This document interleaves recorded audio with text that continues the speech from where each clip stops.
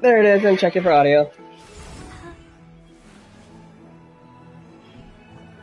There it is, and check it for audio. Yep, it's working, and 1 second.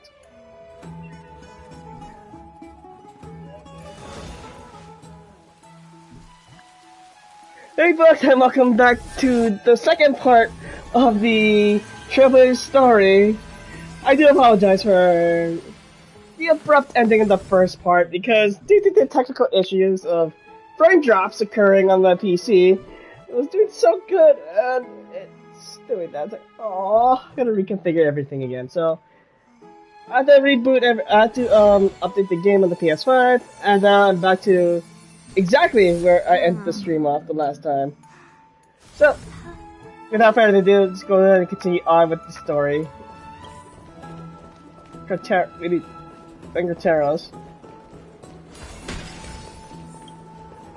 There he is.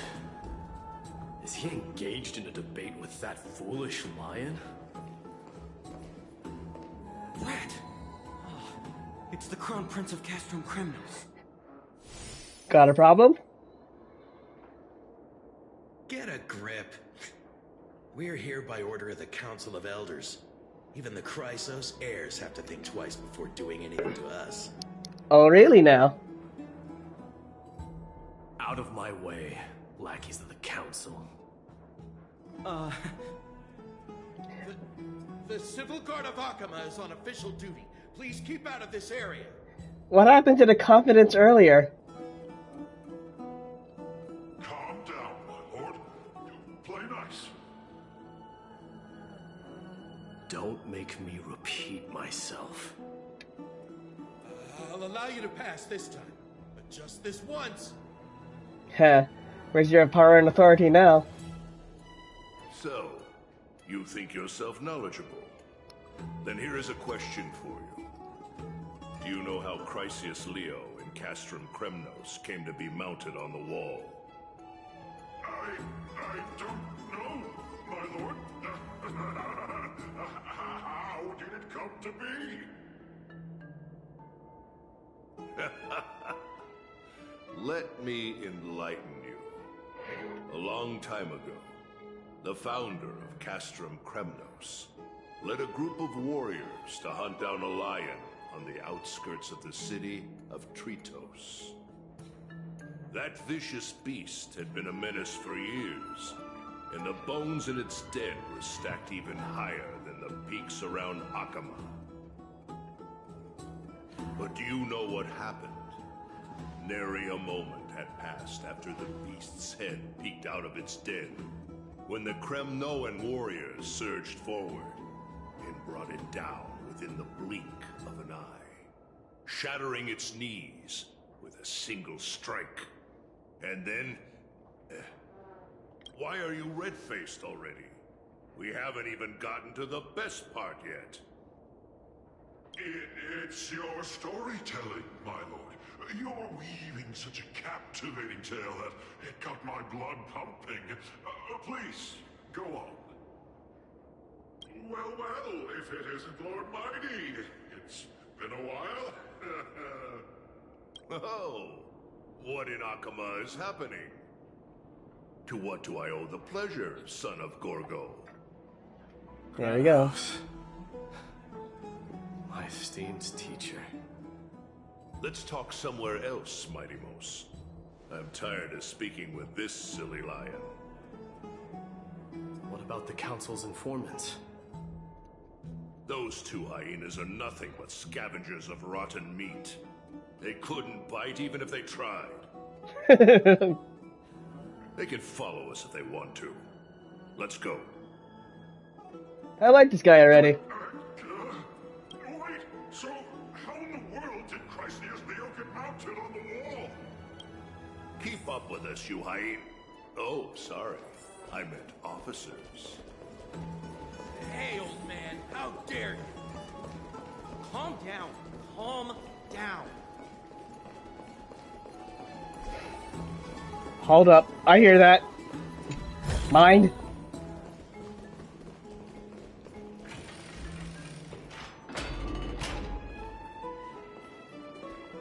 Don't fall behind, you want to upset our friends. Don't you dare try any tricks with us. We're almost there.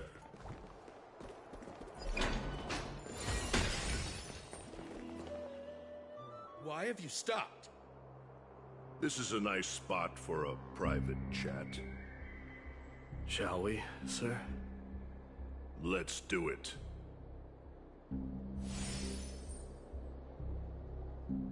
What are you up to? Someone help me! Some privacy at last. So, tell me, why have you come to seek this old man's counsel? I came to discuss the future of the Kremnoans. Interesting. I heard the Coreflame of the Lance of Fury has been restored, though not by your hand. And you're even considering giving up Nikador's divine power. Is this true? Those rumors are not entirely groundless. In other words, you did entertain the thought of giving up the throne of Kremnos and forsaking your people. The divine power is not equivalent to the throne. The path of strife is also not our people's only way. Enough with the word games. You, of all people, should understand the plight of the Kremnoans. Think about all the warriors of the Kremnoan detachment who left their homeland with you. Think about their children. Only the yearning for our former glory days has kept us going all this time. If they ever learn that the Crown Prince they look up to so much is actually toying with the notion of stepping down, think of the disgrace it would bring upon your departed mother, Martimos. Oh, not again with another conversation.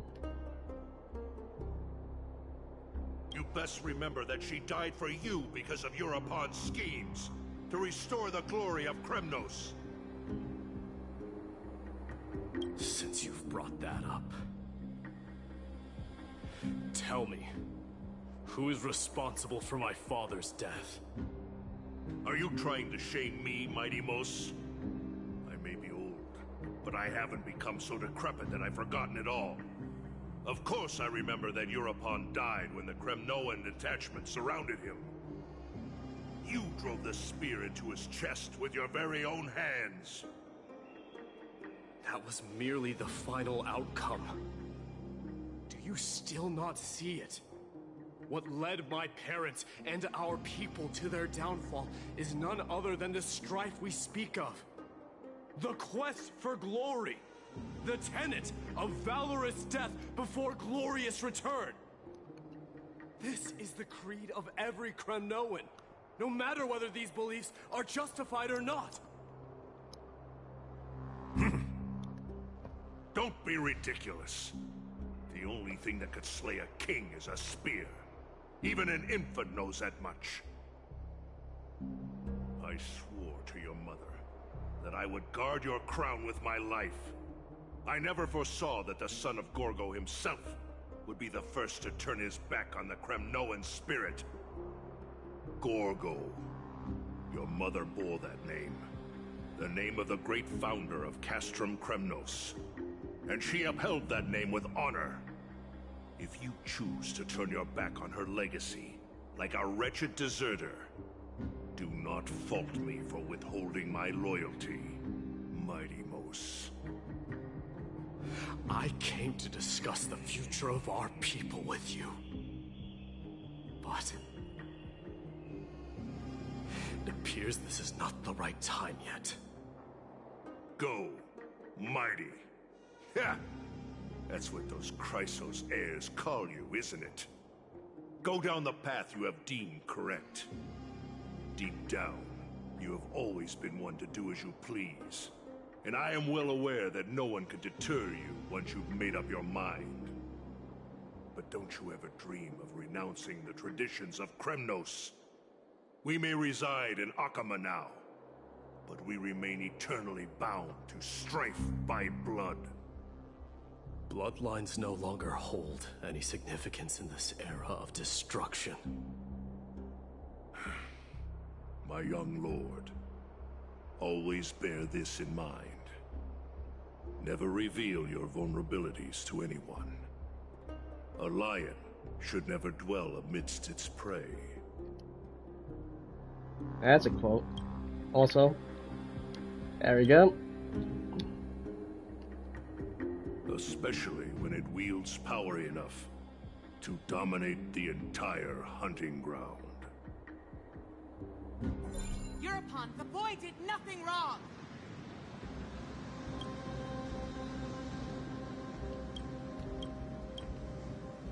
This is murder! Do not sully the noble name of Kremnos with the blood of an innocent child. You mustn't reveal your weaknesses to the enemy. Enough! My decision is final. We must use this child's life to preserve the soul of the great Nikador. We must save Castrum Kremnos. Don't be absurd! Those tiny hands lack the strength to even lift a spear. Do you truly believe him a threat to Castrum Kremnos? You'll be ending the bloodline of Kremnos if you do this. Our millennia-old glory will become nothing more than a joke. Have you forgotten that we Kremnoans place no value in bloodlines? It is through pure bloodshed and slaughter that the kings of Kremnos have ascended to the throne. As for our millennia-old glory, it has always been a joke in my eyes. Glorify it all you want, but it will not alter the nature of slaughter. Those who revel in it are but murderers. They are no more noble than the most monstrous beasts in Amphorius. Enough with your words!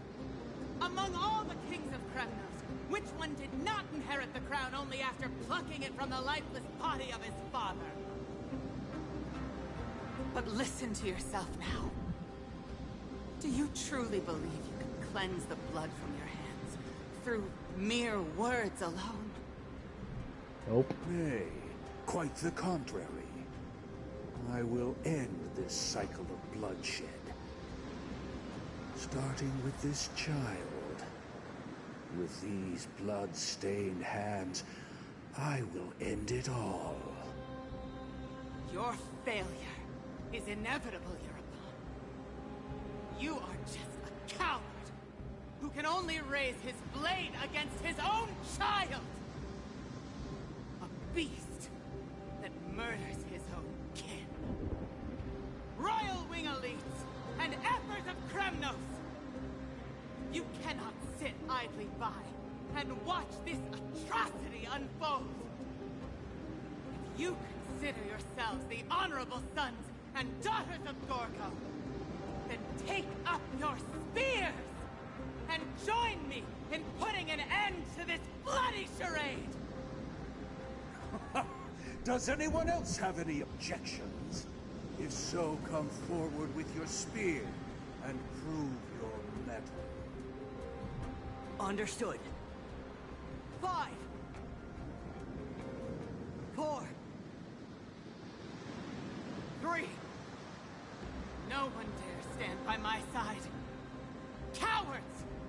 Has that crown stripped you of your courage? 2, 1. It appears there are no objections.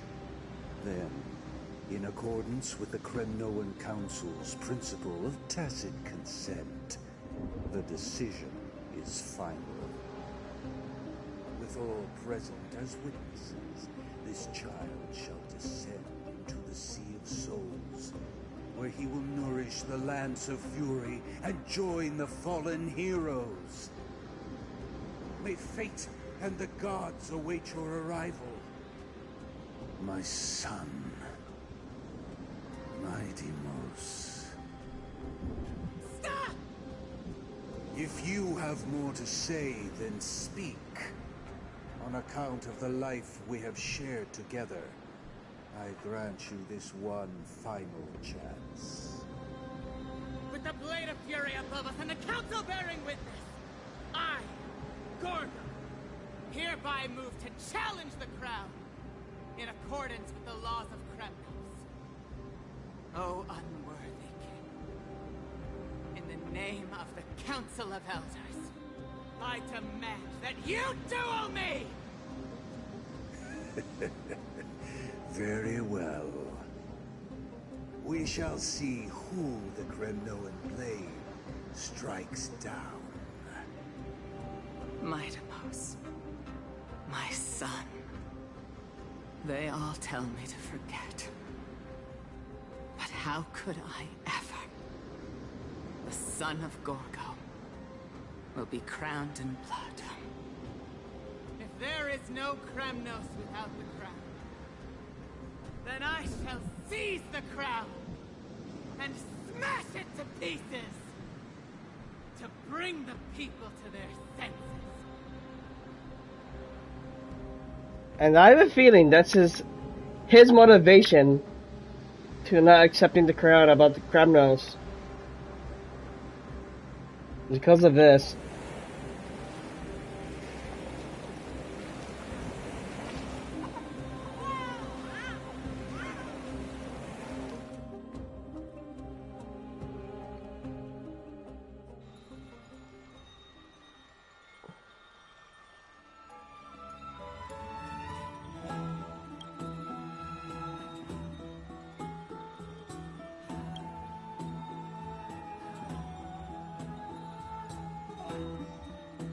Is that Casterus?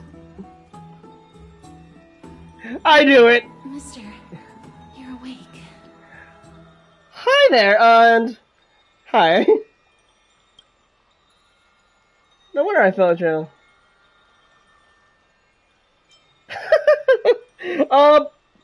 Funny that you're asking almost the angel of death about this, but sure. That's a complicated question. I'm not sure I can answer that. I apologize for arriving uninvited. I saw that you were still asleep, so I took the liberty of waiting nearby. Wait, what happened to the fact that if we're anywhere near you, especially at this distance, I would die? What's going on here? I bring a message from Lady Aglaya. She has prepared a gift for you and Dan Heng, and wishes to present it to you in person. Oh? Oh, what are we waiting for? I'm glad you're in good spirits.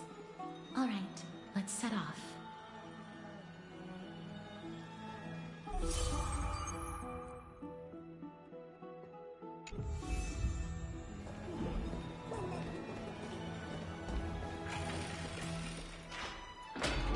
I'm not dying! I'm not dying! The baths are bustling. Now that Mikador has fallen, the soldiers in the city can finally catch a break.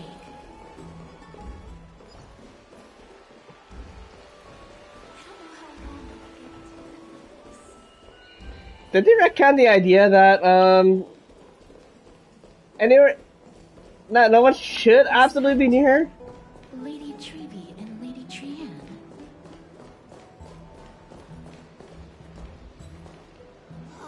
You must have forgotten. This is a precious relic from our hometown. We definitely all saw it back then. Did we? Trianne, this is a counterfeit. We both know it's impossible for something this fragile to have survived all those years in one piece. Nothing is impossible. We are fragile too, but we still got through those sad times. Ugh, look at that color and how it glitters in the light. It's exactly as we remember it. Why won't you buy it? If someone else gets to it before us, we'll miss our chance forever. Calm down, Trianne. You need rest. Please, there's no need to fret. If you need more time to make a decision, I can put this aside for you until tomorrow. Or until you're ready? No, it's alright. Trian is just... She'll come to her senses tomorrow. We'll be off first. Trian is just... what? Trian is super mad, that's what! You've forgotten all about Mama! Mama gave us something just like this before! Trian...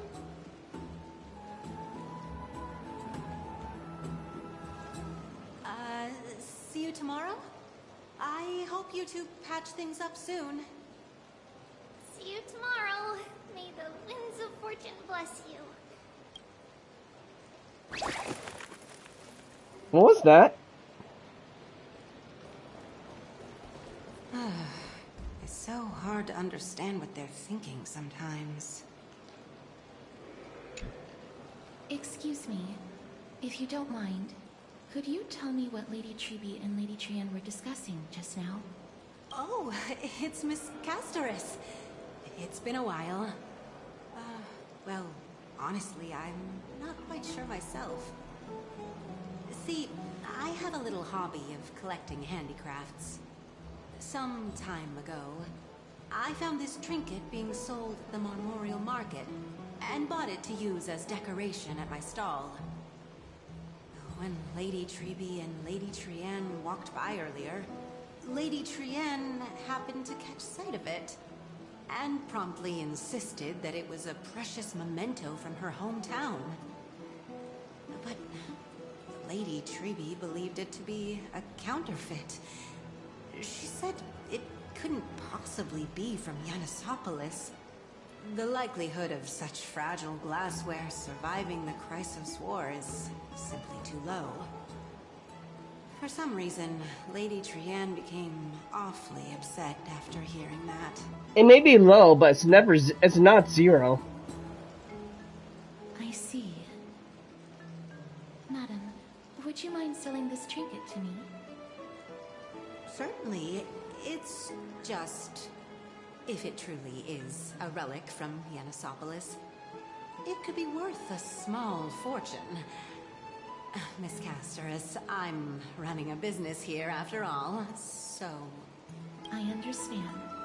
Feel free to name your price.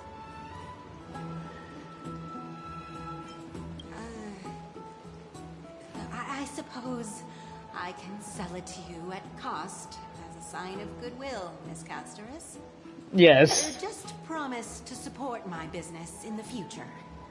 Well, since you struck that kind of deal, absolutely. Well, speaking of the appreciated. There we go. You summed it up. We're lucky that she has a good heart. I'm not one to venture out often, and while I have some savings, it takes a lot out of me to even talk to people, let alone haggle. Again. Had I been another merchant, I would have been set back plenty. Again, the idea of her being interacting with people, I always thought, like, she would just straight up just be very socially distant from everyone. Knowing the fact she could kill someone just being in her area of presence. Introducing the first match, what's going on with this, but I'm digressing too far, but alright, continue with the story. The authenticity of the piece isn't important. What matters is that it holds special meaning for Lady Trian and reminds her of her hometown. Oh look, it's one of the jades I need to level up my fire characters in Genshin. I've long wished to show my gratitude for Lady Trian's care, but I haven't been able to come up with any ideas for a suitable gift. This chance encounter today feels like divine intervention. Perhaps this is the gift I've been searching for. Still, this trinket is admittedly rather fragile. I will have to make some adjustments and stitch it onto wool felt to protect it. That way, no matter how much Lady Trian runs around, it won't break easily. Alright, back to business after that little detour. Let's keep moving. Don't stray far now. We've already kept Lady Aglaya waiting long enough.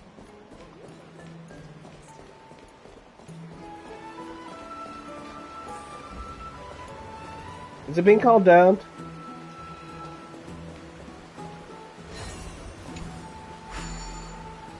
Oh, okay. I wonder what happens. Oh, you want to let me too?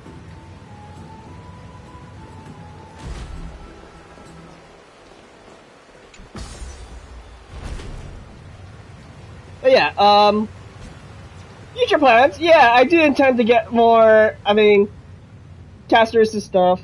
But E6, questionable. Light cone, yes. Multiple islands, probably up to E1 and E2. But let's see what happens. I'm definitely playing for casters. It seems your friend arrived before us. Hi there again. Welcome, Cass. And you as well, Trailblazer from beyond the sky.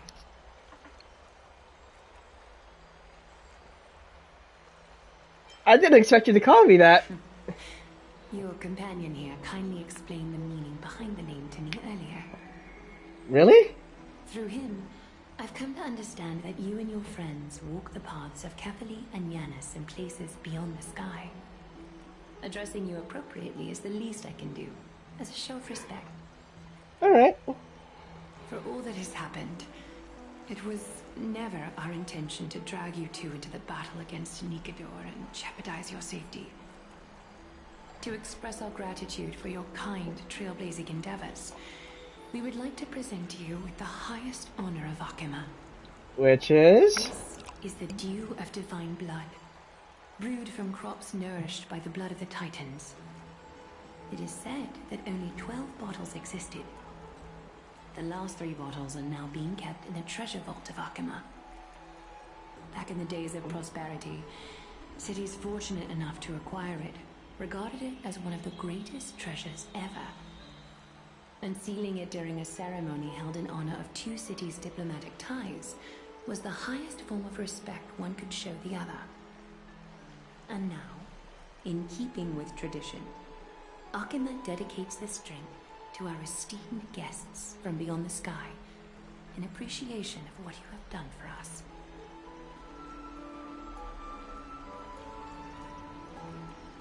I agree. I mean, to earn such a prestigious item like that for a reward for helping a little help of the situation, but I feel like there's more to it, but I don't know what to say about that matter. Honestly, I was given like a very prestigious item for just a simple act of kindness. It was like, I would be stuttering. I was like, I don't know what to say. Thank you, but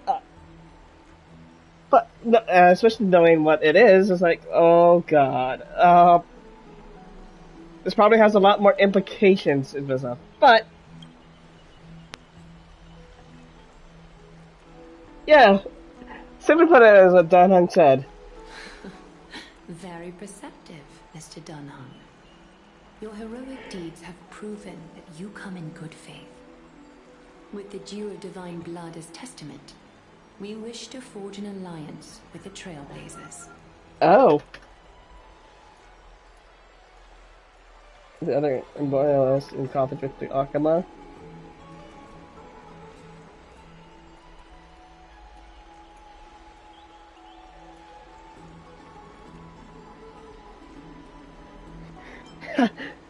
I would, but nah. I'm more on the serious type, but right.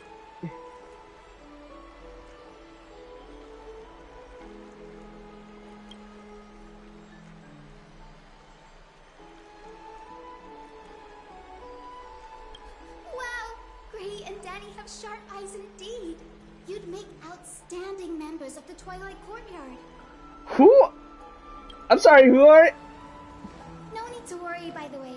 I can tell from Lady Aglaya's tone of voice and micro-expressions that she's being genuine. Hi there, Barbara! It's been so long since I last saw you. In another universe. In Genshin. Well, hi there. I don't know how to pronounce your name, but hopefully you'll know soon enough. But if I had to guess your pathing, you're probably gonna be abundance. You're probably gonna be a healer, if I had to guess.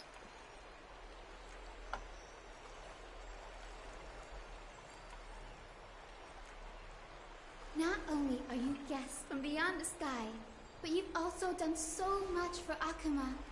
You're practically heroes to us all. Lady Aglaya would never subject you to Aquila's judgment. You are? Thank you for taking care of the wounded of the past few days. Hyacinth. Okay. Oh, it's no trouble at all. The patients are very cooperative when we attend to them. I'm just thrilled to see them all going home healthy again. Oh, it's Cassie. Oh, I've missed you. Gray, Danny, Cassie. You know, considering you gave us nicknames, Gray and Danny, I'm pretty sure as Gray is me, Danny is Dan Heng, Cassie is Castress. I'm curious what Aglaya's.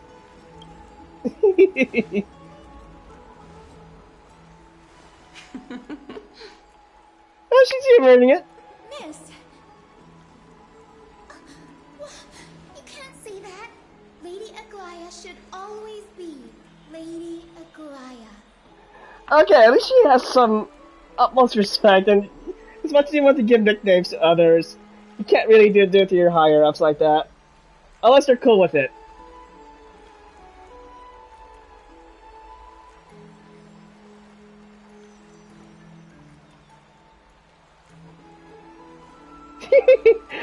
I'm just hoping March is fine after what we saw in the previous story.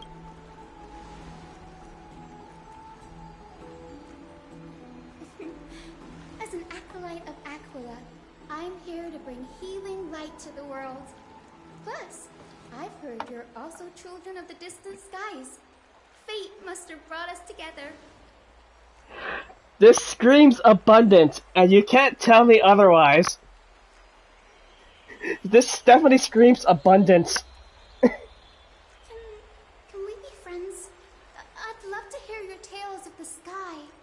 And oh, it's a rare occasion that Akuma presents such an invaluable gift to guests. Lady Aglaya, may I have the honor of tasting it too? Of course you may. Esteemed guests of Akuma, please believe me when I say that this gift carries no hidden agendas. As for the matter of the Alliance, you need not give me an answer here and now. I'm more inclined to believe that we're going to be doing this alliance anyway, but...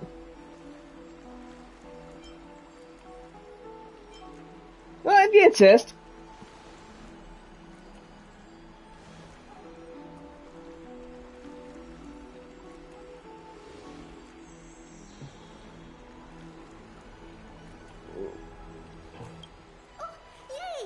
I'll get started on my questionnaire. Yeah, this is definitely Barbara. Actually, I wonder. I haven't heard Barbara's voice actress in a while. I mean, I haven't heard her in any subsequent events in the past.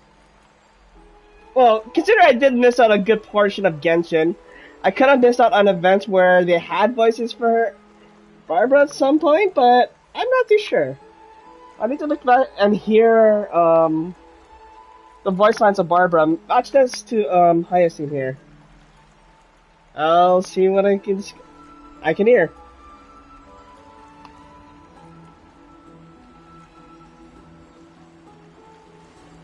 Allow me to do the honors. This young lady is Hyacinth, assistant lecturer of the Newsporists at the Grove of Epiphany, and head nurse at the medical institution known as the Twilight Courtyard. Again, it screams abundance. It screams abundance. Many of the Chrysos Heirs suffered injuries during Mikador's attack on Akuma, so the Grove sent Lady Hyacinth to treat the wounded in Akuma.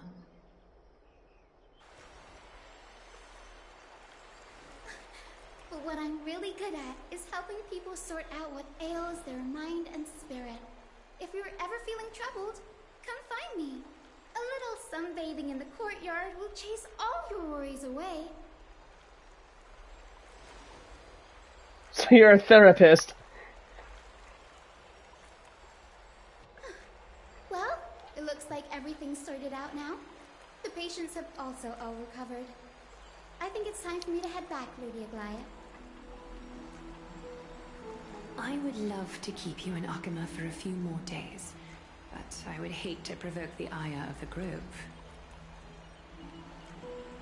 As it happens, Akama intends to send a messenger to the Grove for updates about the research on the Black Tide. We also want to communicate our desire to discuss the retrieval of Circe's Coreflame at the earliest convenience. That sounds pretty serious. Lady Aglaya, you can't be asking me to... No need to fret. We won't put you on the spot. Trian will be going there as the diplomatic messenger of Akama, and Castros will be accompanying her. I happen to have a few questions for Professor Anaxa as well, regarding the missing Titan Thanatos. Anaxa, that's the guy in the second half. Like, for the life of me, I couldn't pronounce during the recording, or the summoning recording, because Castor's the first half, then Anaxa is the second. Both of them must sound powerful as of right now, but see if anything changes throughout their testing phases. From what I've heard,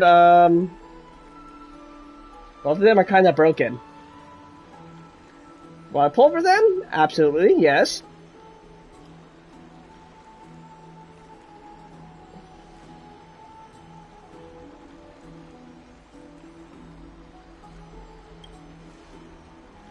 If you're not keen on just sitting around, Mr. Trailblazer, why not go with them? The Grove is a picturesque place, perfect for sightseeing. Oh, okay. That's a wonderful suggestion. Come visit the Grove, Brady. I'd be delighted to show you around. Great.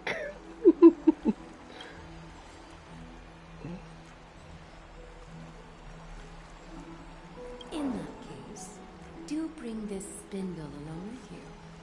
This Oh? tool, called the weft, is used to spin thread and has been passed down in my family through generations.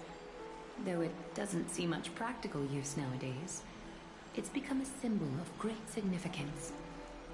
In this respect, it is the perfect token to represent my will. If you encounter trouble at the Grove, just take this out and show it to them. While you're in the Grove, the golden thread of the weft can also render all things around you visible, regardless of whether they're corporeal or not, allowing you to see things as I would. Castros knows this too. Make good use of it. Trian is already waiting for you at the outskirts of Akama, so I won't keep you any longer. May your journey be smooth.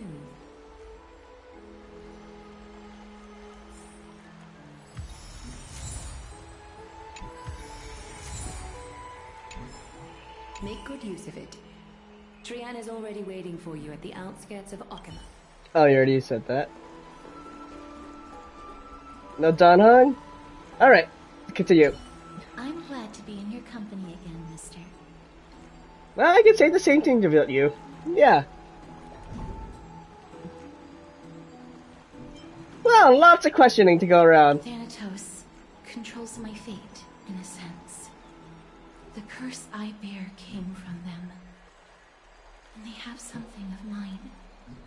Something of great importance that I must get back from them.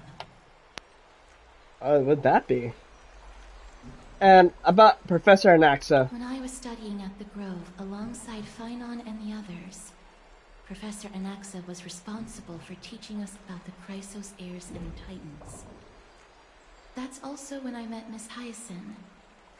She was Anaxa's teaching assistant then. What is the Grove of Epiphany? The Grove of Epiphany is Akama's partner academy. They look after the Coreflame of Circes, and are the organization at the forefront of researching phenomena such as the Black Tide and the Titans. They also provide academic research support for the Flame Chase journey. Several Chrysos Heirs are based in the Grove, including Miss Hyacinth and Professor Anaxa. So we're going to Space Sumeru now. There we go. Alright, don't have any more questions. Let's go. I came here with a colleague from the Twilight Courtyard. I've asked her to pack her luggage in advance, so she's already waiting for us by the city gates. Let's go meet up with her. Who's his colleague? Look, there she is. And Lady Trian. But who's that they're looking at?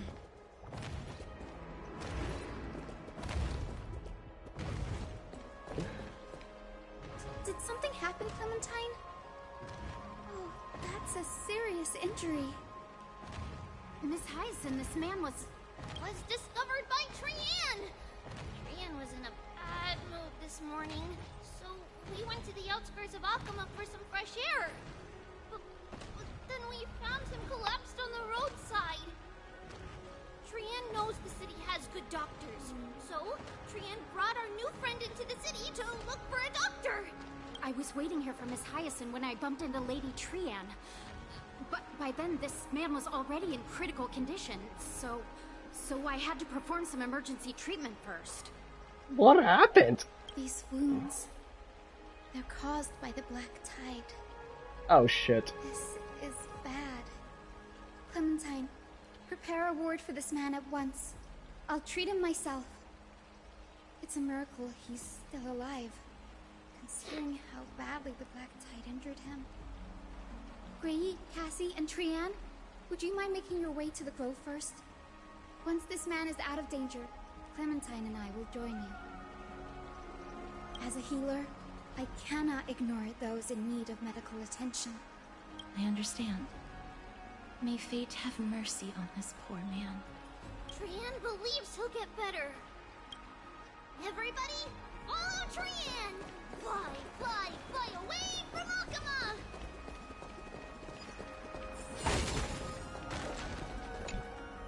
Down this road we go, to the skies we fly, leaving Akama behind! Little Cass, little Gray, are you ready?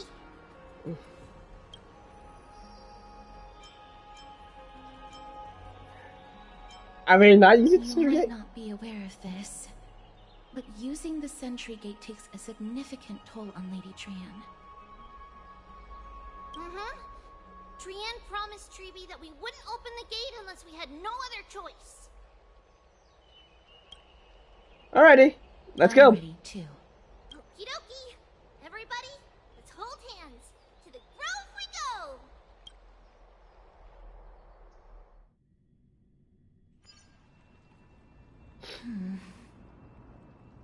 It's harder than I thought to sew gemstones onto Wolfeld. Cass, memmy, memmy, mem. Memmy, mem, mem, mem. She's developing words too. It's just those the But she's. I heard Cass in the middle of the sentence. Mem wants to try sewing. Here, why don't we give it a go?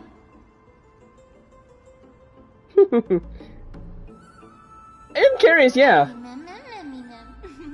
Memmy, memmy, mem, mem, mem, mem, mem. It's hard not to like Mem when they're so adorable. Oh, this is amazing.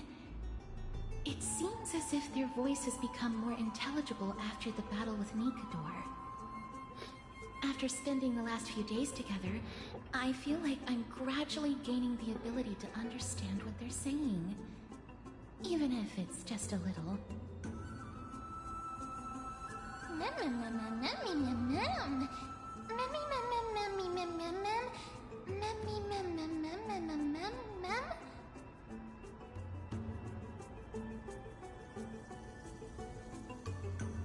That just sounds weird. Memmy, mem. Memmy, mem, mem, mem, mem, mem. What'd I say?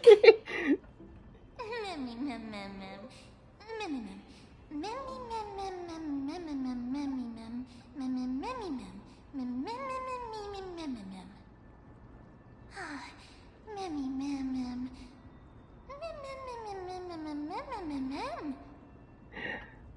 Okay, I'm gonna say this outright. Ma'am, I know who you truly are.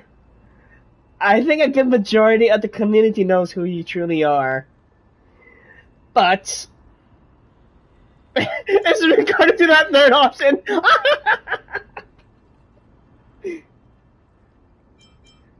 I'm gonna be nice about it, and patiently I'll wait for that third option to arrive.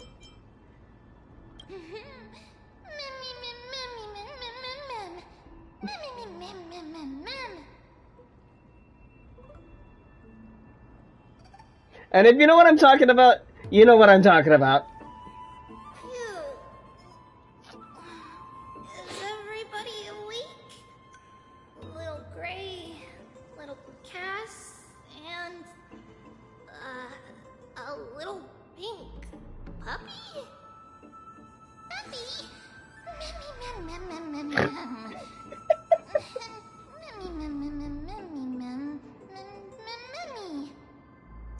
Little Memmy. It's already action hour. Lady Trian, I hope you're well rested. You were talking in your sleep. Did you dream of many things? Sleep talking? What did Trian say? Something like, Mommy, velvet sword, let's fight together. We'll be brave. Ugh, it's so embarrassing. Please don't make fun of Trian. We're just saying what we heard. Of course not. Wasn't Lady Trian's mother also the Holy Maiden of Yanisopolis? Uh-huh. Mama was the strongest Holy Maiden in all of our history. She also gave us the prophecy of deliverance. And she had red hair that looked like a cute red mushroom. Oh, her. If you watched the video in regards to,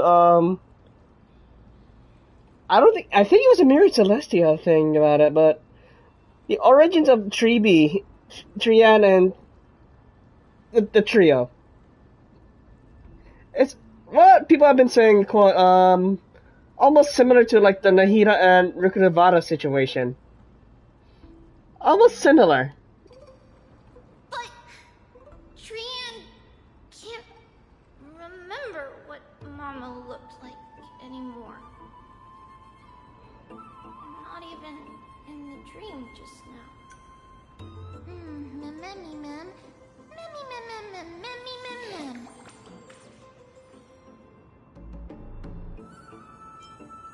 So what's your superpower?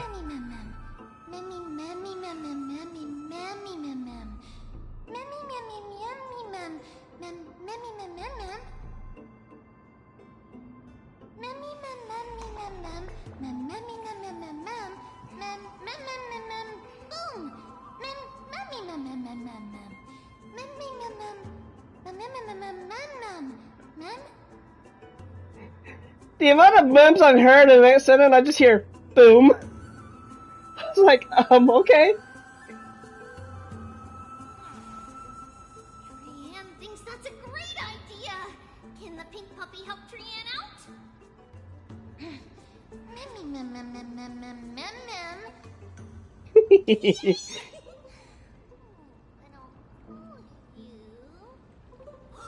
Little Memmy from now on. Well, ma'am, you got what you wished for. You want to be called Little Memmy from Trian.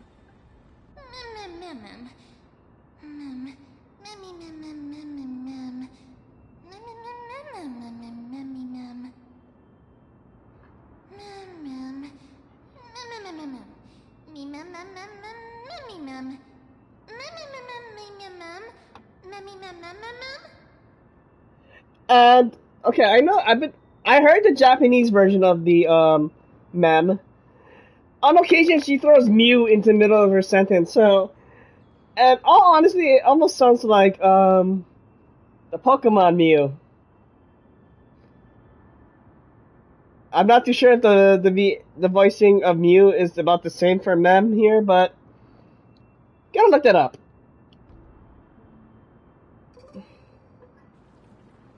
Okie dokie. Trian remembers that we need to help Aggie ask the big tree whether Cersei's would be willing to visit Akama. If we follow this woven trail and keep going upward, we'll reach the grove in no time.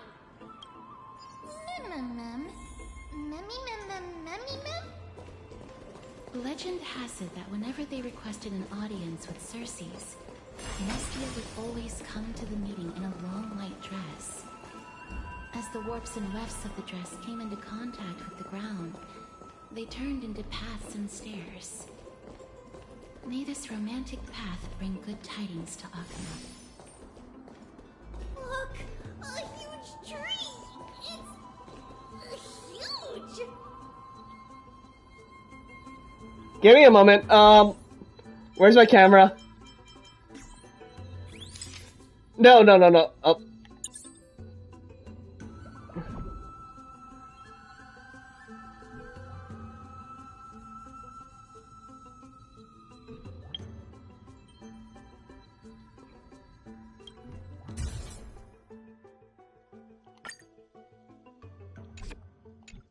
There we go.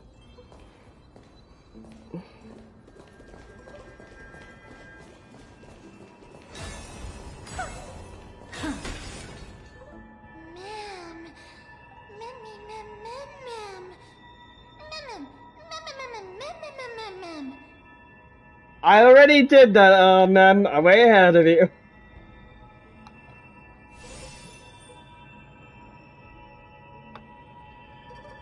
Fine, if you want, just for a thumbnail aspect, here we go.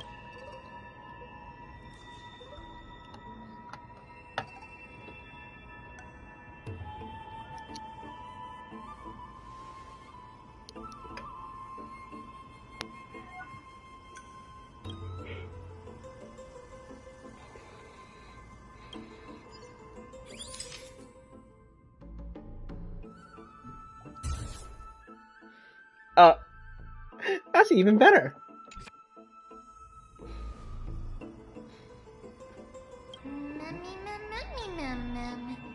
It's the Bough of Rift, the divine body of Cersei's. Flora began to grow where they planted their roots, and this flatland basin upon which we stand gradually became a large, verdant forest. A long time ago, Felicis, the first scholar, led the masses to build a garden and courtyard in the forest, naming the site the Grove of Epiphany. There, people sought mental clarity, knowledge, and enlightenment. Trian knows this. Everybody says that was how this big academy came to be. The Academia in Star Rail. Not on top of a tree, but yeah.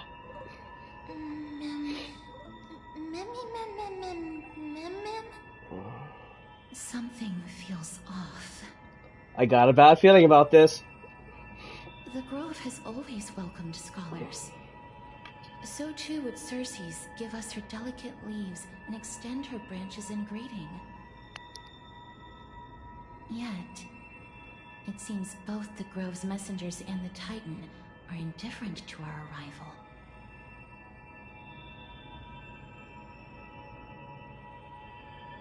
So we have no way in, then. There should still be a way in. I'm just a little surprised. Maybe everybody's still asleep because classes haven't started yet. They don't want to be disturbed, so they shut the entrance. Sounds logical.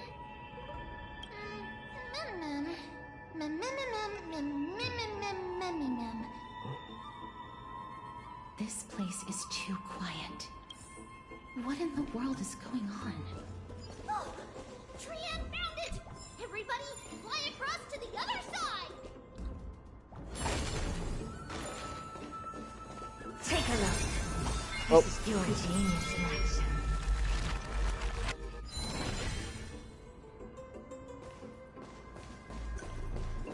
The entrance on the other side.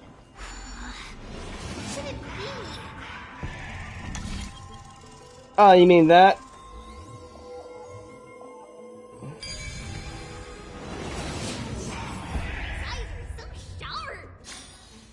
I knew you would find it.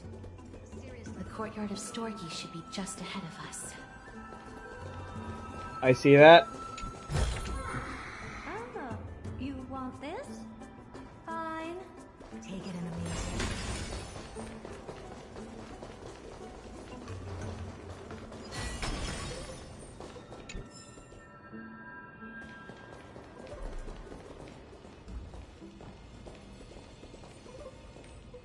As I expected, something's not right here.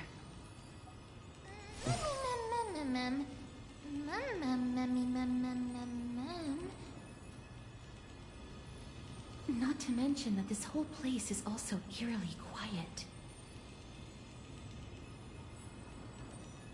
Maybe something happened. That's possible. Hello? Is anyone there? Trian, I give you props for bringing this bowl to be the one who vocally say that out loud. Say, where is everyone? Oh. Huh, no one's here. What should we do now? I have an idea. Lady Trian, could you lend me that golden spindle? Do you remember? Lady Aglaya said this. While you're in the grove, the golden thread of the weft can also render all things around you visible, regardless of whether they're corporeal or not. Oh. Oh, I completely missed that out on that detail. This is achievable because the grove is not only where the roots of Circes are, but also where the chrysalis of gold manifests. Oh, Nestia, with the weft as my vow, I beseech you, entwine my body with your golden thread and affection. This is a proverb that was recorded in the handbook of Nestia's priests. If I'm not mistaken, we should be able to draw power out of this butterfly exuvia with the golden thread. There isn't a reaction. Did it not work? But that shouldn't be.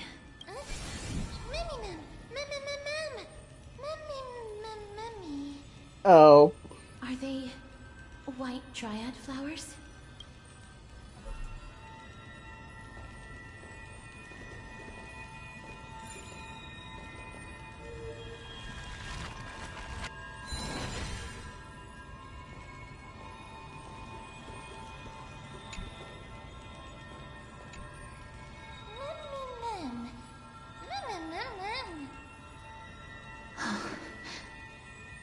No, these aren't white dryads. These are shadows of dead white dryads. Dead, ma'am? Shadow? Strictly speaking, these white dryads are still plants. They only gained sentience as a result of Circe's blessing of equality. But their sentience is minimal when compared to that of humans. These flowers have already died. What you see here are just faint afterimages of their souls. Those are some scary ass flowers, I'm not gonna lie.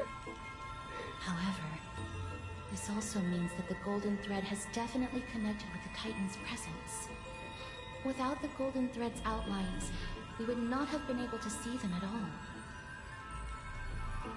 But what happened to them? Why are there only tiny shadows of them left?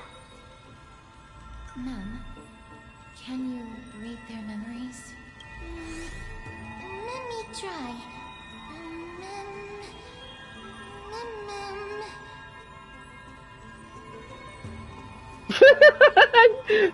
I'm gonna hear Mem here, so.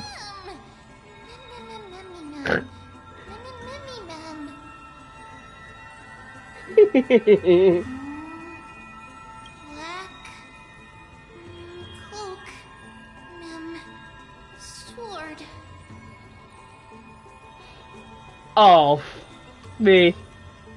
No. No. Towards the great tree. Mum.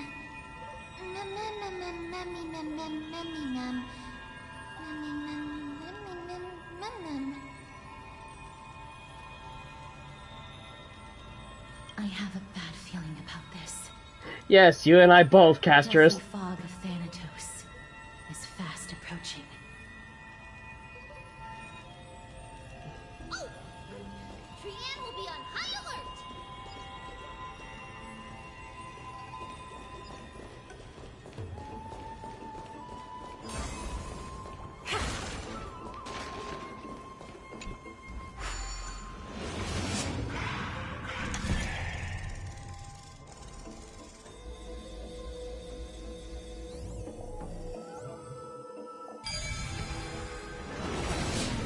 The smell of death is becoming more and more intense.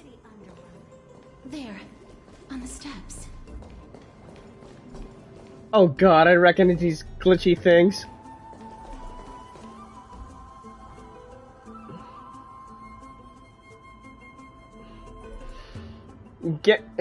Flashbacks to the beginning of Genshin. This looks really scary.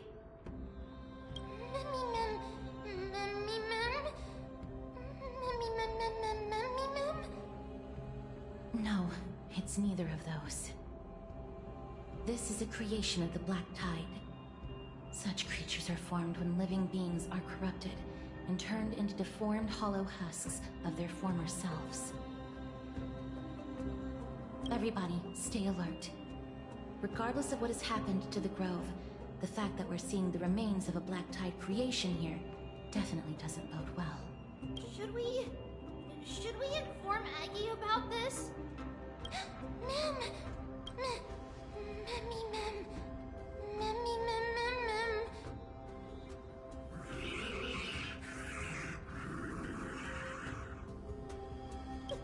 The monster is alive! Trianne will protect everybody! Trianne, please hide behind us. Mister, let's do this. Early Casters game? Something in the oh fuck, corrosion! No! Well, sooner or later, a new mechanic is gonna be showing up to the game, and we were introduced to corrosion even back in Inazuma. As expected, the words black, sword, and cloak. They're talking about the Black Tide. Never seen perfection before. Expand your thinking. Glimpse the time to chill. Curiosity. Endless riddle. Nothing but a forest. Open sesame. Watch it crumble.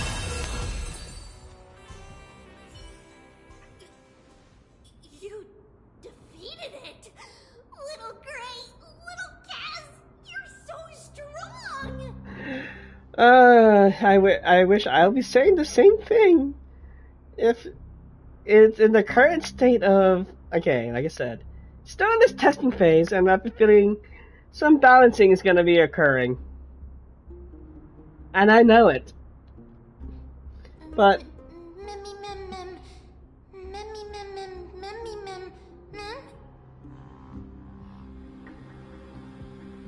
to think the Black Tide has spread this quickly to the Grove despite its remote location.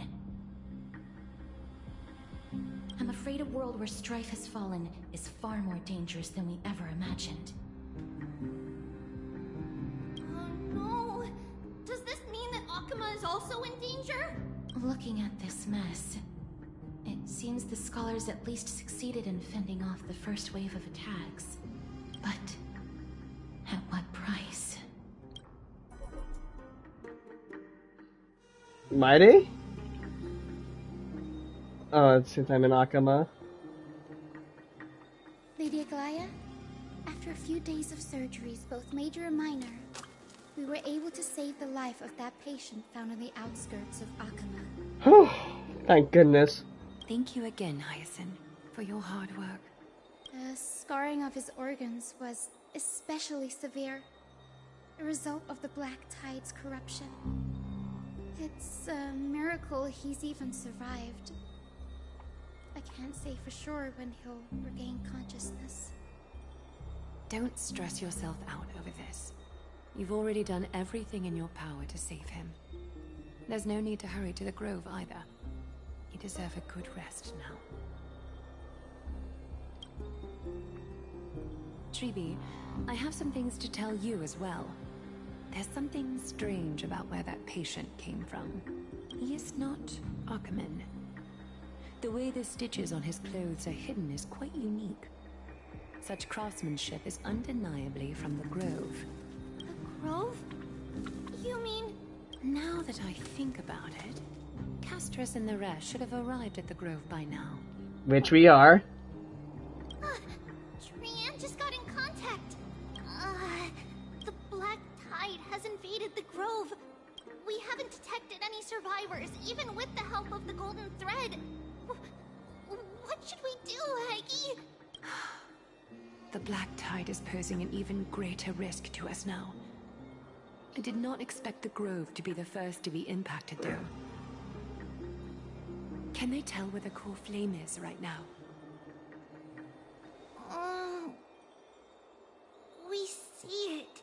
The Coreflame is still there, but... But... what?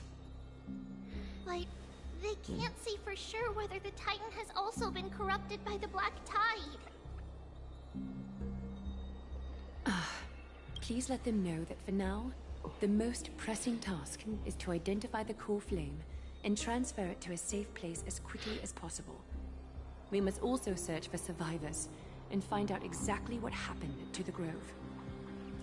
Oh, and find Anaxa.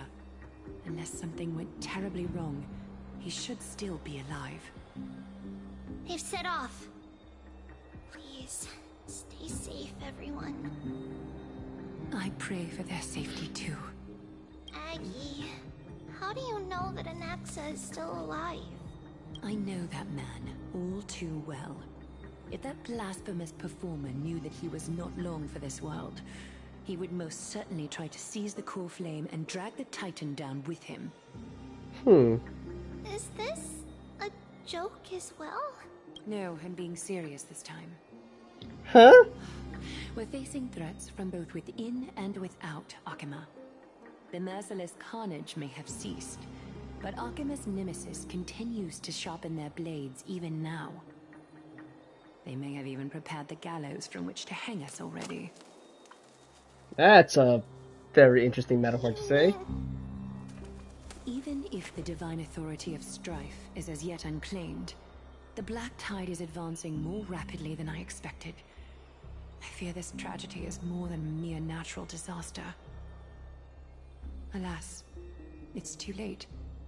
The Council will likely take this opportunity to do something... I will try to keep this under wraps for now. But you must also take care and be prepared for anything that may happen. Alright. Should I inform Hyacinth about this? Not for now. She must be exhausted after performing surgeries non-stop for so many days. I don't want to overwhelm her with this bad news.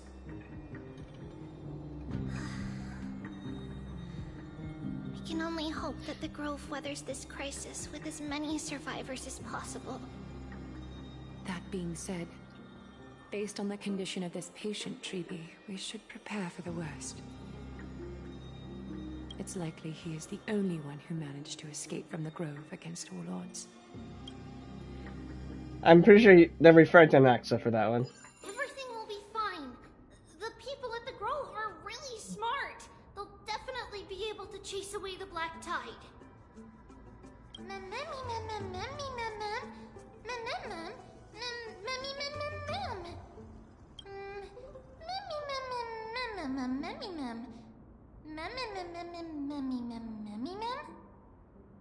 How should I put it?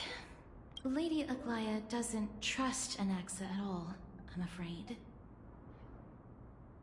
Sounds like a big shot. Despite being a Chrysos Heir, Anaxa resolutely believes that titans and prophecies are a load of nonsense. During our regular citizens' assemblies, he always votes to oppose the flame chase journey. Of course. Mem? Memmy mem mem mem? Memmy mem memmy mem mem mem memmy mem mem. Trian knows the answer to that. Everybody says that Circes, who symbolizes reason, is the most tolerant of novel ideas.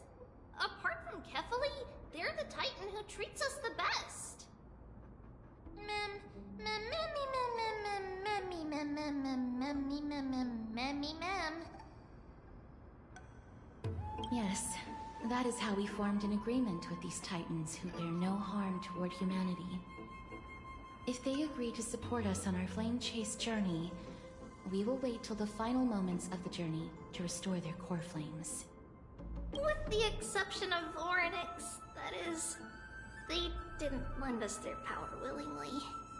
Yeah. Memmy mem memmy mem mem memmy mem mem. Memmy mem memmy mem mem mem memmy mem mem mem memmy mem. That is true. It's also fortunate that these gods weren't corrupted by the Black Tide and did not descend into madness. Trian believes Circes will be alright. After all, everybody says that the people of the Grove are really smart.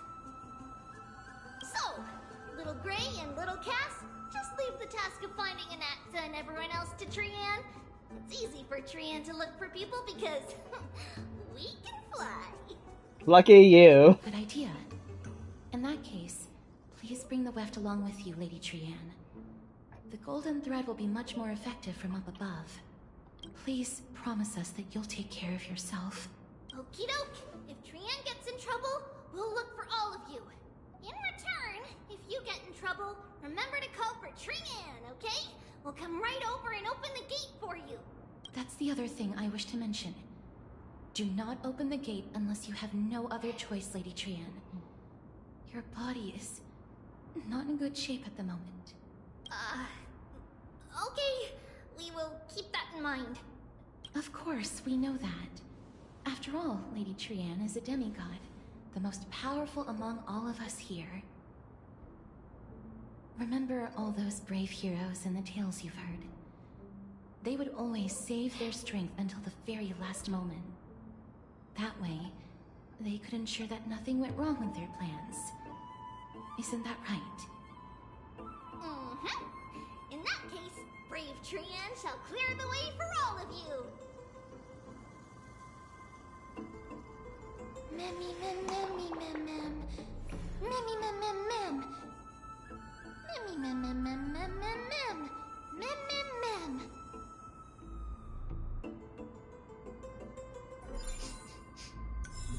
Memmy mem mem mem. So many monsters.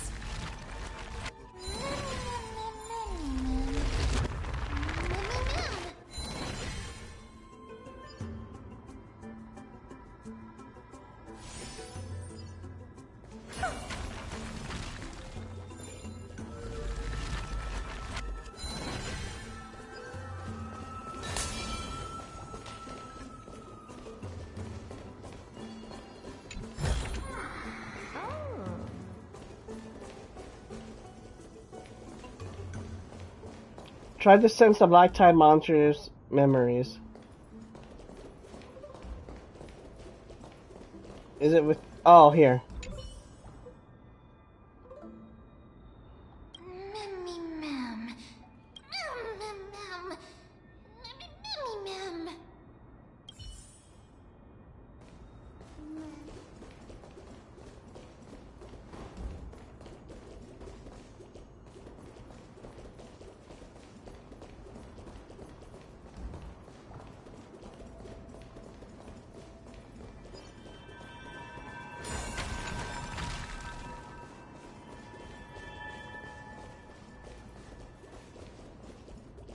Ah, fuck it.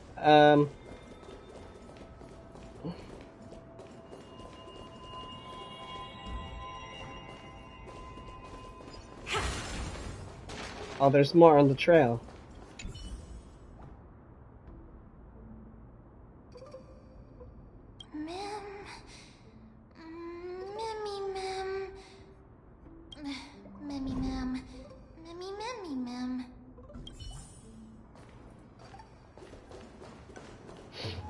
There should be one more on. There it is.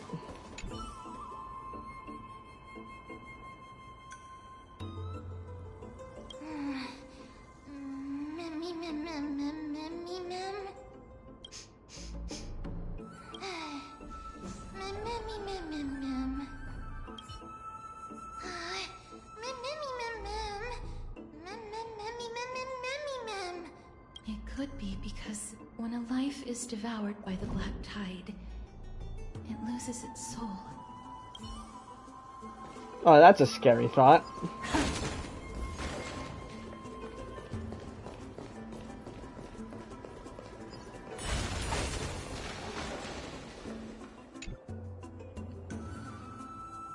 I can't open it.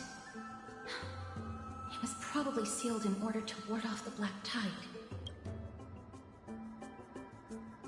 Yes. Most of the doors on Amphorius are sealed using the power of Yanis.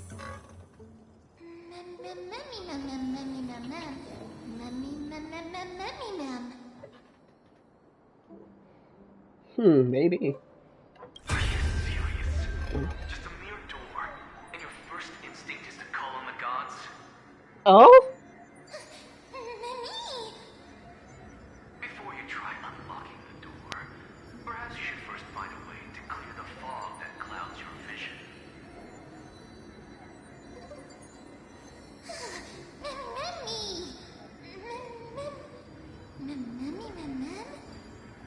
My name is Anaxagoras, one of the 7 sages of the Grove of Epiphany, and the founder of the Newsporists. Before we go any further, rule number 1. Do not call me Anaxa. Part of it is saying it looks like Dane. Hi there, Dane.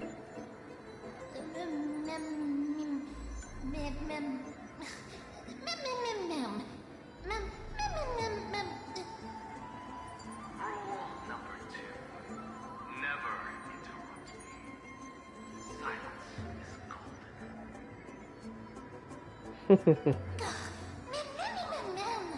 The person standing here and conversing with you right now isn't the vestiges of a memory. Rather, it is the culmination of the greatness of science and the pure, irrefutable, and undeniable exalted truth. Through the wonders of alchemy, I have shattered my soul and transmuted it into gold before burying it in this spot. I have recorded these words so that visitors may learn where their next destination lies.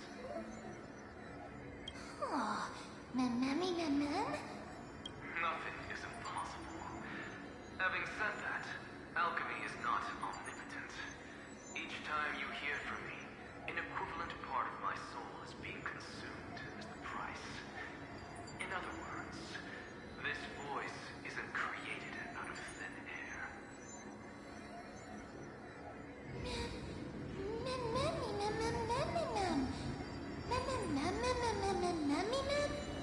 That's because my precise calculations account for every possibility. I also know that you have already discovered the cause of the calamity in the grove, the black tide, and that you mistakenly believe that the scholars have been wiped. But that is where you're wrong. While the black tide was still approaching the grove, the sages found a way to evacuate the vast majority of the scholars. They are heading toward the holy city of Akaba as we speak. Only a small fraction of the scholars stayed behind with me to defend the grove. If all goes well, Circe's Coreflame will reach Akaba before long. But since you have accessed this message, something unforeseen must have occurred. For now, you should continue onward to the Luminary Throne, where you may retrieve the Coreflame. And our mortal remains. And now, the objective is complete. That is all.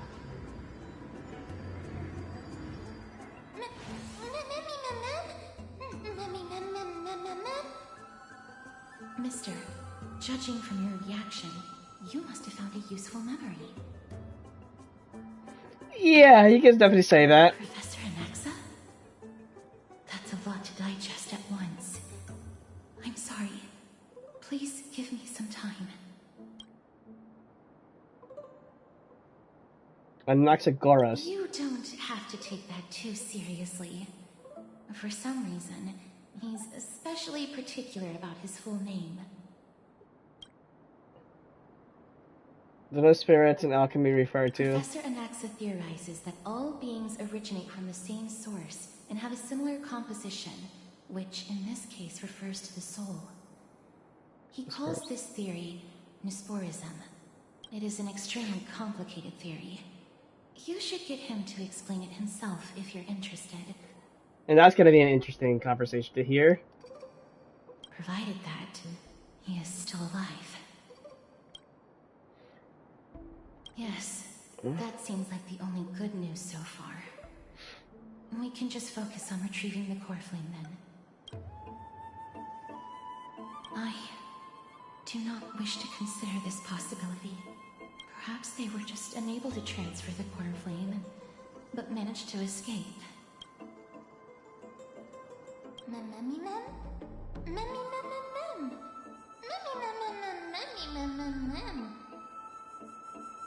It is located at the top of the giant tree, and is where Circe's Coreflame is kept. According to Anaxa, the Coreflame should still be there, but making our way there won't be as simple as the professor made it sound.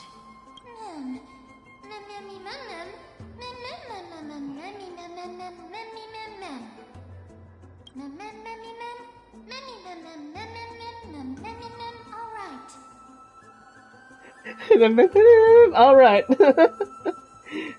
Okay. Right. Let's see whether he left any similar directions for us along the way.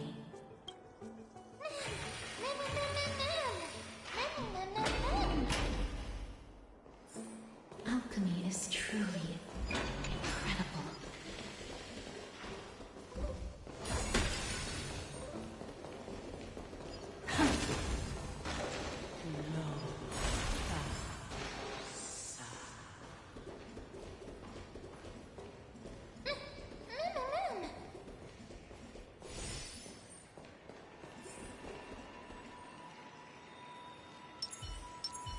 Feeling lucky. Sound lingers.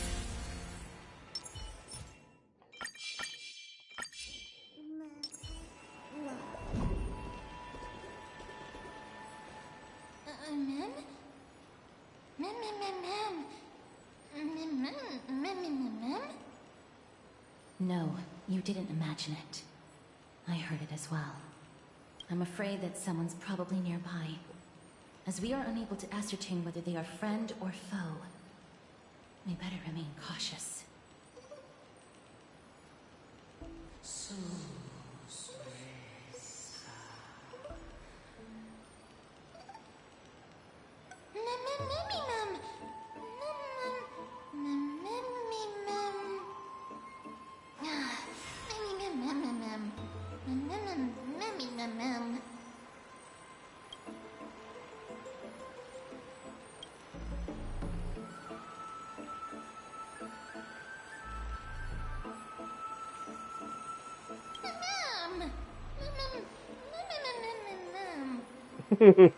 Found it. The voice is coming from over there. A heart?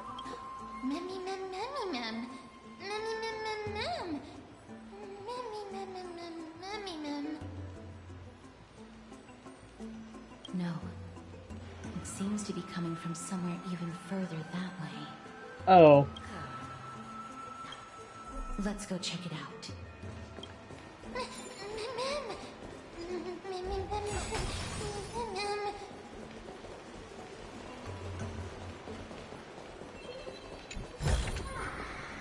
Oh, you want this? Fine. Take it and amuse yourself.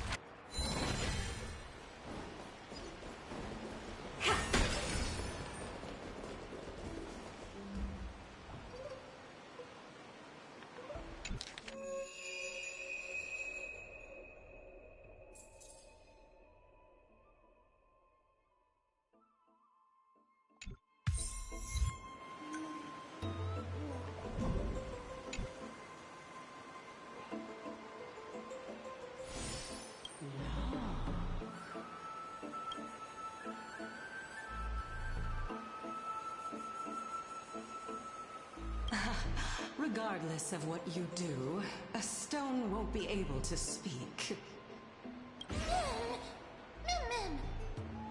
Oh, hi there. Such a lively little bunny.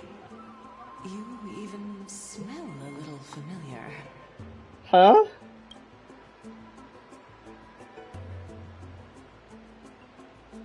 What a good looking. What a smooth talking child. I'll accept your praise. We're trying to raise a ghost right now, huh? Keep your distance and identify yourself. Otherwise, you'll face the consequences. The scent of Thanatos. I recognize you. Idonia's renowned goddess of death. Since you are aware, stop provoking the authority of death. Answer my question. Baring your fangs at me. How cute. Just call me Calypso. I greet you on behalf of the 7 sages and the litophagists.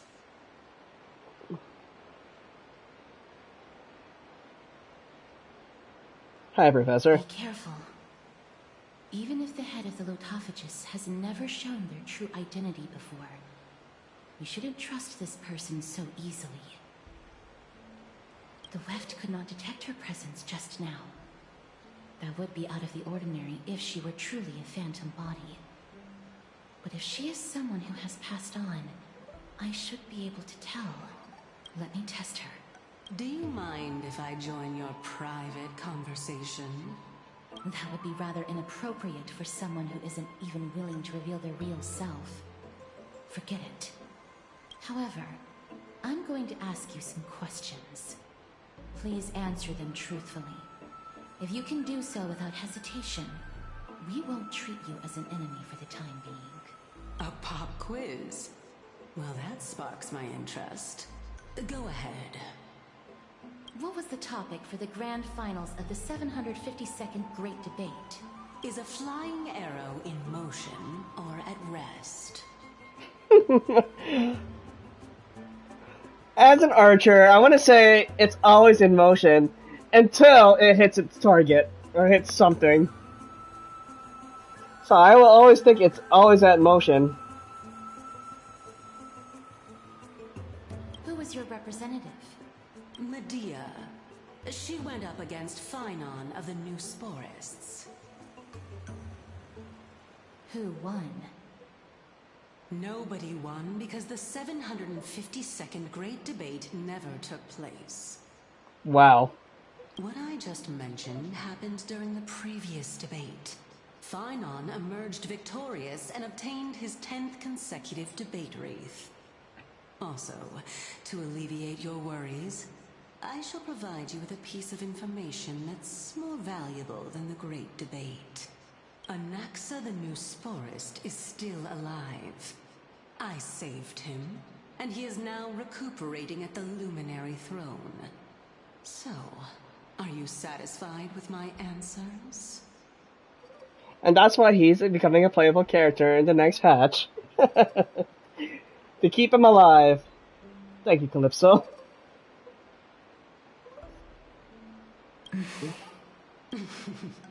This dumbfounded expression of yours is much more adorable and likable than the previous one. As the saying goes, seeing is believing. Why don't you follow me to the throne and take a look for yourself? I'll keep my eyes on you at all times. Oh, that's truly an honor.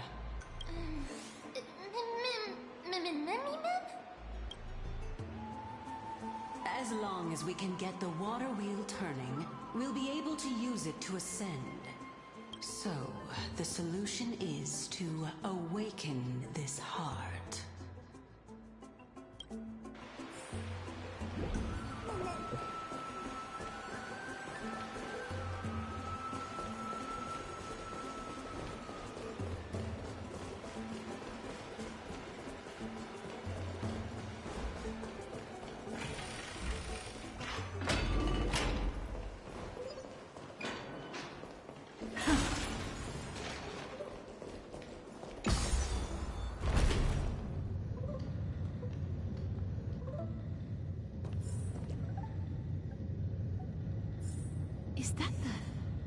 Chamber of Purifying Tears.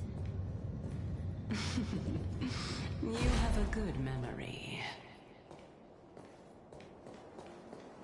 Why exactly did you bring us here? Take a look. This is pure genius in action. My intention should be obvious. See that shallow pond over there? Yes. Water lilies grow there. Initially, Circes watered them with their tears, while Nestia nurtured them with affectionate love. They are a token of the eternal companionship between the two gods. All the two of you have to do is to cross the deep well and retrieve the golden bough of vows for me. Ma'am.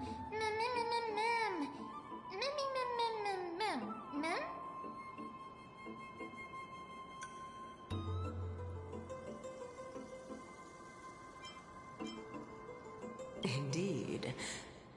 Could it be that you actually do not know how to proceed?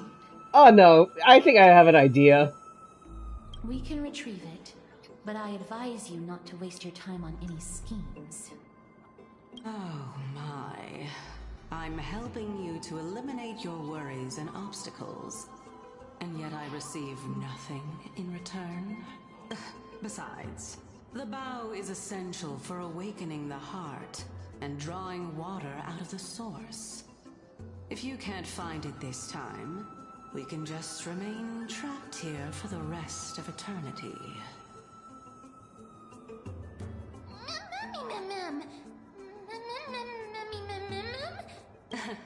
You're overthinking things. We're all in the same boat. Although it would be absurd to say that I have no other motives. Since you've brought it up, I might as well take this chance to explain. I'm simply making use of this opportunity to see what you two are made of. So, is that truthful enough for you?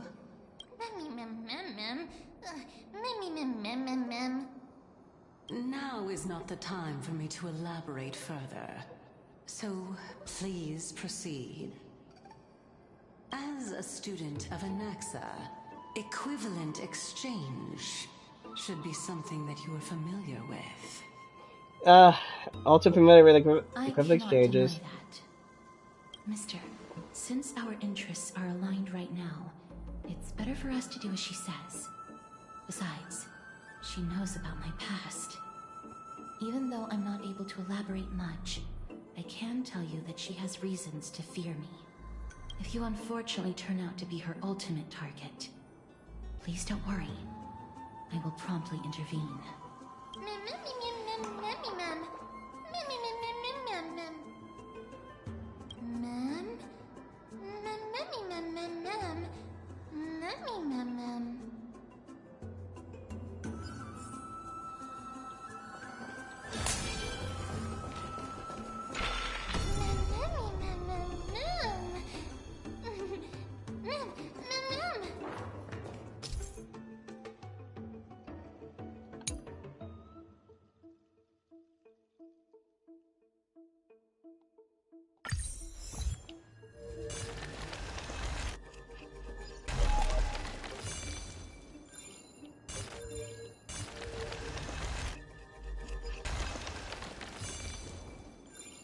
So something's not. Can't go down.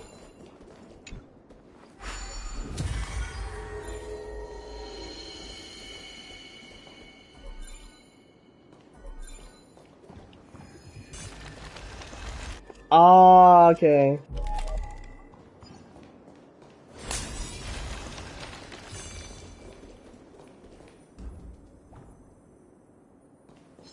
First of all, to get rid of you. Eternal. There's more to life. Helpless exchanger. Glimpse me.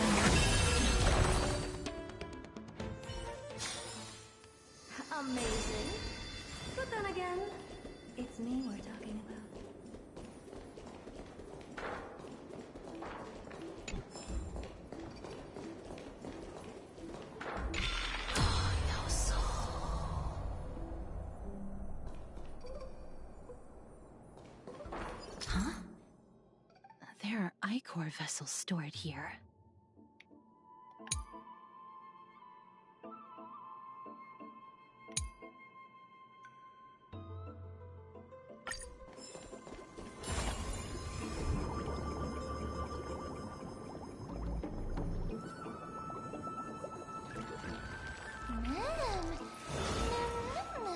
Flowers, ma'am.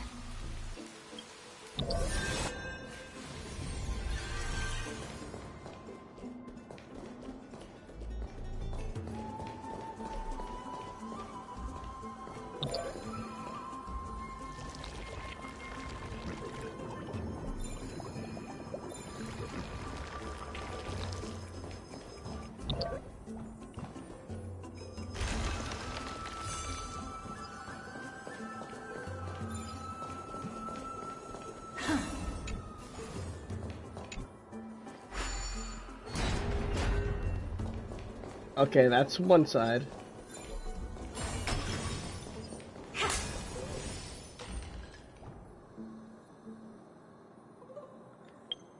Alright. I'm gonna have to do this. Where are you? Where is that setup? Where is that setup? Where is that setup?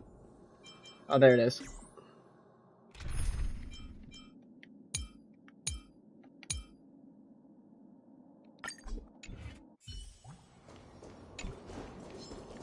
Spring forth.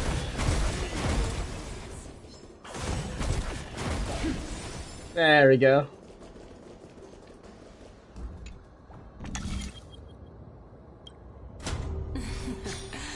How smart.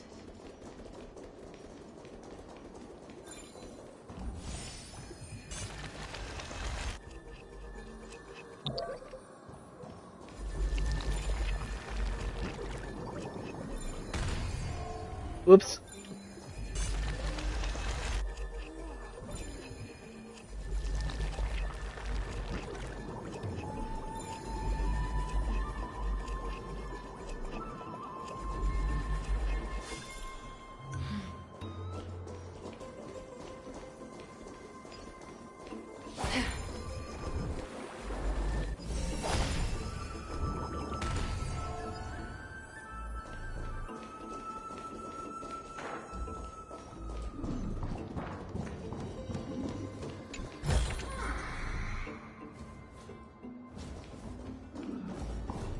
Let's hope that this is not a trap set by her.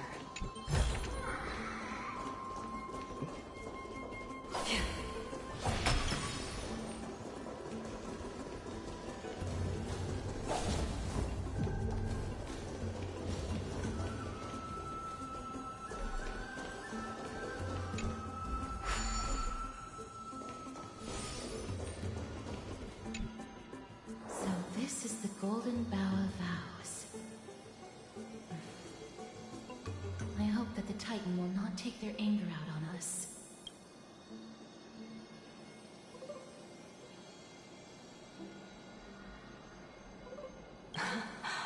So lustrous and beautiful. It's even more magnificent than before.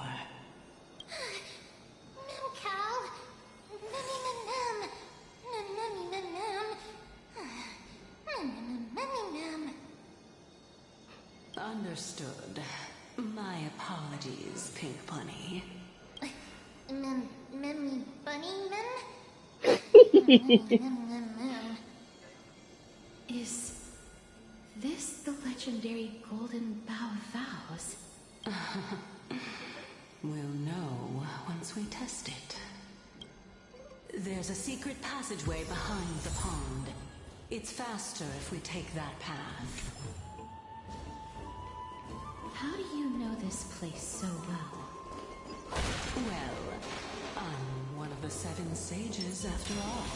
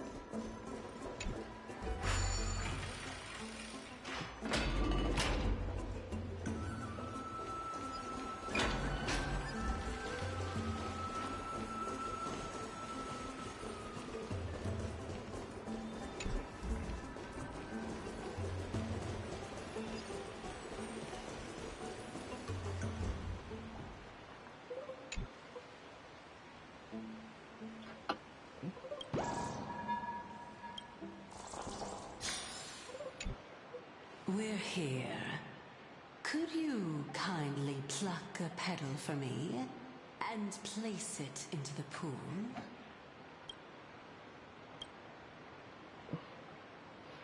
Now, can our little goddess perform that again? Huh? That being the oath of Nestia's priests. Right. Got it.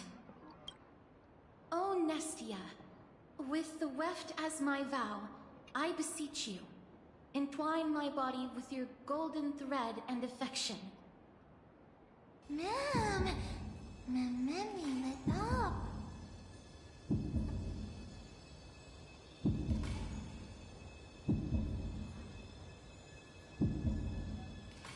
What is the principle behind this?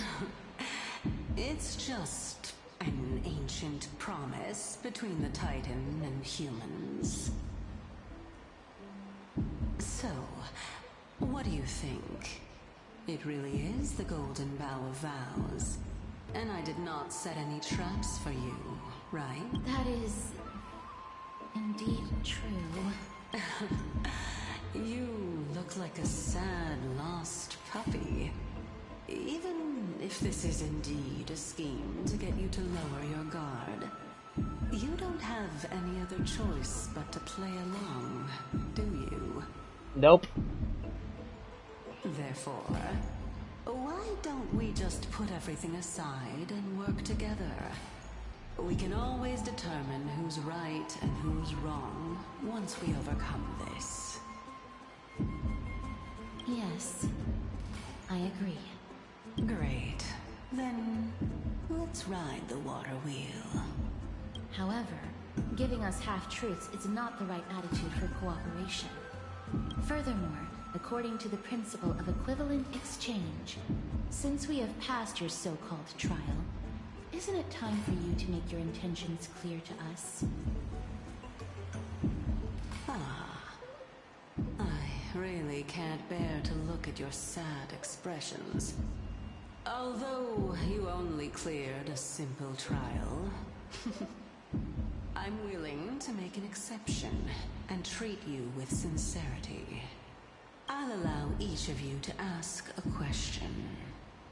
But not the little bunny. So, ask away.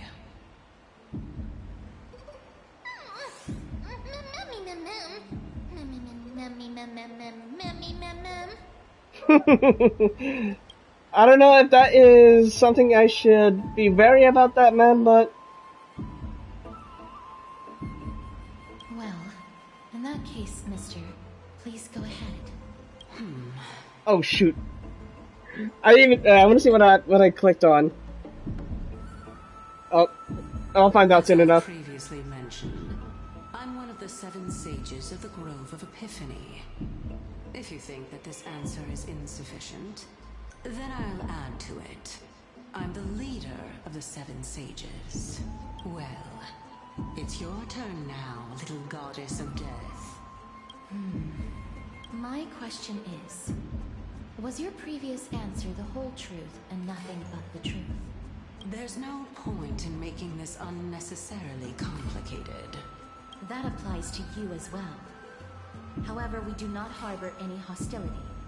We merely want to avoid any potential harm to us. Lady Calypso, if you want us to work together more effectively, I advise you to answer my question honestly. All right. I was completely truthful in my response just now. I have not deceived you, nor will I. With all due respect, omitting facts can also be considered deceit. Is that so? Regardless, I still stand by my previous response. Then please lead the way. After all, facts speak for themselves. The truth will come to light once we arrive at the Luminary Throne. All right, all right. I originally thought that you were just a beautiful flower planted in the mortal realm by the hand of Shadow. But now, I see you have some prickly thorns, too. I'll just consider that a compliment. Indeed. I'm complimenting your charming naivete. All right, go ride the water wheel. I'll wait for you up there.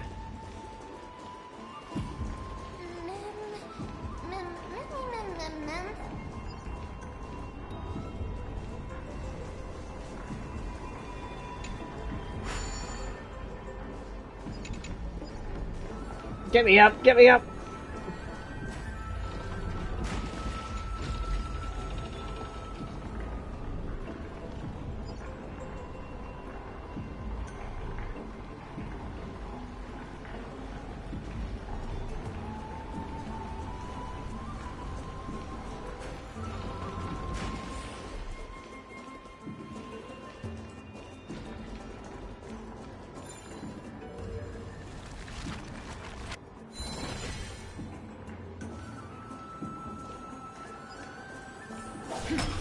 Speaking of which, don't you also have a red-haired companion? Yeah?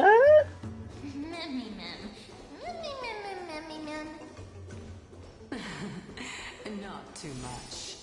It's just that I seem to hear the sound of a bee buzzing around. Lady, your metaphors are not worthy of praise at all.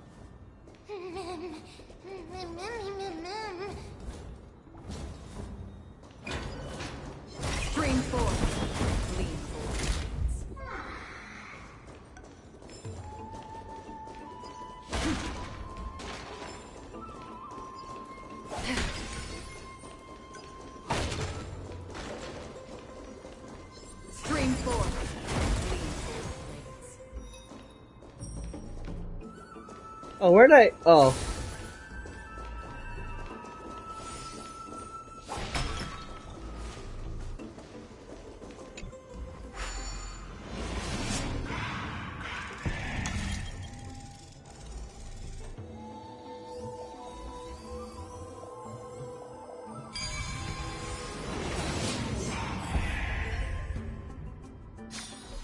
Life is a puzzle in and of itself.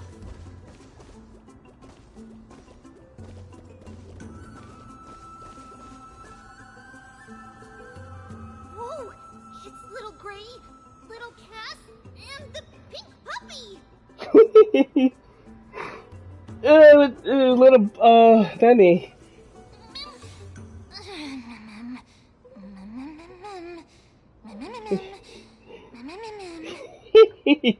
Lady Trianne, are you alright? Were you hurt? No, Trianne flew high up into the air so the monsters couldn't reach us. Oh, also, the spindle that Aggie gave us is so powerful that Trianne seems to have found Nax. That answers the second question. Treetop. Even though our perception of him is very weak, it's not like the White Dryads from before. But since Trianne was alone and afraid that it might be dangerous, we did not fly there to take a look. Smart. It seems like Lady Trianne did not forget our promise. Anaxa is indeed still alive, and he's at the Luminary Throne right now. It seems like Lady Calypso did not lie regarding this. Huh? Calypso? Who's that? Oh, so you found a survivor! Not quite. The golden thread doesn't seem to be able to sense the person you're talking about. Mem! Mem, mem, mem, mem, mem. Mem! Mem, mem, mem. Coming and going without a trace. She's such a strange person. Oh! Actually, Trianne also found this. Could this be related to the person you're talking about? Oh god, no. This is a piece of burnt cloth. Yup! Trianne found it on a branch not long ago. Trianne even used the golden thread to search around and found that the entire grove is giving off a similar aura.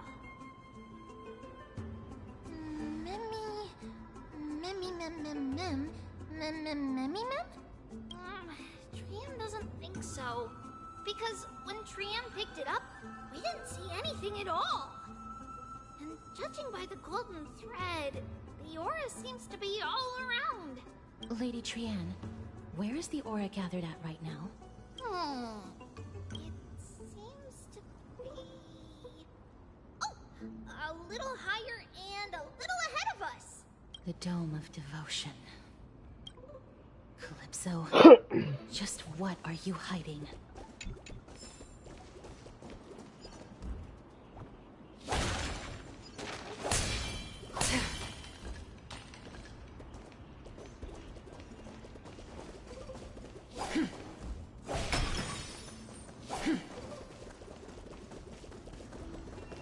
Stream 4.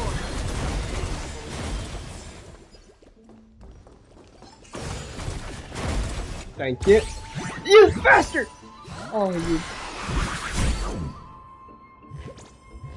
You son of a bitch. Get back here.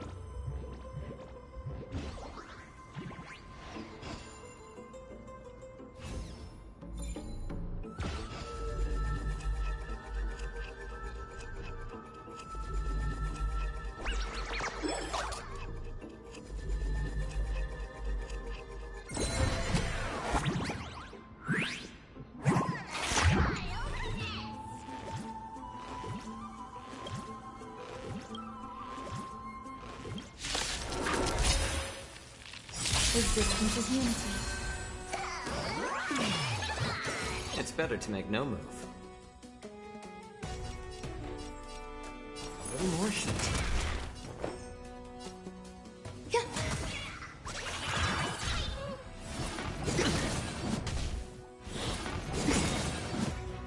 I'm honored. Since you're already here, why not have a meal before you leave?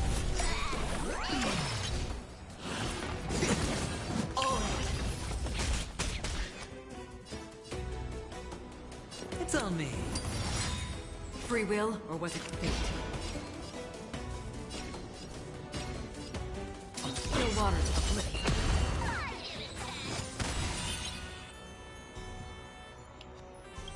I weep for the departed. It did not fall.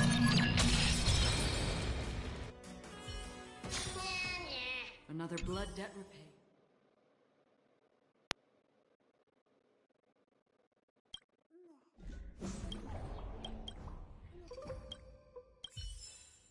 Now give me back my treasure, you bastard.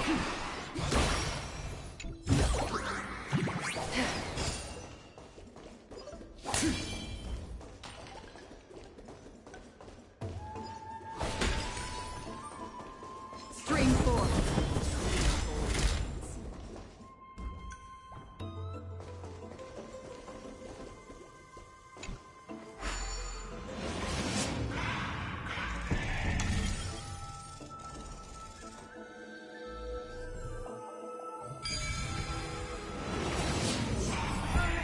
The golden thread is vibrating more and more violently. Everyone, let's be even more cautious. Sound lingers.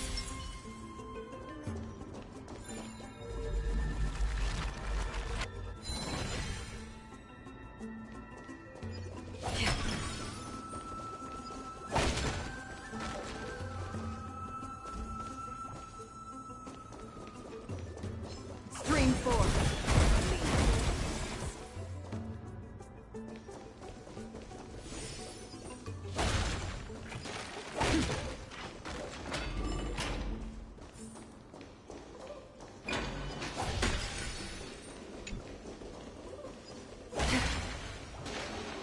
There's no one. Hold on. The butterfly of divine mind is gone?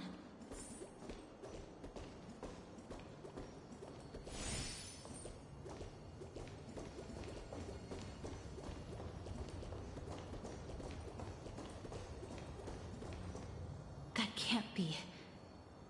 Was it for fending off the Black Tide? Or perhaps... What exactly is this butterfly of the Divine Mind? Is it a very powerful guardian monster? No. How should I put it? It's considered a safeguard for the Titan's Coreflame. This butterfly is created from Nestia's remaining divine mind and bears the responsibility of guarding the Coreflame. Legend has it that someone can only pass the trial of the butterfly by proving they possess pure and unselfish love within their heart. Only then can they awaken the great tree to open up the path to meet Cersei's. But how are we going to prove it? Mem, mem, mem, mem, mem, mem, mem, mem, mem, mem. If it were that simple, man. But even I don't know how. After all, this is a secret among secrets that only a select few in the entire grove and even Amphorius know. Rather than worry about this, Lady Trianne, did the golden thread react to anything around here? No. That unknown thing seems to be even farther ahead and higher up.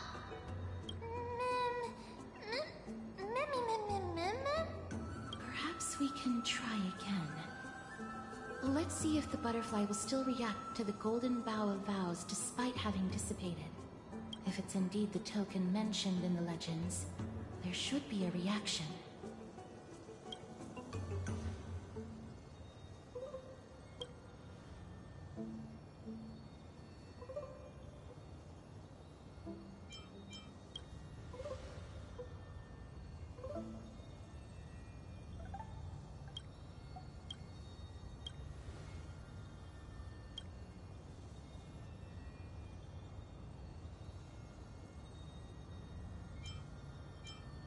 Let me give it a try. Oh, Nestia. With the weft as my vow, I beseech you, entwine my body with your golden thread and affection.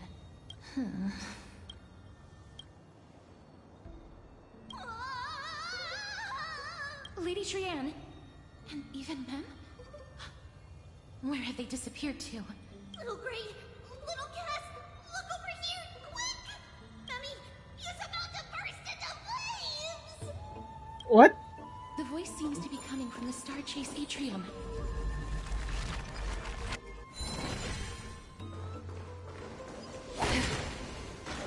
Burst into flames? That doesn't sound good.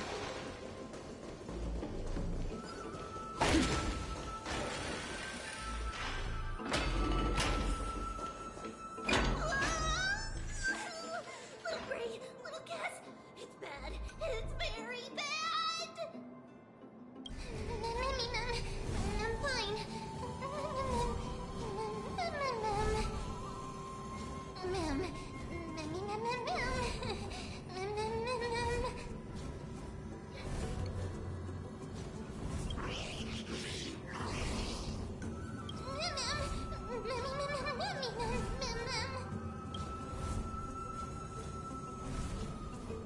Lady Trianne, what exactly happened just now? Trianne and Memmy were looking around to see if there were any mechanisms nearby. Just as they went to take a closer look at that big piece of amber, they were surrounded! I see. Let's get a move on. The orbs belonging to Ornyx's priests should be nearby. Hopefully they'll be of some use. Memmy, Mem. Memmy, Mem, Mem. Memmy. Mem, Mem, Mem.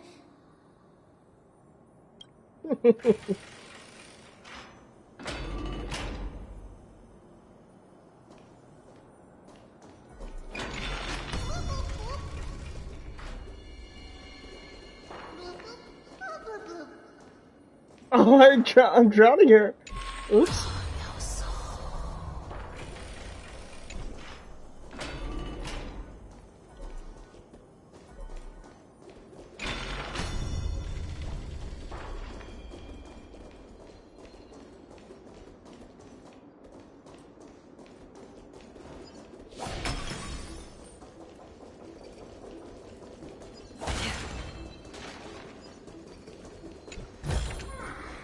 Seek, and you will find.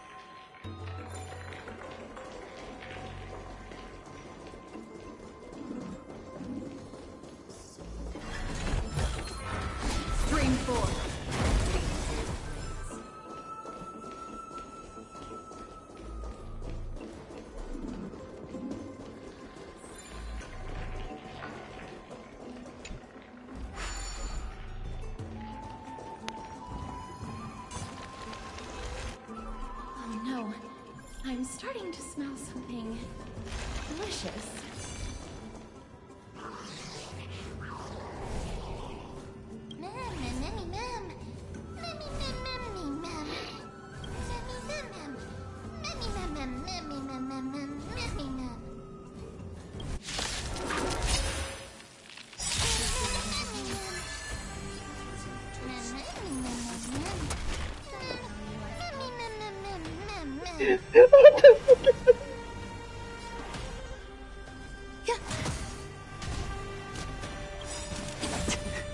The dice have been cast.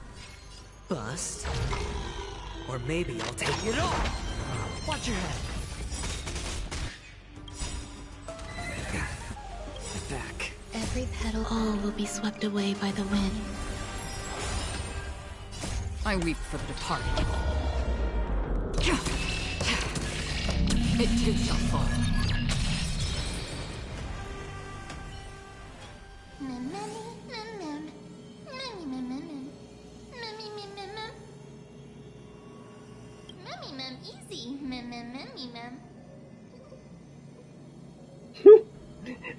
Easy.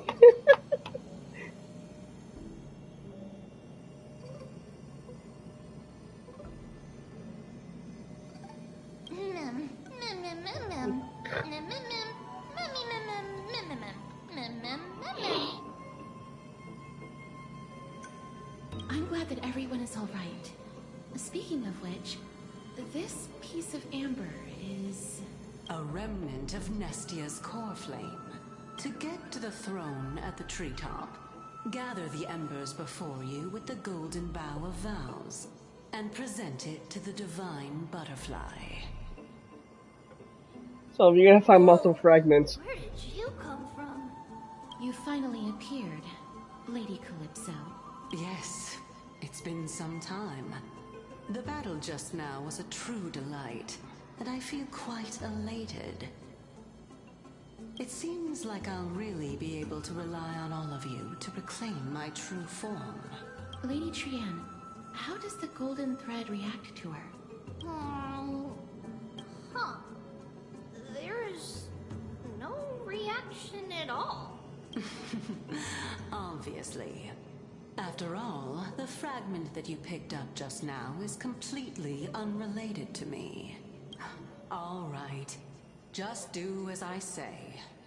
If you're able to pass the trial, I will tell you everything truthfully. Another trial. Mem.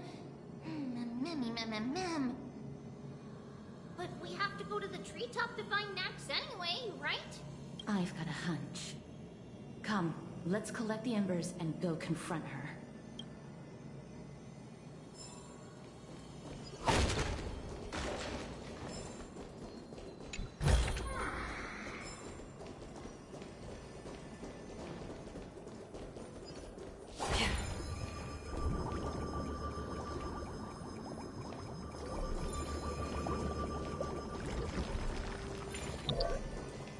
According to Calypso, we just have to gather the embers before us with the golden bough of vows.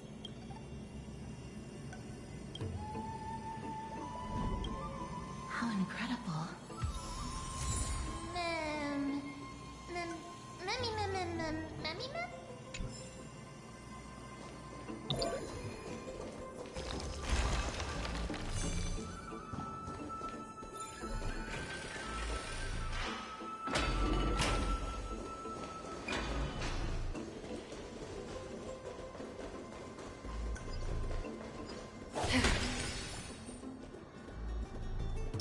Feeling lucky.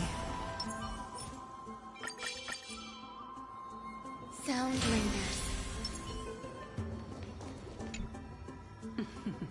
It seems like you managed to gather the embers. In that case, just offer it to the divine butterfly. It'll be fine. Let's just do as she says. Okay, that reacted differently.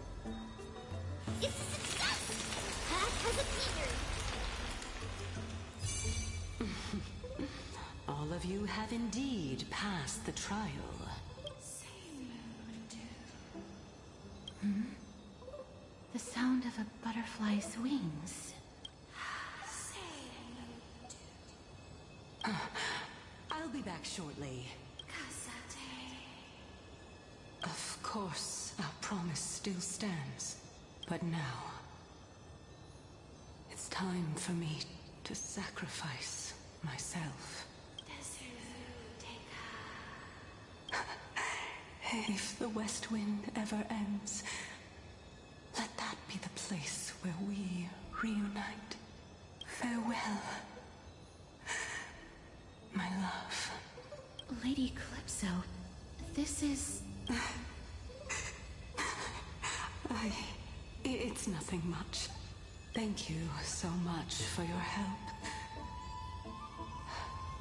Now, it's time for me to fulfill my part of the promise. Well, in that case, I can start.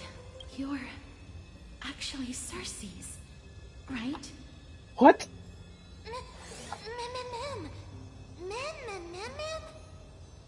Oh my. The children of humanity have passed the final trial at last. I was wondering when you were planning to expose me. How did you know? The riddle-like trials, your distrustful yet sincere character, referring to Nestia as your love, and... The head of the Litophagus is actually called Medea, and not Calypso. Since you knew from the start that I was not who I said I was, why did you wait until now to expose me?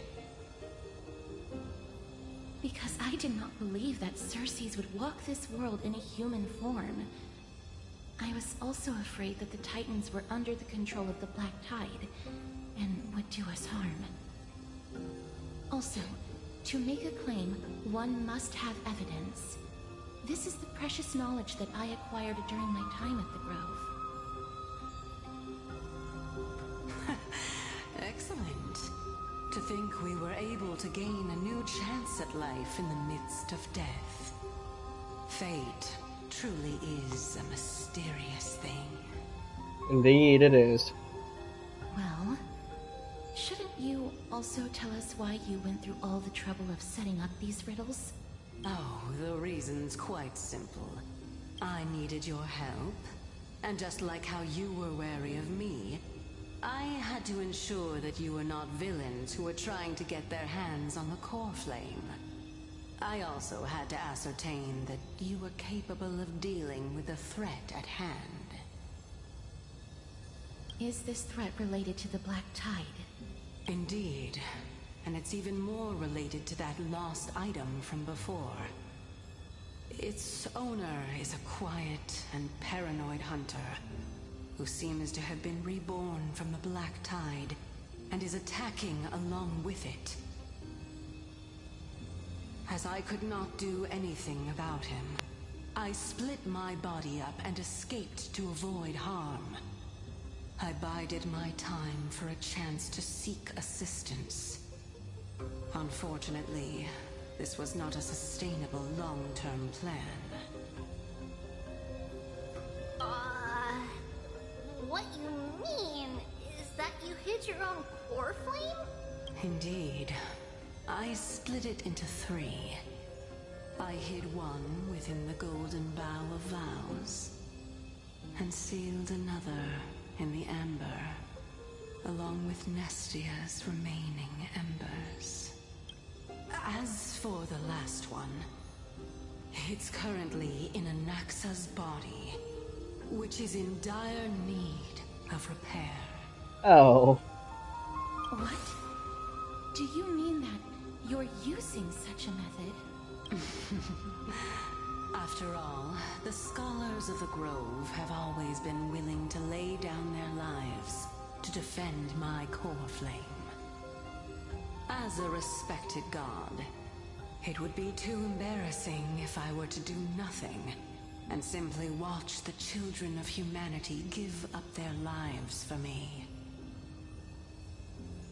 especially that heretic named Anaxa. He did not even hesitate to tear his soul apart and use it to perform a miracle. He trapped all the creations of the Black Tide within the grove, so that they would not be able to harm others. His way of thinking was so out of the ordinary that I felt it would be a waste for him to meet his demise in the Black Tide. And so, I decided to save his life. Of course, this also meant that I was able to conceal myself and remain hidden. Well, that's also an equivalent exchange, right?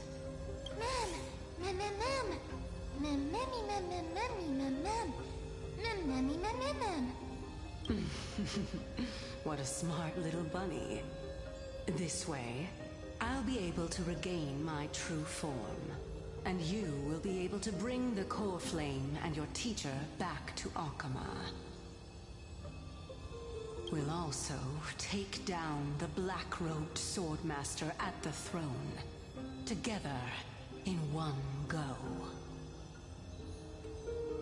But, Cersei's, aren't you the reason Titan? Yes. Even if I do not have the authority of strife, I'm still a god. I just need you to buy me some time against the warrior's blade. Once the Coreflame is reformed, I'll be able to show my hand. Alright, time to buy some time. Excellent. Then just continue climbing to reach my throne. Turn the golden bough of vows into firewood to reignite the Coreflame of reason.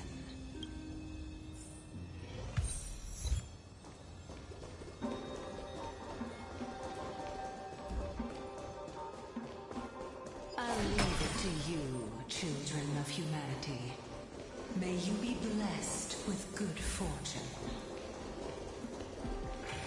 It seems like a fierce battle will be inevitable. Oh yeah. Don't worry, Trian will protect everyone.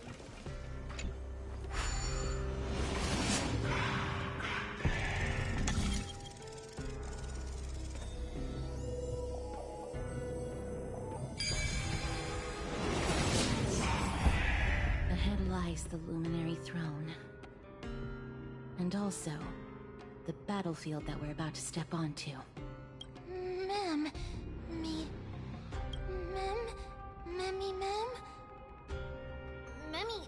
what's wrong? Memmy.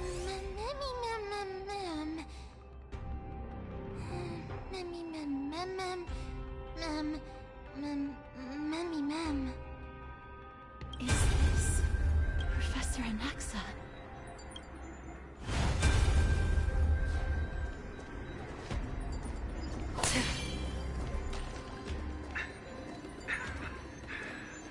My eyes can no longer see.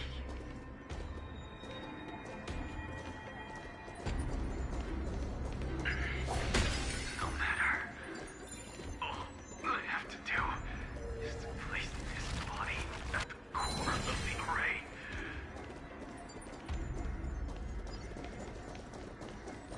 For the sake of Emporius. Die with me, Titan.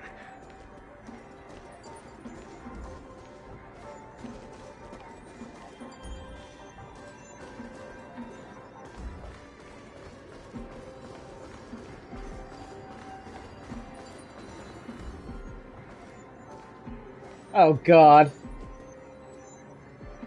Yeah, this is definitely a boss battle already.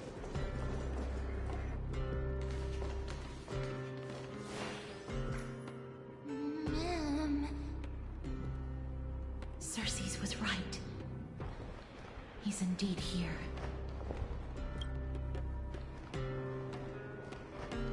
Who is this black-robed guy?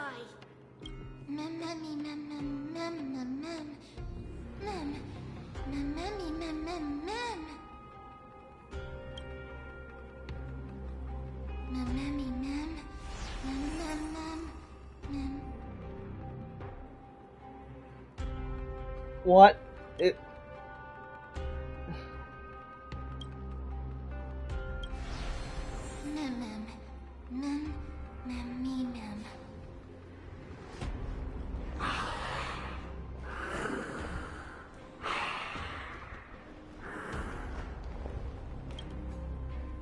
Everyone, brace yourself. This must be the hunter reborn from the black tide that Xerxes was talking about. The black sword and cloak. The owner of the piece of cloth. The north wind that sent over the deathly fog of Thanatos. You're not demigods. Stand down or die.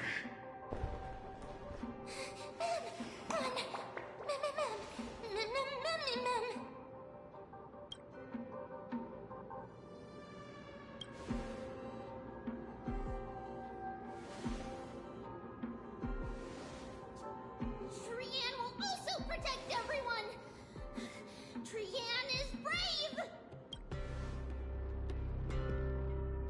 Mister, only this time, may death protect us.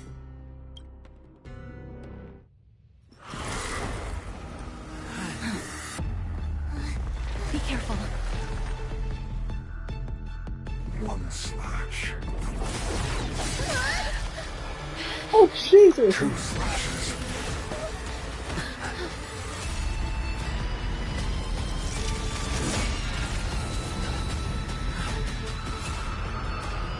3 slashes are enough. Who exactly are you?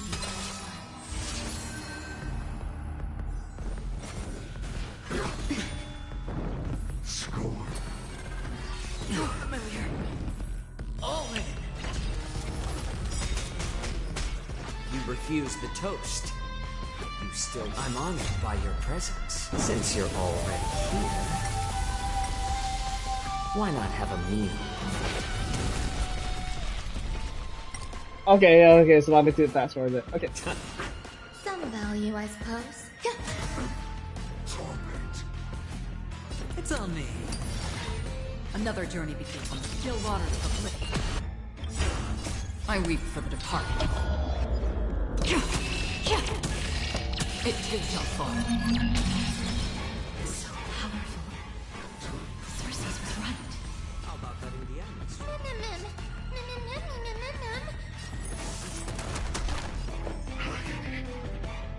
Eternal. Every petal, all will be swept away by the wind.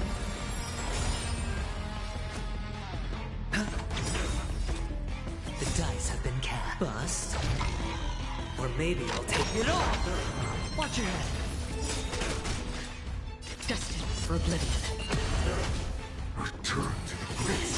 The twins. I weep for the departed.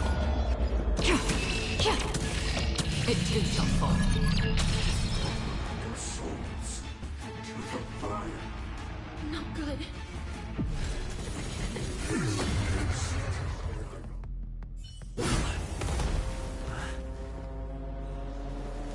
In that case...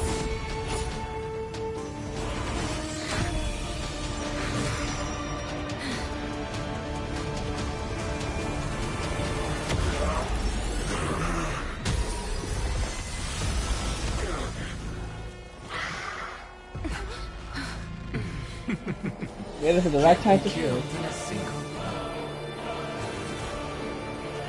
You are indeed no ordinary human.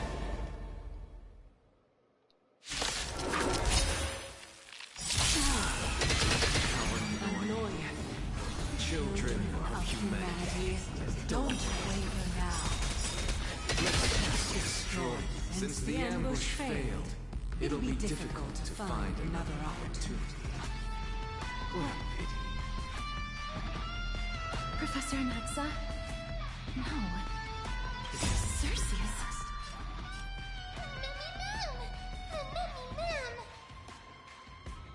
Bust.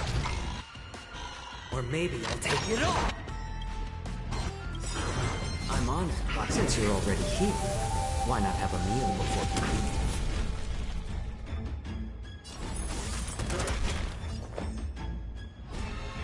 Eternal.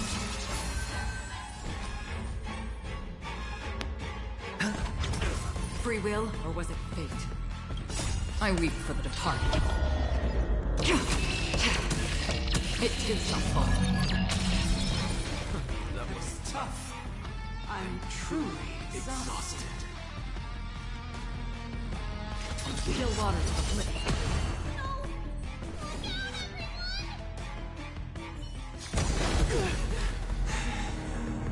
This is bad.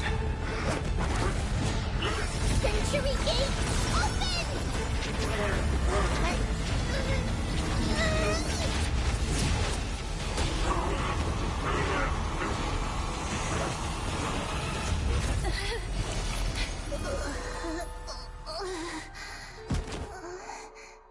She used up all her energy to open the Century Gate.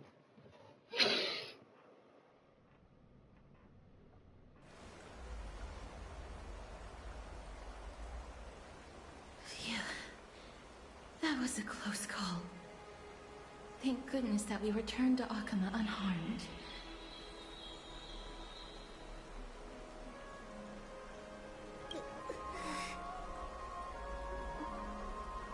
Little Cass, my head, it still hurts.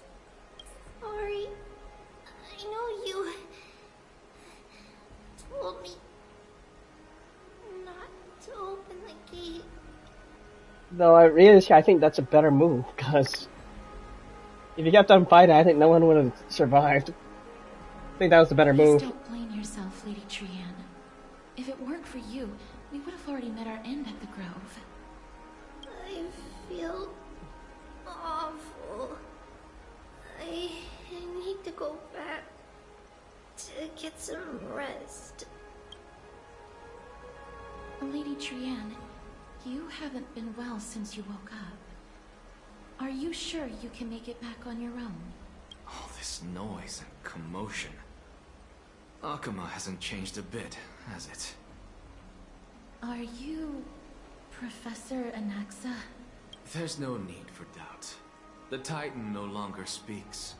It is I, Anaxagoras of the New Sporists. Anaxagoras. You are the only one who would refer to yourself like that. Professor, let me be frank. The mission Lady Aglaya entrusted us is to search for survivors, uncover the truth about the disaster at the Grove, and retrieve the Coreflame of Circes. That does not surprise me. And now, I'm a survivor who witnessed the entirety of the disaster, as well as the defenseless bearer of a Coreflame. Are you going to bring me to Aglaya to fulfill your duty? That is indeed my duty.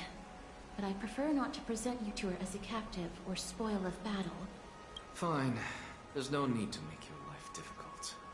I'm not against meeting that woman. But I have some things to take care of first. The families of some of my fellow Grove Scholars live in the Holy City.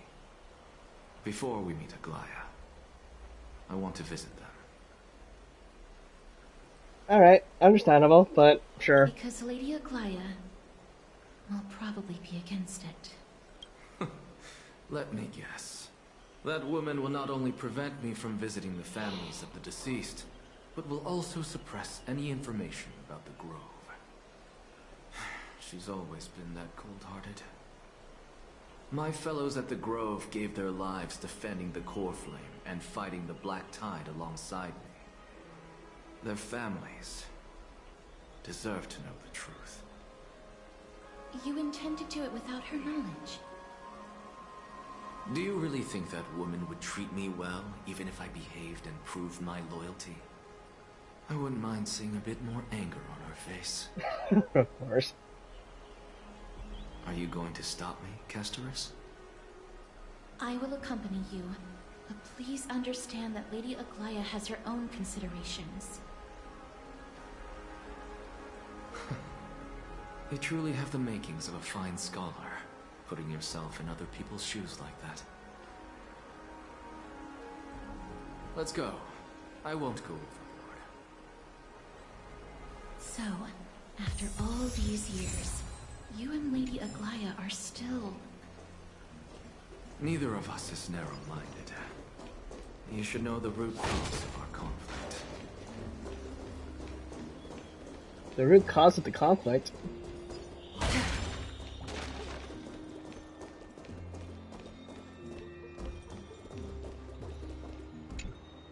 Hello.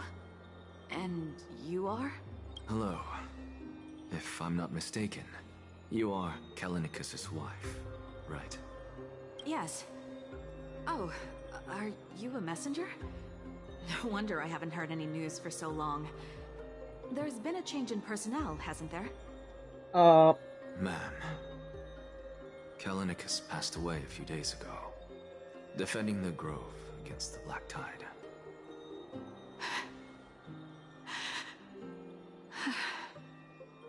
So... did he manage to defend the Grove? He did indeed. Huh? Yes.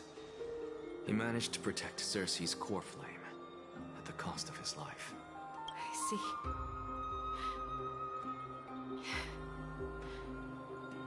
I'll select some of his possessions and pick a nice resting place for him. Please let us know if you need any help, ma'am. I come from Kremnos. Death and sacrifice are things I've learned to face with composure. You know, Kallinicus, even though he was a scholar, he'd always ask me to teach him how to fight whenever he came back. Isn't it funny that a Chrysos heir like him wants to learn from an ordinary person like me? I've been prepared for this for a long time. In times like these, any ordinary goodbye might just turn out to be a final farewell. I'm really sorry. There's nothing to be sorry for. I was once a warrior, and I'll find my way back to the battlefield someday. With the coming coronation of the new king of Kremnos, I'll take up my lance against the creatures of the Black Tide, and seek vengeance for my husband.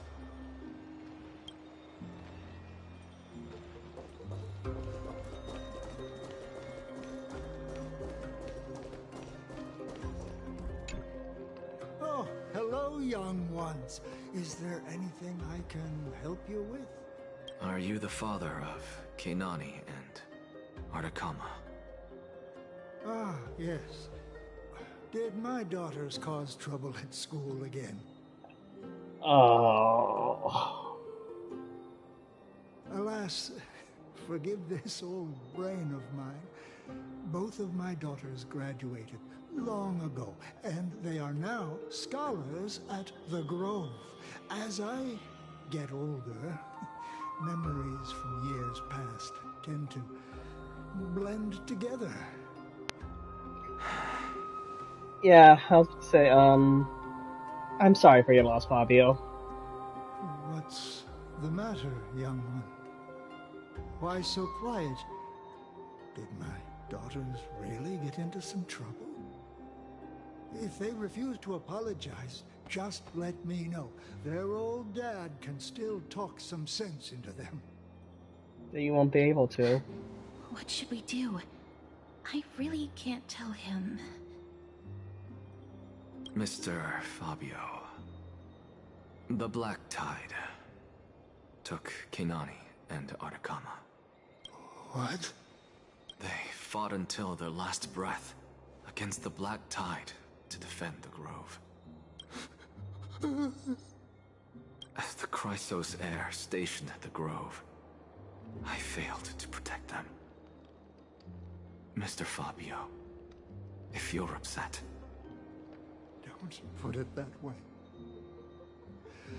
Even if my Artakama wasn't one of the Chrysos heirs mentioned in the prophecy, she was still a heroine. wasn't she?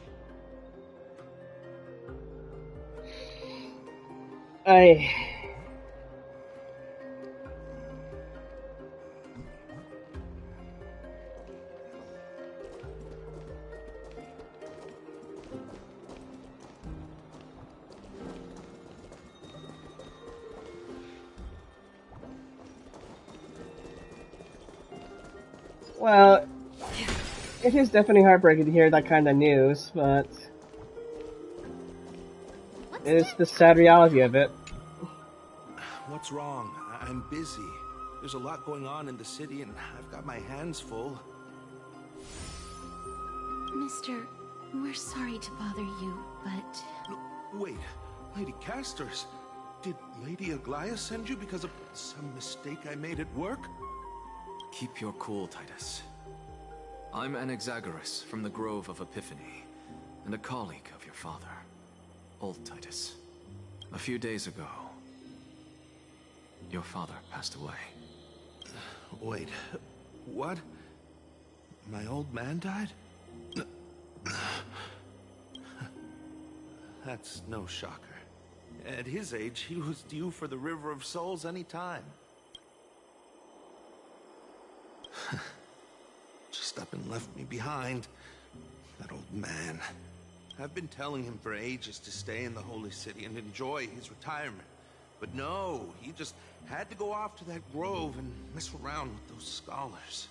Still wouldn't budge after all those arguments. That stubborn old thing. I already got him a retirement home and was waiting for him to come around. All my effort is wasted now, and he didn't even give me a chance to say goodbye. That bull-headed old man, stubborn as a mule.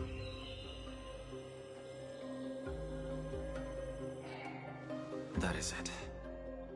That's all the colleagues' families that I remember.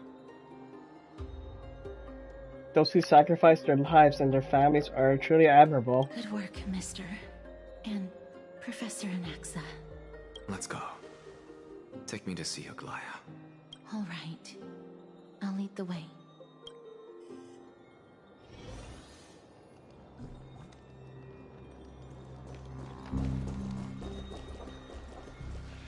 With the coming coronation of the new King of Kremnos, I'll take up my lance against the creatures of the Black Tide.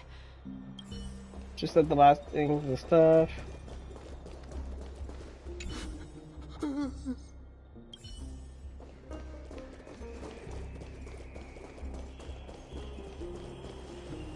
That bull-headed old man, stubborn as a mule.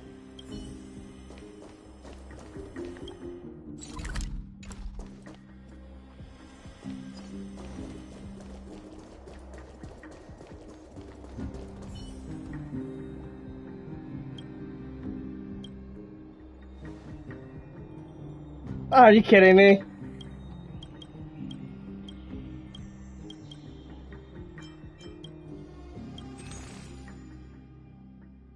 Oh, what the hell is this?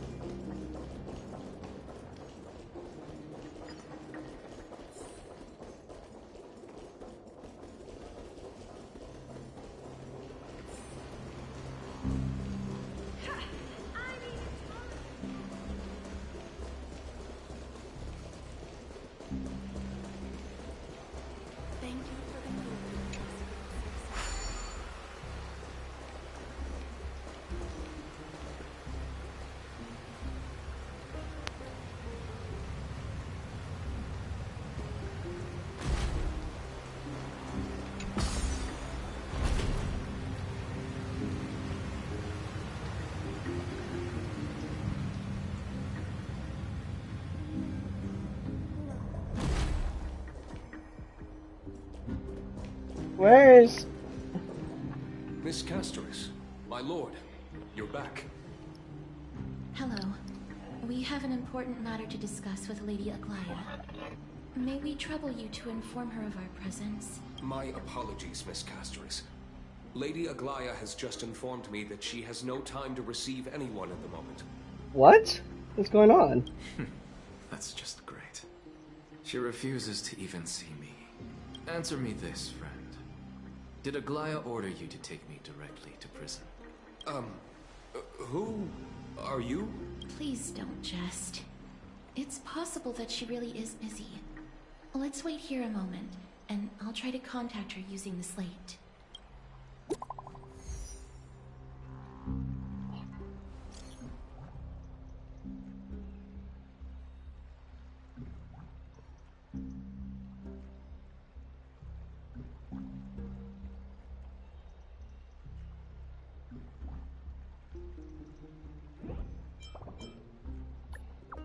Okay.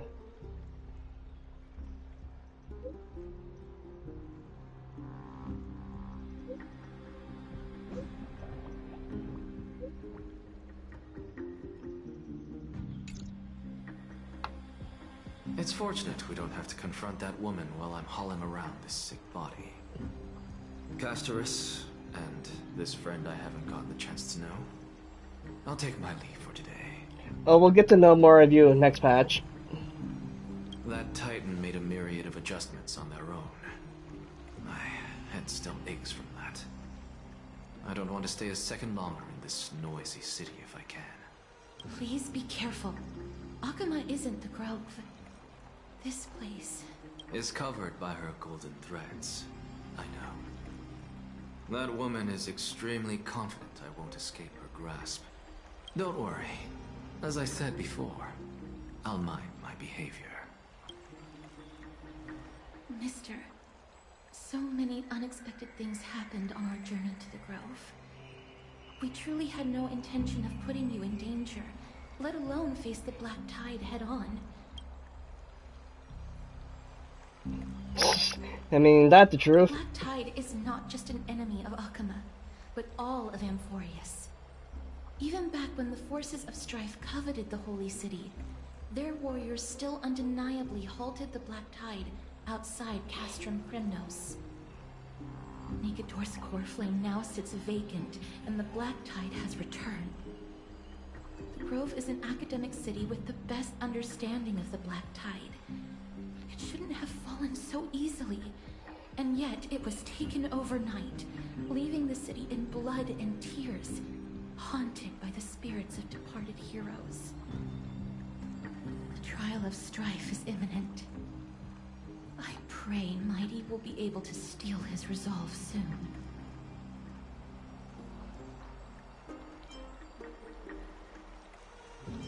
And that Black Robe Swordsmaster. Lady Treeby once traveled across thousands of cities in Amphorius to repel the Black Tide.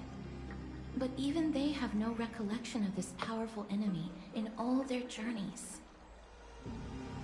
Perhaps the fall of strife has triggered even more terrifying events in unseen places.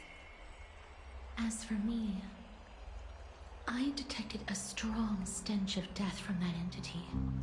But it wasn't because it had a connection with Thanatos.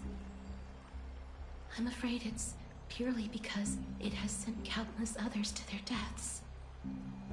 Speaking of Thanatos, Mister, there is something else I wish to verify with you. What is it? You must have an idea of the curse I bear by now. I was born as the shadow of death, a poison shunned by all living beings. Yet when you caught me in the Grove, I'm curious why you weren't affected by my power, Mister.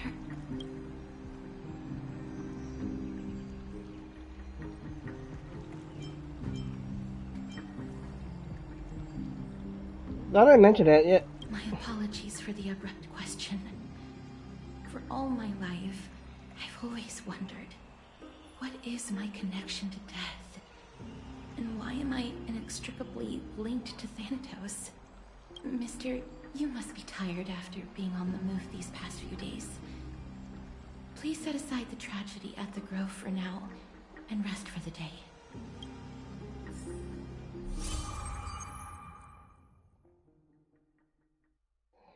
So an access story is now for me to write.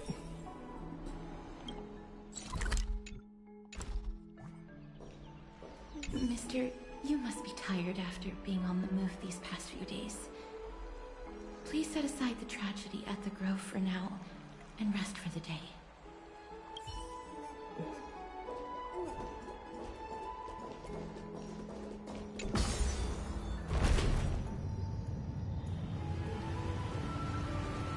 Yeah, no, I was beginning to question, like, what is going on with the...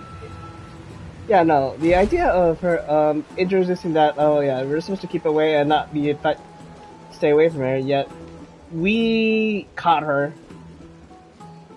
and didn't suffer the effects of death. So I wonder what's going on with that. Maybe the Starround's avoiding that? Lots of ideas.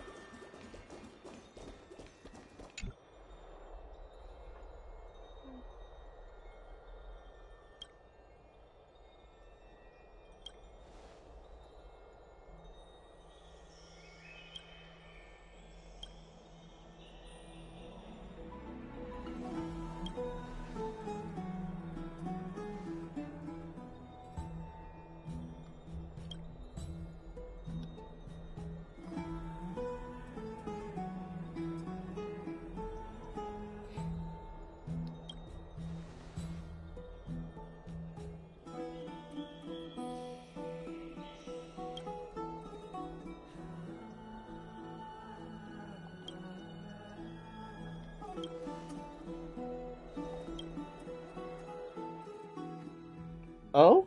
A treaty.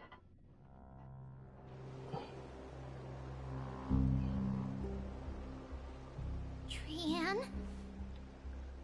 What's wrong? Is there trouble at the Grove? Yes, I sensed something. It was fleeting, but very strong. It feels like they're in some big trouble. Trianne used the Century Gate again. Can you see what's actually happening? No, it's fuzzy like always.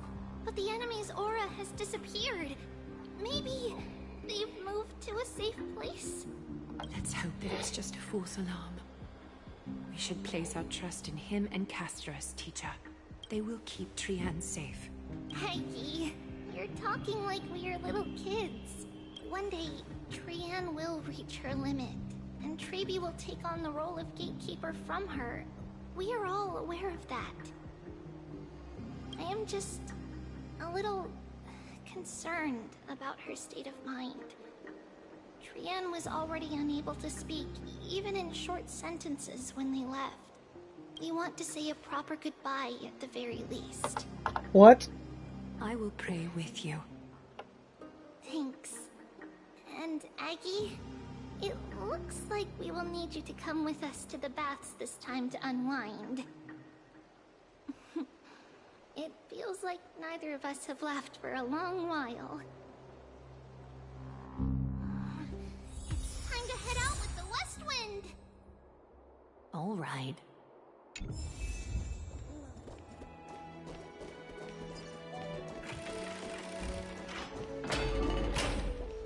Here's really hot and heavy. Has it always been like this? Is someone injured over there? What's going on? What happened here? Watch out! Watch out! For the Cremnoan! Cremnoan? This is their doing? Aggie, now's not the time to dwell on that. Let's help the injured people first. Excuse me! Coming through! Oh, you two are here as well. That's a relief. Even the Twilight Courtyard is involved? What in the world happened here? I actually just came to relax. But as soon as I got here, I saw all these people lying on the ground. There's more than one? I've examined them, and they don't seem to be seriously ill. It feels like they've just spent too much time in the hot water. Okay. Multiple individuals fainting simultaneously from the hot pool steam? Where is the manager of the Bobs? He disappeared, and no one knows where he's gone to. Some people have been saying that the Kremnoans are behind this. Lady Aglaya, what do you think about this? Let these people rest. The two of you, please come with me. Have you thought of something, Aggie? Yes. While their intentions elude me, it's time to bring this farce to a close. I heard it's the Kremnoan.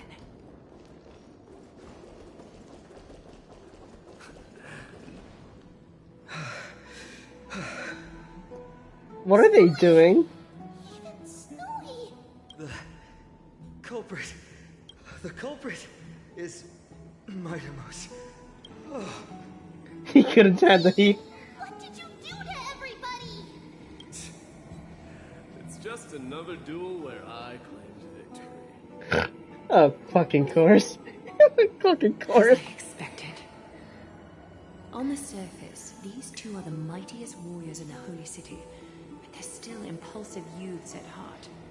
Speak up, Mighty. Tell us exactly what kind of foolishness you and Phainon indulged in this time. Oh, this is gonna be funny.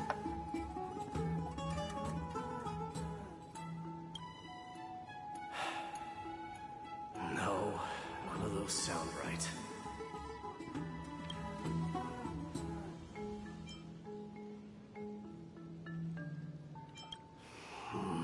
Forget it. Am I seeing things? Is the magnificent deliverer finally deigning to step outside? What kind of response is that? Nothing. I was just imitating your usual response. I don't feel anything special from you. Have you passed the demigod trial? The ritual hasn't reopened yet. In case you forgot, it hasn't been that long since I pulled you out of the trial. I didn't forget. Then, you're welcome. In twilight's last gleam, Makima stands bold. Her walls sturdy, tales untold. Dreaming of her fruitful gardens, pilgrims arrive from distant lands. Figs and olives, so grand. Yet little do they know that they will step into flames, fuel to the fire, a burning brand. What are you playing at this time? I just felt like reciting a few lines of poetry. Surely the Crown Prince of Kremnos knows how to appreciate poetry, right? Kremnoans steer clear of such weak literature. But my library doesn't lack collections of this kind. These lines express the poet's yearning for their home, just as Akama is distant from many people's homes. I know how to interpret poetry, Haikis. Oh? There's no point in pretending to be profound, my friend. Thank you for helping me out when I was in a tight spot, but it seems to me that you aren't prepared for the trial either. Don't compare your situation with mine. My people are still relying on me. I can't ascend to godhood on my own without first resolving their issues. So, are you suggesting that you, the mighty Mightimos, and the heir to the throne of Kremnos wish to defy tradition that has endured among your people for millennia? Seems about right. Still thinking about what I should do. Never mind. It's probably not my place to offer you counsel. An idea does strike me, though. Go ahead. Let's see what terrible ideas you've come up with this time. Maybe we both need to relieve some stress. Come, Mightimos. Let's recommence our previous competition. This time, we'll see who can stay in the super hot bath for longer. So this was your idea, so... What? Are you chickening out? Uh-oh. The phrase chickening out does not exist in the Kremnoan language. I just find this situation absurd, that's all. All-knowing historian, are you not aware that we Kremnoans use boiling water from sword forging for our baths? That's pretty hardcore. Looks like I'll have to teach you some royal etiquette today. And thus, an unprecedented sauna battle commences! And the Master Rights have a story for this too. Unparalleled resolve. The two warriors' determination even alters the very hue of the steam. Flames intertwine with scalding vapor, reaching toward the heavens, shrouding the sky and the sun. The spectacle is so magnificent that none dare gaze upon it directly. Since we can't see what's happening in the competition, why don't I regale you with a tale of kings to pass the time? Do you recall the legend of the Gorgo lion mentioned by a certain veteran? Yes. The central figure, the main character, was not the sole sovereign of that land. An oryx stood as its formidable rival. The puns. I have heard of it. Before the dawn of Era Chrysia, the two beasts started their timeless battle on the plains of Chrysos. The lion regarded the oryx as its food, while the oryx perceived the lion as a scornful, oppressive, and challenging barrier that it swore to topple with its antlers. For tens of thousands of years, without respite, the two creatures thus continued their relentless pursuit and rivalry.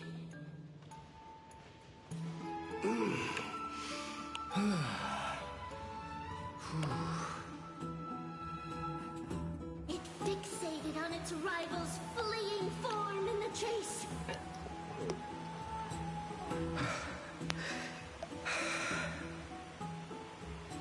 It set its sights on the other's neck, nearly within reach.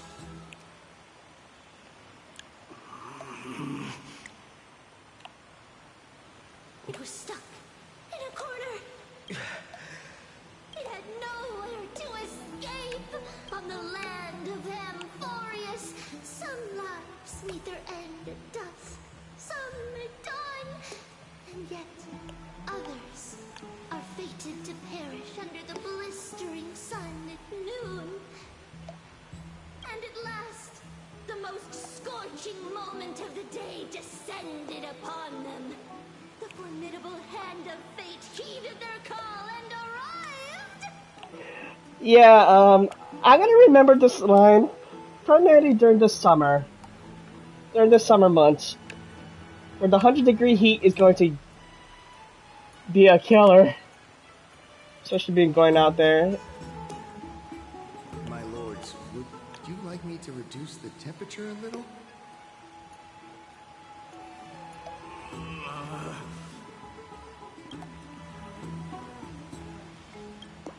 What? You're chickening out already? Get lost. Are you asking me to get lost, or...? Do whatever you want. Oh, please forget my presumptuousness, my lords. What a spectacle of folly. This is what you get for daring to challenge a Kremnoan without understanding your own place. What I'm saying is, your little game dragged down quite a few innocent souls alongside you. Personally escort back home the customers left awestruck by our formidable presence. Oh my god. This isn't fair. You're wearing way less than I am. Is this the latest trend now? Getting into the baths while dressed in full armor? No, this isn't. It's more of a hazard to do in that baths. Don't look at me like that. It was he who challenged me. There is no word for flee in the Kremnoan language. Very well. Let us bring this farce to a close, shall we? Warriors, it's time to get moving.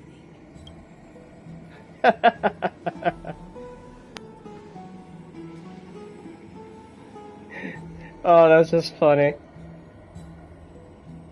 So my day is not ready to take on the trial yet, so he's taking some time to figure it out. Alas, the flame chase journey is destined to be a lengthy one, replete with obstacles.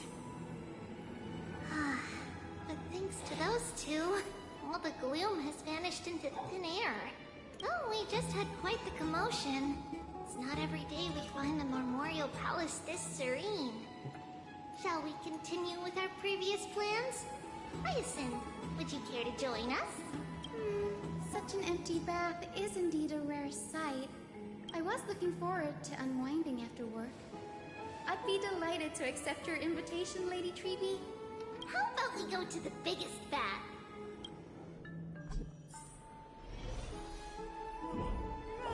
Take a bath. Okay. Let me check.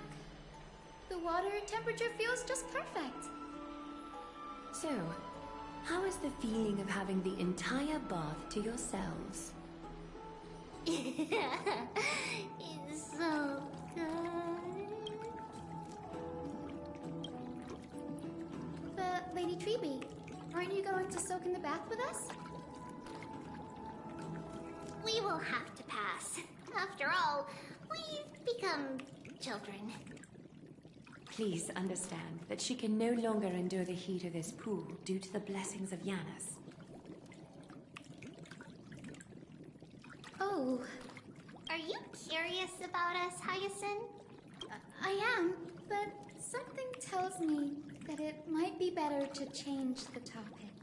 Don't get all nervous. It's not something we can't discuss. The truth is, a long, long time ago, we were a mature adult just like Aggie. Then, because of reasons, we inherited Yanis's divinity and gained the power of passage. There is a video on this, posted by Hoyoverse themselves, about this. Well, they don't go into detail about it, but it's there. And in return, the price we had to pay was the splitting of our soul. Each opening of the Century Gate intensifies the strain on Treeby and the others.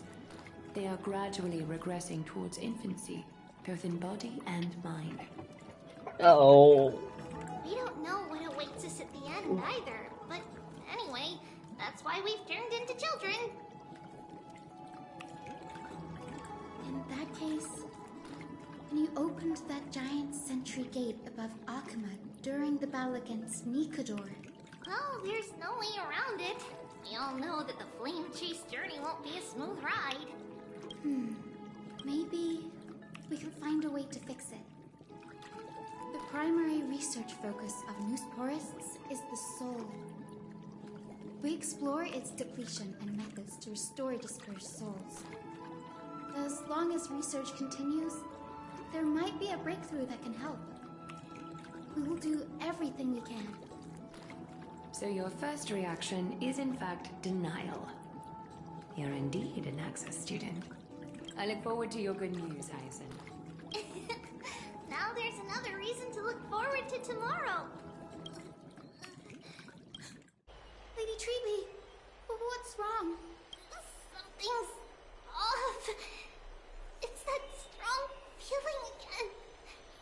Is it Trian? Uh-oh. Wait, no. It's not Trian this time. It's Trinan. Trinan is in danger. What's going on?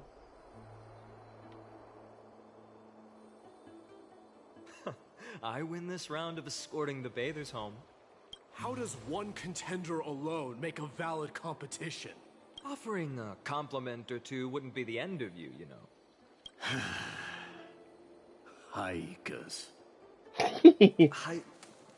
What is that word? Is that your native tongue? It means hyena. I'm likening you to a weak hyena. By the way, you emphasize the completely wrong syllable. Though we've been acquainted for some time, I have rarely heard you talk in the ancient tongue of Kremnos. It's because I'm not exactly a master at it either. I can listen and read just fine, but when it comes to writing... You can write? Oh, okay. They're just jabbing each other at this point. You speak as if you don't have a brain. That was in jest. I understand. After all, you spent all your childhood wandering far from home. Worry about yourself first, Deliverer. You also never mention your hometown, apart from when you need to introduce yourself. That too, yeah. Well, it's because there isn't much to say. Aleister is simply a tiny village that disappeared many years ago in the flames of war. The only times I get to see it are in my dreams, and in... the trials. And in the trial from the Lance of Fury.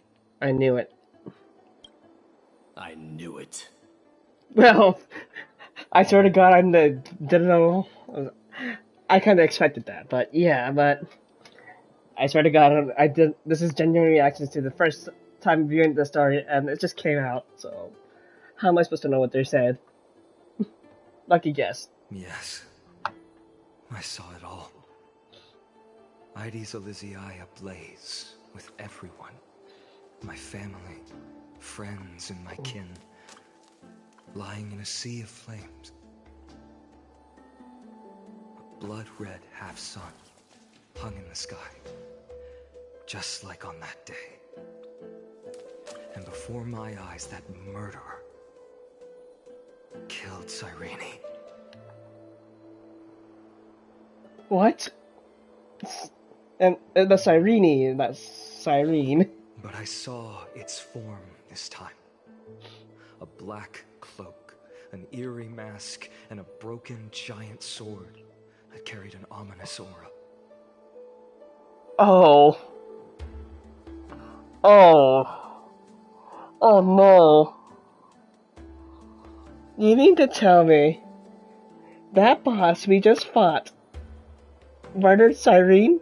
Cyrene in this case?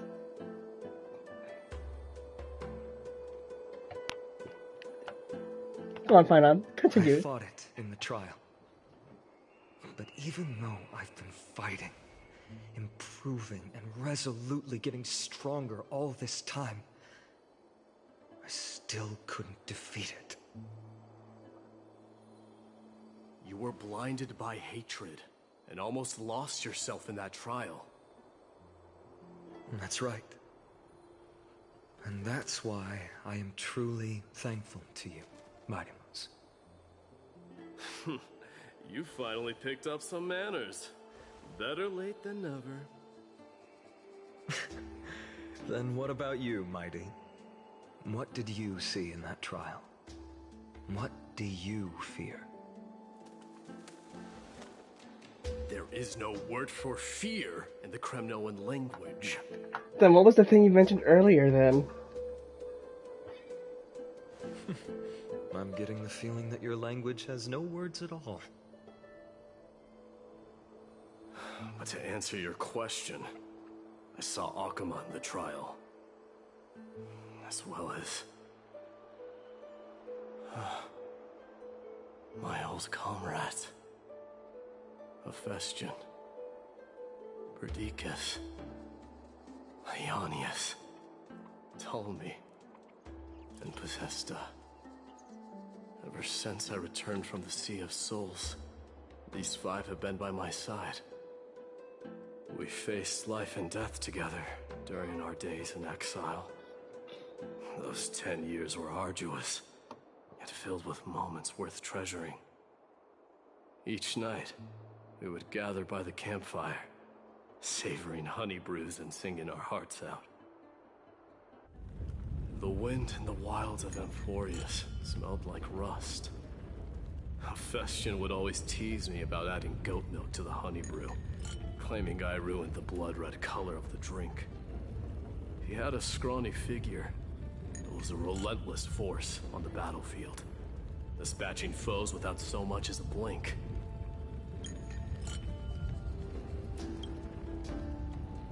Perdiccas was an expert in concocting medicines, delving into all those strange folk remedies.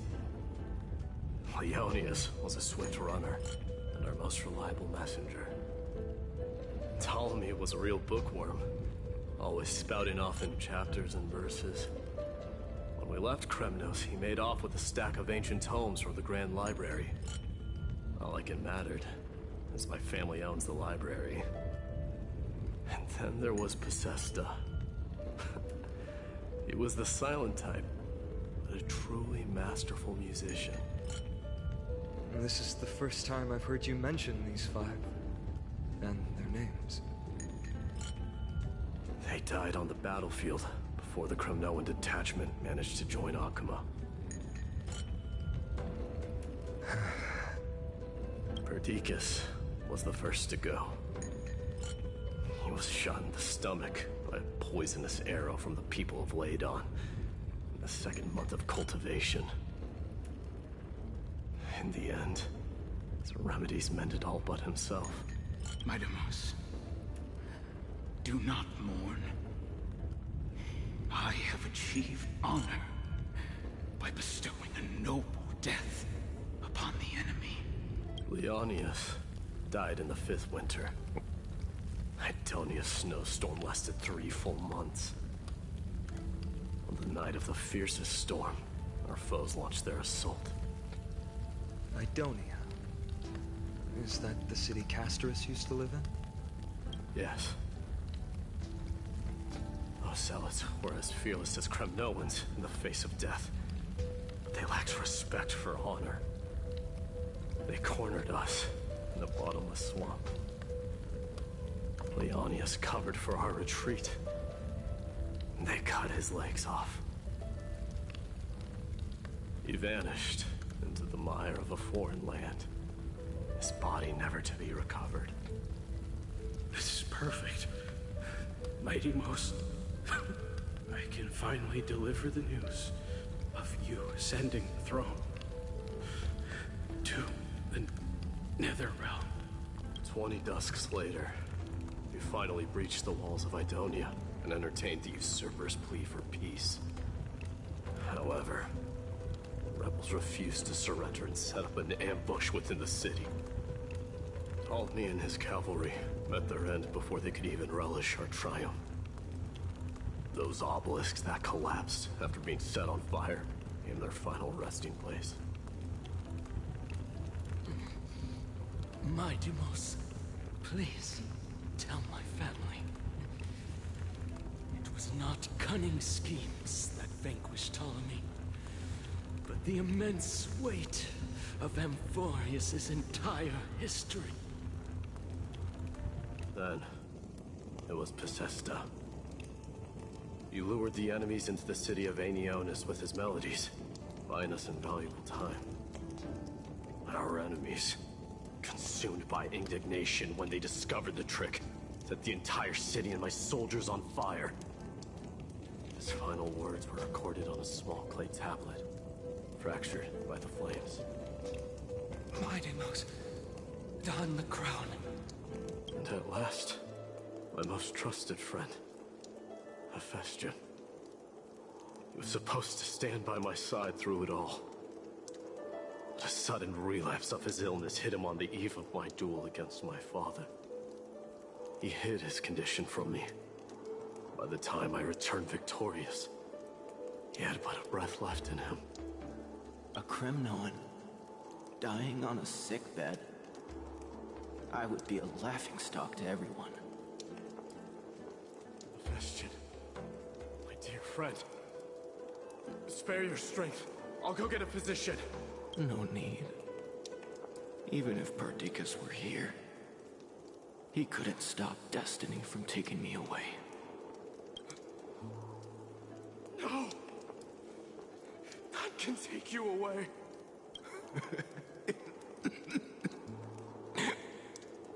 Mightimos, our king, do not shed tears for me. It's not befitting of your status. Farewell, my dear friend. You must lead us back home. What a grave trial indeed. Now I understand why you see immortality as a defect, or even a curse. My father threw me into the Sea of Souls to break the wheel of karma. But little did he realize it would grant me an immortal body and summon a fated revenge on his head. Following his demise, I considered leading my people back to our homeland. Kremnos had already turned it into a wasteland. Only darkness and insanity thrived there. Against the dissent of many, Kratos included, I made the Kremnoan detachment stay in Akama. But I know that their glory will never be doused out. The instant of strife shall inevitably arrive. If you take over Nikodor, then you must begin the journey back to your homeland. So, you hesitate because you think leaving your people in the Holy City is a better choice?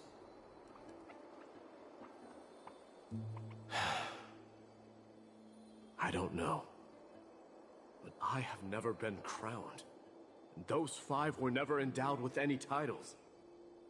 None is aware of their glory. Your predicament is truly complicated. I don't know how I can give you any useful advice. Maybe you could seek counsel from more peoples, such as the Grand Craftsman. Cartonis' peoples seem to have been through comparable dilemmas. And that teacher of yours, Kratos? Dee, we've got a big problem! Big problem! Lady Tribby, what's making you so flustered? Hurry up and go save Trinan! She got abducted by Kratos! What? The fuck? Kratos! What's going on? Mightimos. It seems I was the one who exposed my vulnerabilities first. Aglaya, I demand an explanation. This man abducted Trinan by force and forced her to bring him to the vortex of Genesis. He then brazenly stepped into the trial of the Lance of Fury, and naturally failed. Is she telling the truth? Why did you do that? Because I don't want to wait anymore. Your hesitation made me desperate. If you want to run away from your destiny to become king, then keep running. Someone will eventually stand up and fill in the gap left by strife. Then they will lead our people home. Age has blinded you, teacher. Can't you see that I'm hesitating because of this very recklessness seared into your blood? Kratos, do you truly believe you're worthy of entering the trial? To blaspheme against the prophecy? Does the mission we Chrysos Heirs bear seem like child's play to you? Do you know how the Kremnoans see you, Aglaya? You're a hypocrite and a megalomaniac. The prophecy of Genesis and the Flame Chase journey are just excuses for you to seize power. Silence, Kratos. Do you even know what you're saying? Are you defending this woman, Mightimos? How many wars did people start because of her and her so-called prophecy? How many cities fell in the past millennium? Their people massacring each other. Even if this so-called Genesis really exists, will there be a place for the Kremnoans in that new world?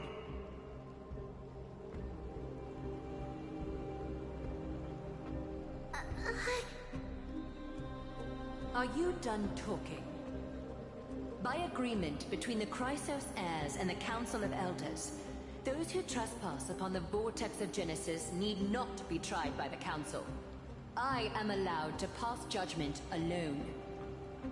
Crateros, your actions are unforgivable. I hereby sentence you. Aggie, wait! We have a proposal! Someone has to resolve this conflict between the cities. Lord Crateros did not use violence to harm us. We can sense that his anxiety stems from his concern for his people's future. Please, Aglaya, hear us out first. I'm listening. I'm sorry, Lord Crateros. We were so preoccupied with deciphering the fragments of prophecy that we neglected those of you not favored by its message. Your accusations were harsh, but justified. We wish to earn your trust, and those of the Kremnoans. I think the best way to do that is to take you to witness the source of the prophecy for yourself. How are you going to show me something that has no form? You've heard about that Outlander, right? He has somehow made a connection with Orynyx, and can completely replicate scenes from the past. We will ask for his aid. Tomorrow, at the Abyss of Fate in the Temple of Yanisopolis, we will show you everything from that distant memory, Crateros. A fair proposal. I accept. Until then, you will be stripped of your freedom. That is my one condition, and I will brook no argument.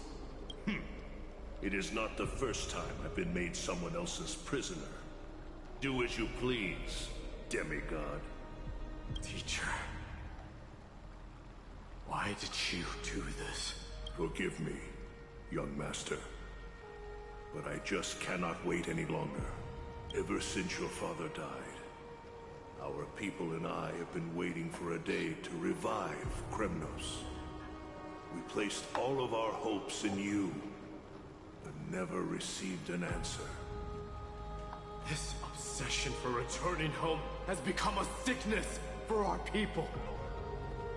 Wise as you are, I refuse to believe that you can't see the truth. You have a clear head, which is why you're also incomparably alone.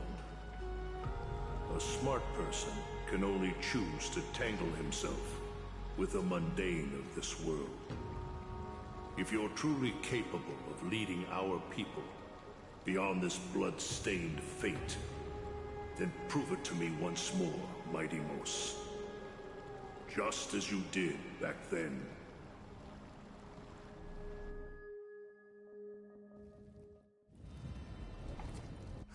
A fierce fighter. I did not expect such heroism from a feeble Acheron.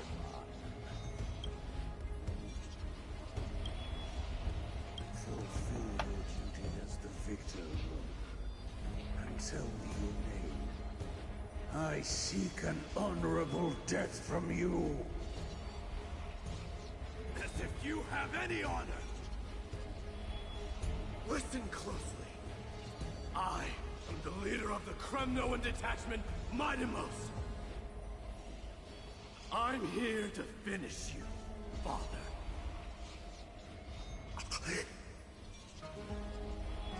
It is you, the beast spurned by all. So you did defy death. The prophecy was true.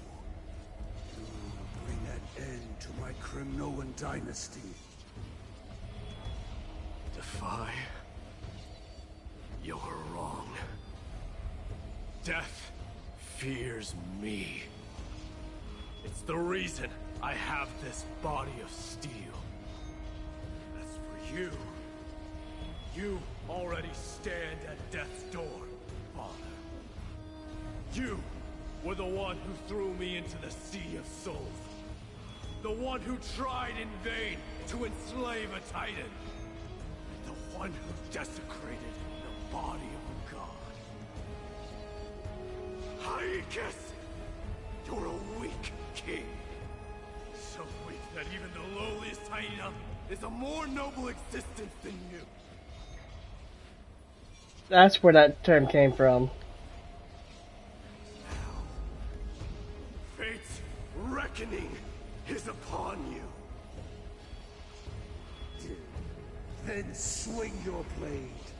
Take my crown. Coronate yourself with that old king's blood and inherit it all.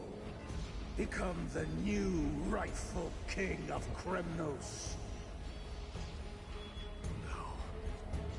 I don't want the crown. Listen, there's only one end for the kings of Kremnos, and the crown means nothing to me. All I want is your life, to avenge Mother and my comrades. But the walls of Kremnos will not fall with you. Do you truly think you can escape fate's grasp, my son? You and I, we're both the same. We feast on strife and fear. Now, kill me! The son of Borgo is destined to be crowned in blood! Yeah, he's an asshole.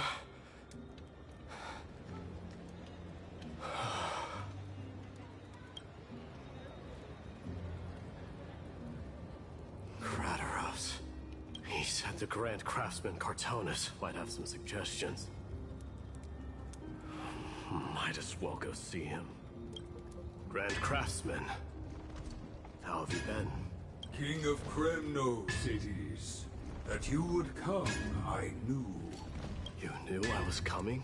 Your matters, I've heard. The path forward you seek.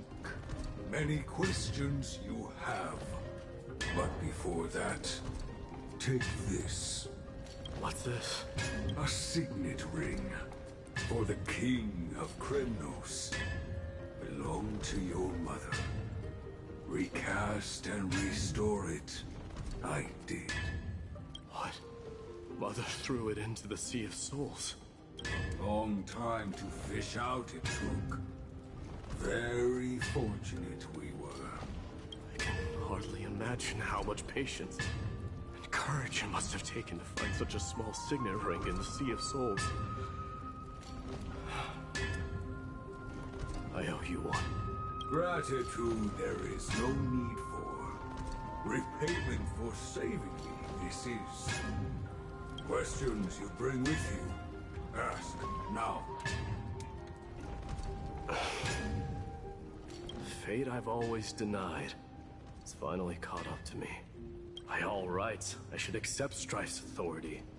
It would make everyone happy. The Chrysos Heirs, the Council of Elders, the Kremnoans. Even the bards who will write it all into song. Yet hesitate still you do. Hesitate, why do you, young king? Because of my people. Be they men, women, the elderly or children. The hearts of all Kremnoans yearn for hope. They've all been waiting for this day. For the day their king returns. Children of Strife would then be able to go home and embrace the old traditions. Never mind that most of them have only ever been heard in these so-called traditions and song. They would then gather around their king and throw themselves into battle. This is not a good thing, you believe.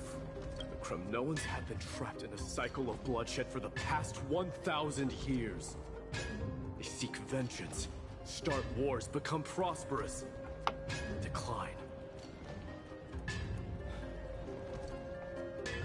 much innocent blood flowed into the River of Souls in all those years? How many needless sacrifices could we have avoided? I accept that fate to become the totem of strife, that lead my people into repeating the same mistakes. Then of course I would be terrified.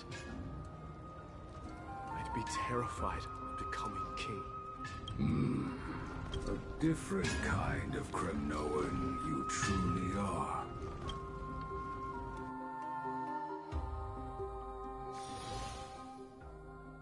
There's a lot of character development. Mama, I had a dream last night. Oh, here we go. Oh, now what did you dream about, my darling Trebios? I had a dream that I turned into many me's.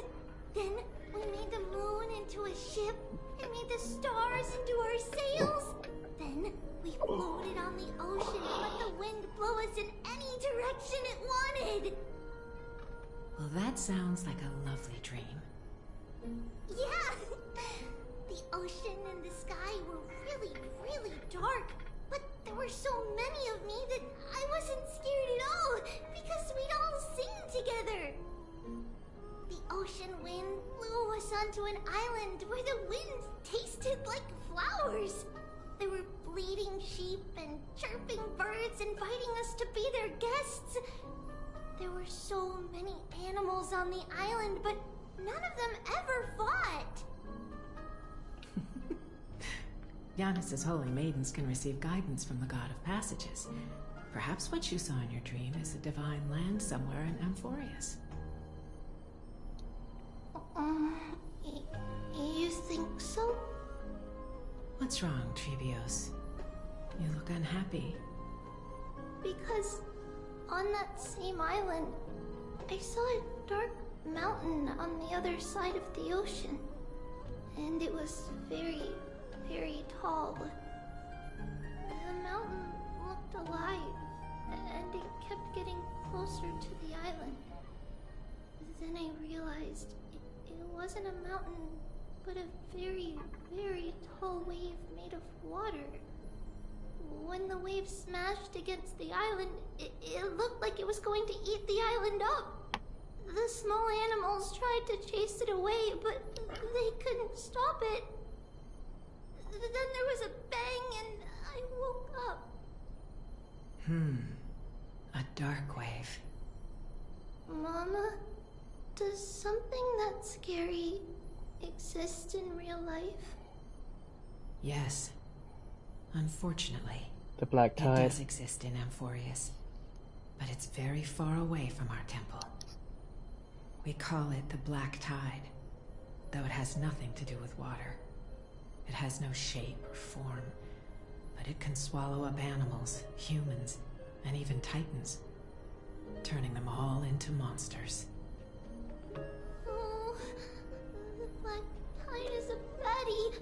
I don't want everyone to turn into its food. Can't we chase it away? Of course, my dear. You only need to behave well and listen to what the adults tell you. Study all the knowledge and etiquette you need, then grow up and become a proper holy maiden. The divine Yanis will then give you guidance and help you light the way for the people. Wow, I'm gonna eat a lot and study a lot and become a holy maiden. But Mama, you said the Black Tide can swallow up titans too. What do we do if even Yanis is eaten? If that happens, then the Holy Maiden will have to be the one to guide people on the right path. After all, we are the human avatars of the God of Passages. Yeah. But one person alone is not enough. Once you're older, you'll make a lot of friends. You must do your best to unite them, because that's also our duty as priests. Friends? Are they also like me and Mama with pretty red hair? They might not, but they'll certainly be just as smart and kind as you. Mama? Am I dreaming? Don't be silly, dear. Of course you're not dreaming. I've always been by your side. What? Now be a good girl and call your friends over too. Let's play hide and seek, just like we used to, okay? My Trevios is the smartest girl. I'm sure you remember where everyone is hiding. The voice sounds so far away. I don't remember. Who am I looking for? Your friends, who will chase the black tide away alongside you, of course. Is this from my childhood? I don't remember.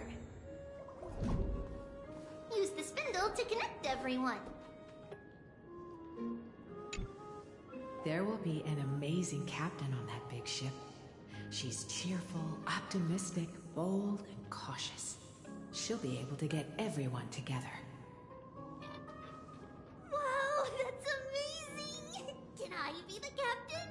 Of course you can. But you'll find someone else who's better for the job, my dear.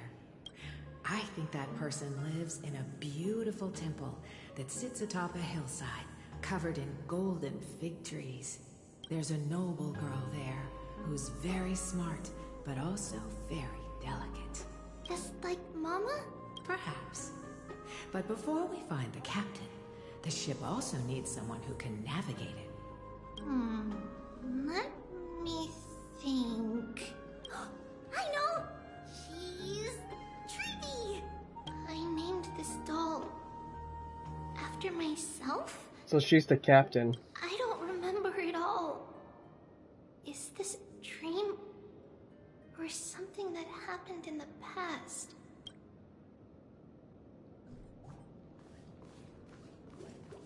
I think this is fragments of their past. It's packed full. Mama must have left all of these for me. All the words are blurred out.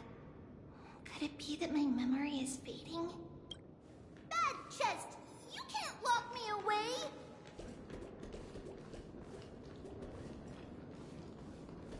I believe this is Trina then? Huh? Why is this doll inside a chest? It's holding a sword. Many years later, many brave warriors will board this ship. They're skilled combatants who fear no danger. Ooh, I can learn how to fight too and protect everybody! Silly girl. You're Yanisopoulos' holy maiden. It's not your duty to fight. There will be many others to protect you.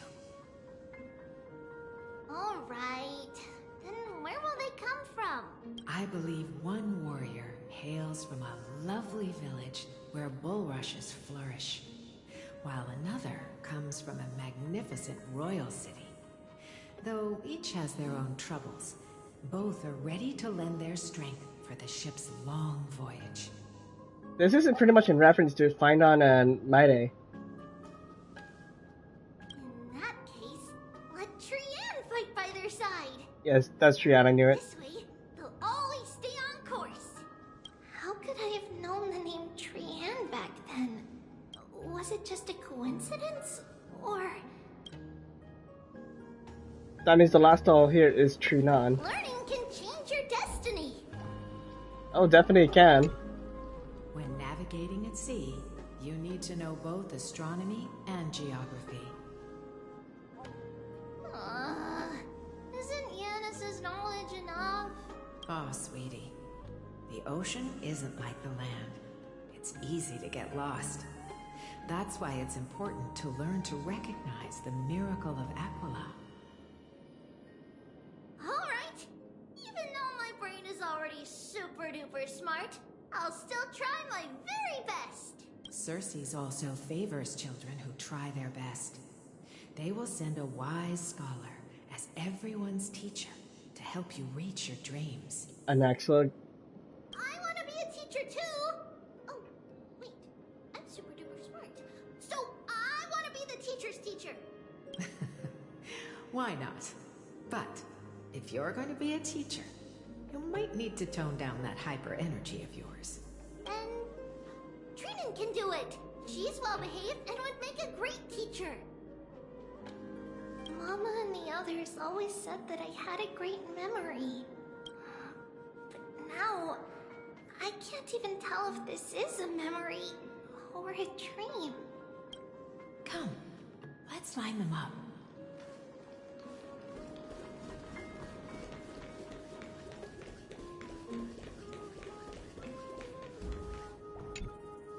Now, Treebios, set them on this music box and let them compose a melody for our song. Music box?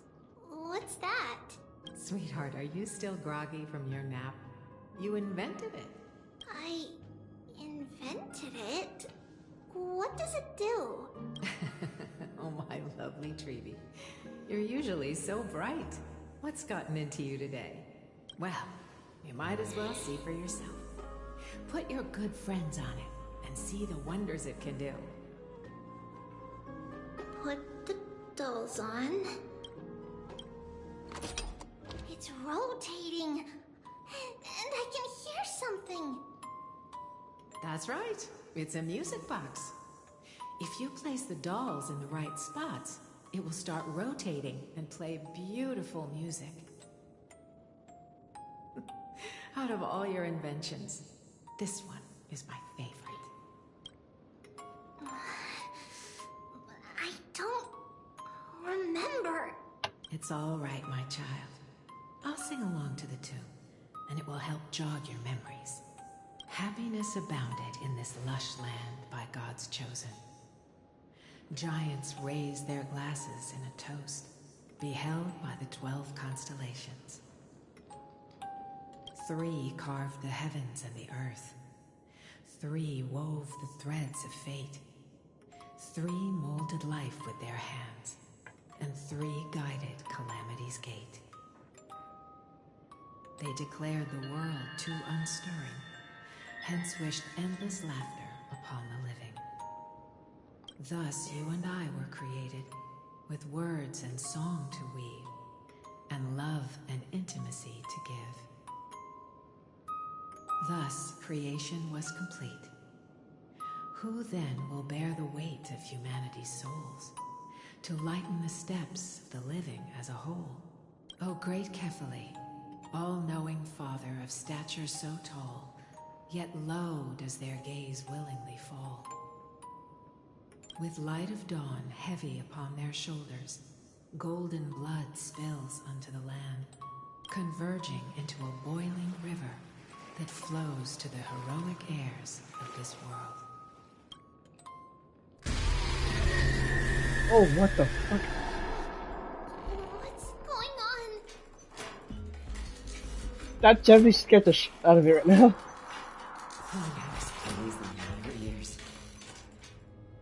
In the black mist, as death and fate draw close. On the bloodied earth, the living dead, but ghosts. What is this world? Near is your amazing fear. What is this world? A silent lament without a trace. What is the past? Wandering ghosts that linger. What is the future? Souls scattered by fate's finger. What is the start? A voyage born in solitude. What is the end? The spirit, lonely and subdued. Lonely and subdued. And subdued. And subdued. Subdued. Subdued. Subdued. Subdued. Subdued.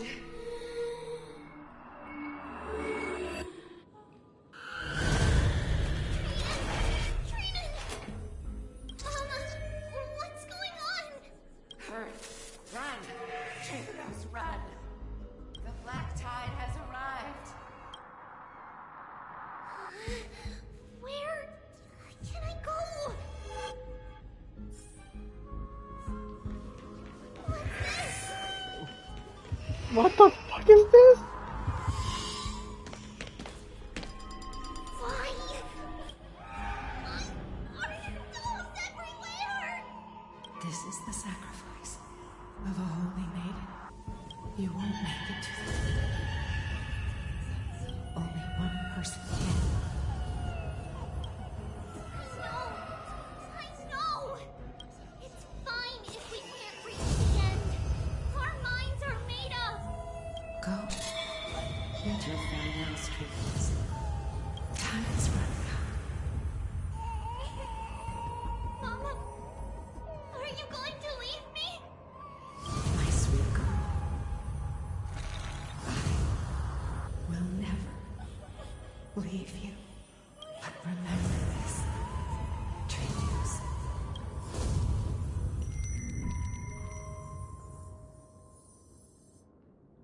All shall bid farewell to one. And that person alone will witness the miracle. Since your mind is made up, then traverse the black tide and dispel the fog for Amphorius. I shall see you tomorrow, my dearest Trailblaze.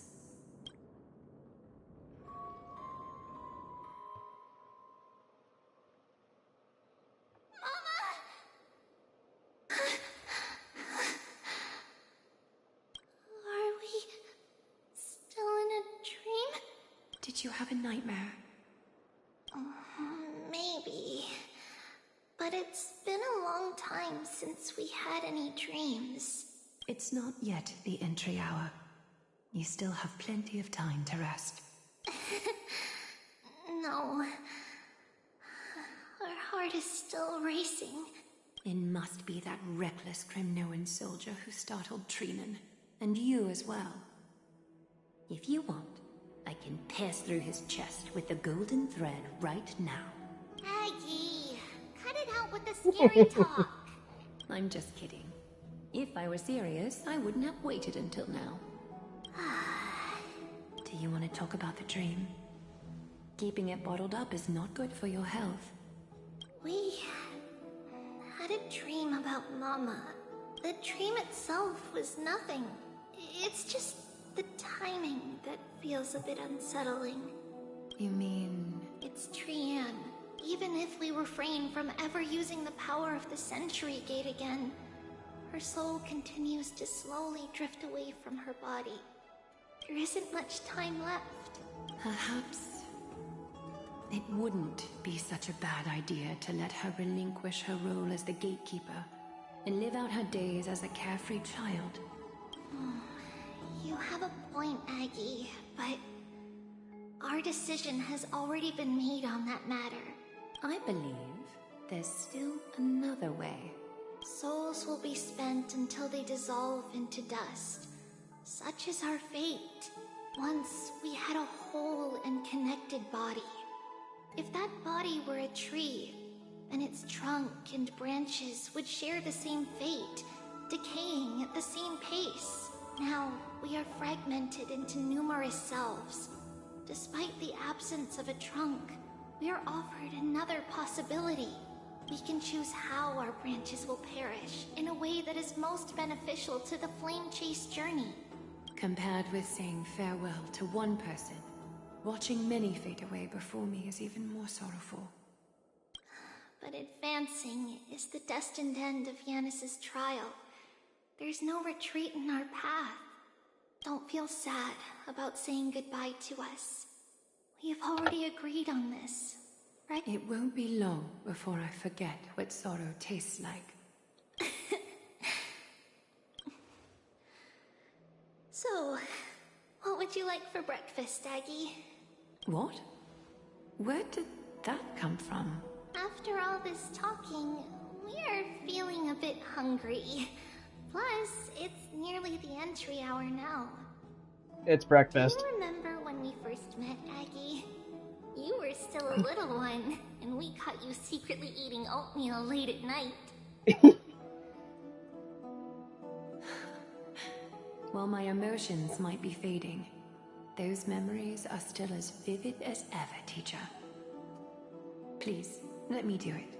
What would you like to eat? It's fine! Leave it to us. You should rest for now. take long, and we'll call you when it's done. In that case, thank you. Then, see you tomorrow, Aggie.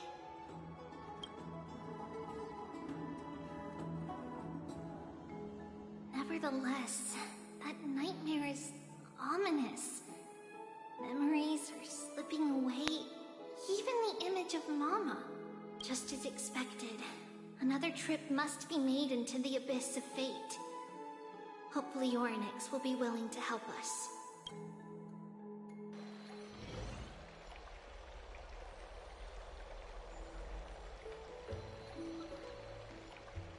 Long time no see, Professor Anaxa. Who are you? It's been a while. I'm the one who once overthrew the entire classroom in that spiritual physics lecture. Oh, it's you. No way. Do you really still remember that, Professor? I remember that glib tongue of yours. What brings you here? Surely you're not here to reminisce. You could tell. Of course. You only beat around the bush when you have a hidden agenda. That's not true. I'm here to seek enlightenment, as always. Could you please teach me everything you know about the black-robed swordmaster? Rumors sure travel fast. Unfortunately, I too know nothing about it. I can only tell you that it is clad in a black robe and wields a greatsword. At least, it looks like a greatsword. It's shaped like a twisted half-sun, and a peculiar dagger resembling a crescent moon. By the way, take this with you. I got it from the sneak attack. It's yours now. I was right. It is this thing. The one who torched Aedes Elysiae to the ground. And killed everyone. Don't try to be a hero. No one in Akama stands a chance against that thing right now. Is that what the Titan said as well? Not at first. But the god relented after having had a taste of its power. Even with the god possessing me, I couldn't fight against that blade. That incredible power doesn't seem to be granted by any Titan. Are you suggesting that it originates from beyond Amphorius? I think we may have found the Stellaron source. The source of the problem. It's possible. Much like the Black Tide, no? Nonetheless, it's an enemy we must overcome. We? Drop the pipe dream, Phainon. No one wants to see you fall by their blade. His mere presence will endanger the Holy City and the Flame Chase. You know that I don't believe. You don't believe in the so-called prophecy, I know. However, I'm here to seek your assistance, not at the request of Aglaya or Treaty. I just want to eliminate a threat to the city I pledged to protect. That's all. The tragedy at the Grove must never happen again. Take a seat. Since you are sincerely seeking enlightenment, I suppose I can tell you one more thing.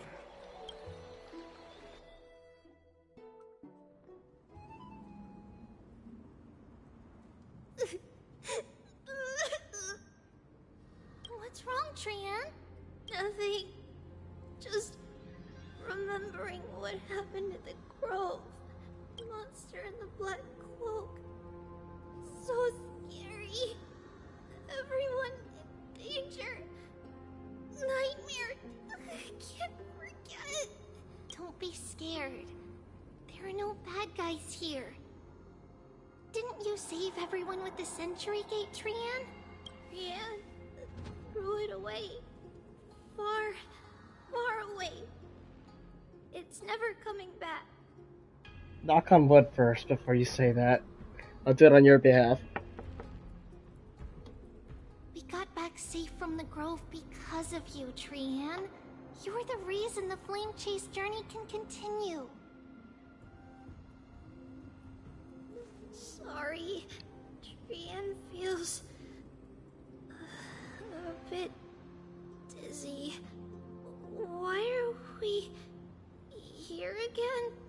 the same thing, of course. Remember? Tomorrow, we will reveal the prophecies passed to everyone. First, we need to restore the memories that have been blurred by the fragmentation. We hope to present the full truth to everyone, without hiding anything. Since Yanis caused the fragmentation, we can only turn to another Titan, Orynyx, for help. Also, remember to get breakfast ready for Aggie before the Lucid Hour tomorrow. Oh, yes! Trian remembers now! Oh, on that note, we had better prepare some saffron before we meet with the Titan. Saffron? Huh, it's an essential offering for rituals in the Temple of the Three Fates. You think we shouldn't go to Orynyx empty-handed? Yes, it's also a symbol of Yanisopolis. If we are to replicate memories, we need to use something that has experienced those days. And when we first met Aggie, we added that to the porridge we made for her, and she really loved it. I see! It's like killing 3 birds with 1 stone! Okay, sure. But it all depends on whether Orynyx is willing to help us. This could be a problem. After all, it was us who took the Coreflame from Yanis, from Orynyx's kin. We will have to give it a try. If there's truly no other way... In our current state, we probably can't do anything to them. We'll cross that bridge when we get there. Leave it to Trian. Trian knows how to play cute. In any case, let's look for saffron first. I hope there's still some left in the temple, untouched by Mikador's soldiers. I remember that aged saffron is preserved in sealed jars. Let's be on the lookout as we go.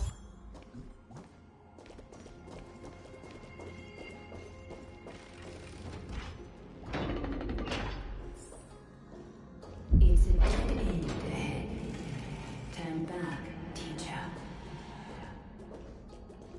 What? Aggie? No, it's an illusion.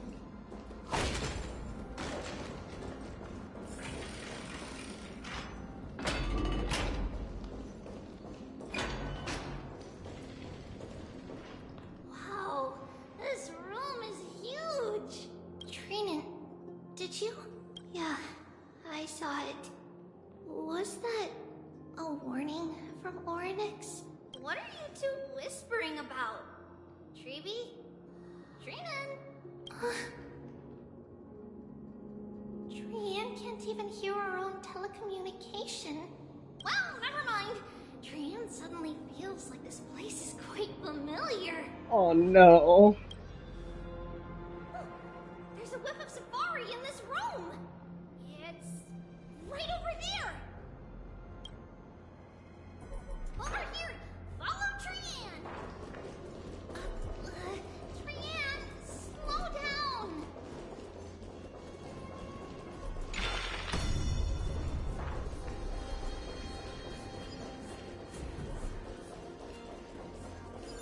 Even if separation is our fate, a futile death is not the solution. It appeared again. Right here. I summon thee. Orynyx, stir up ripples of past memory. Something's appeared. Wait, we should read it first.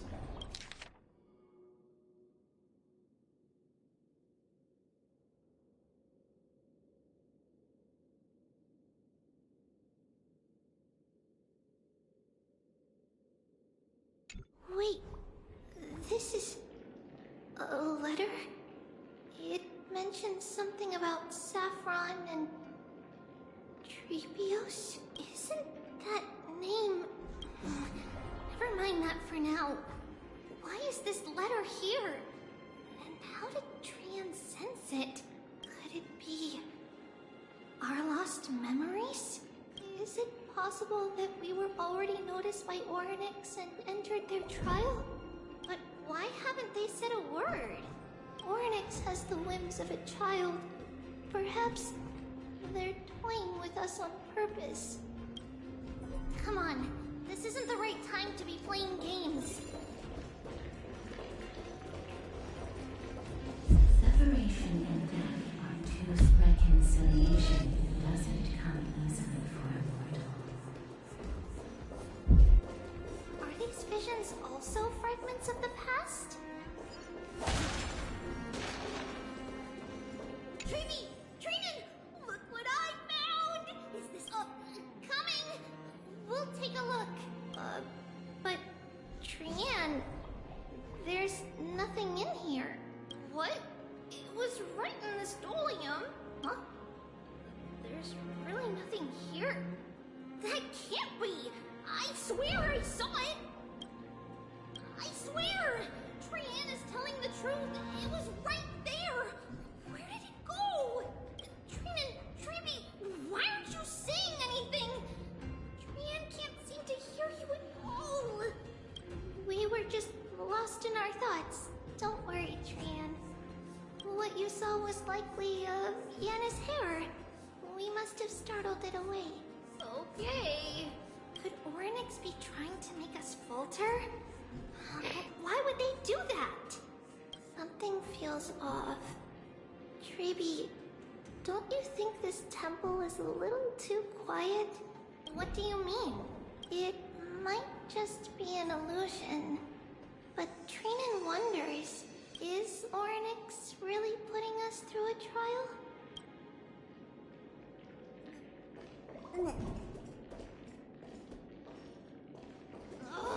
Still no luck finding any safari. I suppose we can do without it. Let's try to convince Oryx. At least they didn't toss us out straight away.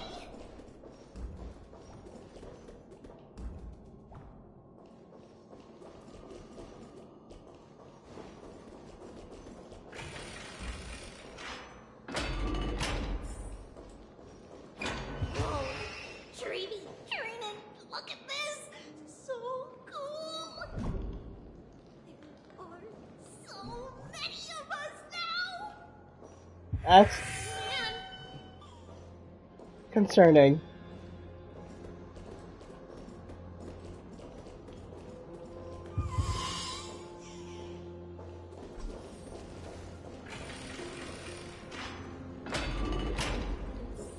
It's really quiet in here. Do all Titans live in dark places like this?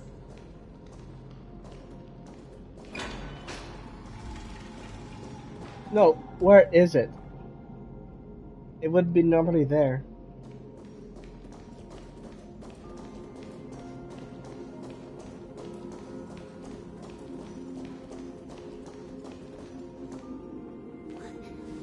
What's going on? Oryx disappeared?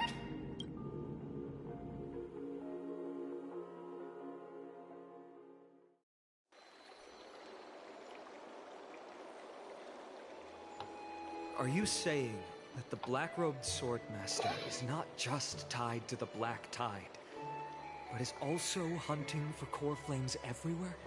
This is the most plausible possibility. First, it has a vessel that can hold Coreflames. Second, I'm one of its targets. Let's start with the first premise. Its peculiar ceremonial blade can interact with a Coreflame, as evidenced by the pull I felt when it stabbed into my chest. I hypothesize that the blade can sense, absorb, or even retain Coreflames. The second premise is even more explicit. When it was engaged in fierce battle with many of us and was heavily distracted, it remained consistently focused on me. Or rather, on the Titan Circes inside me. So it's plundering the flames.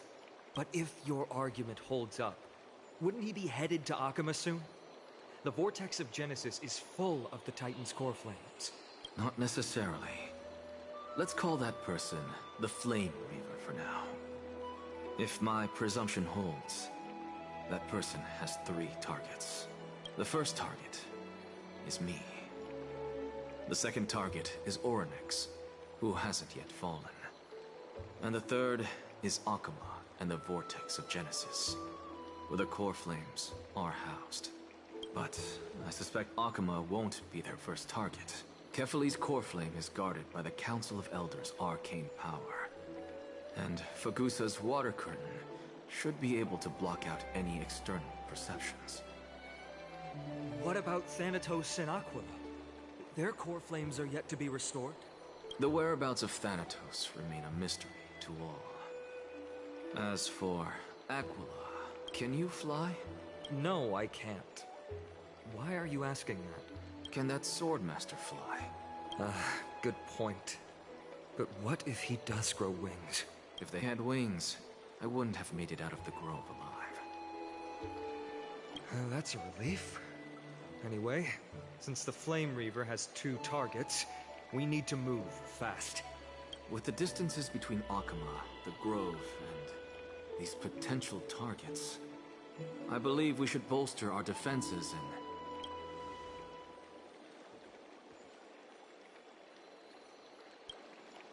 The Abyss of Fate. Orynyx! Are you in here? No response at all. Did they foresee that we were coming and hide in the fog?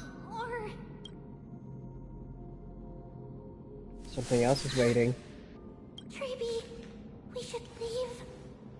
This temple has other people in it. What? It's here. Listen. Footsteps. Fast ones. 3 or 4 people coming this way. Come on. We need to hide. Whoever they are, we can't let them see us. Treeby, Trainan, come check this out. Oh shit, it's here. What's this?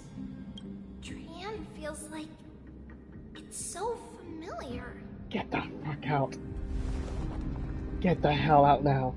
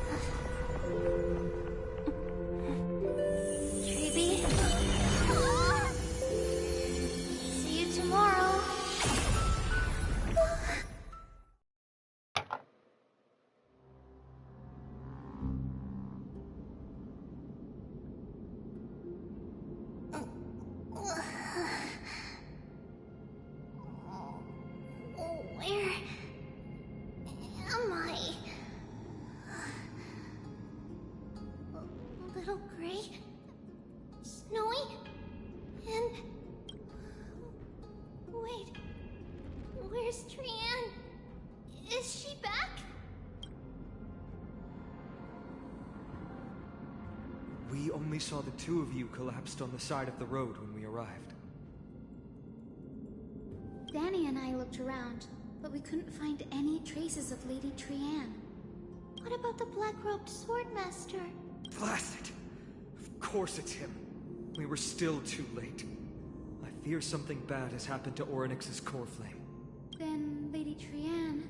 She doesn't have much divine power left. We can barely sense anything. That you're both safe is already a blessing. Everyone, we must take action now. We should split into 2 groups. One group will stay in the Abyss and meet up with Aglaya's reinforcements, then search for Trian's whereabouts. The other group will come with me to pursue the black-robed swordmaster and recover the core flame. I didn't get to tell you this before, but Anaxa and I already have our misgivings about the Black Tide, so we've made preparations. I'll tell you the details as we move. Opportunities are fleeting on the battlefield. We should hurry. Lord Phainon! Lady Treby and Lady Treenan. I'm glad you're all right. Did Aglaya's people get here? Yes. Lady Aglaya already knows about the situation and sent along a message. Phainon, I understand that Swordmaster is of great importance to you. But if you charge in without a plan, I fear that you won't be the only one who dies in vain. I understand. Hatred is a hero's deadliest poison. I have no intention of fighting alone. If that Swordmaster really is related to the Black Tide, the Chrysos Heirs must not take them lightly. I have indeed planned to return to the Holy City and discuss the strategy with Aglaya. We'll need all the help we can get for this encirclement.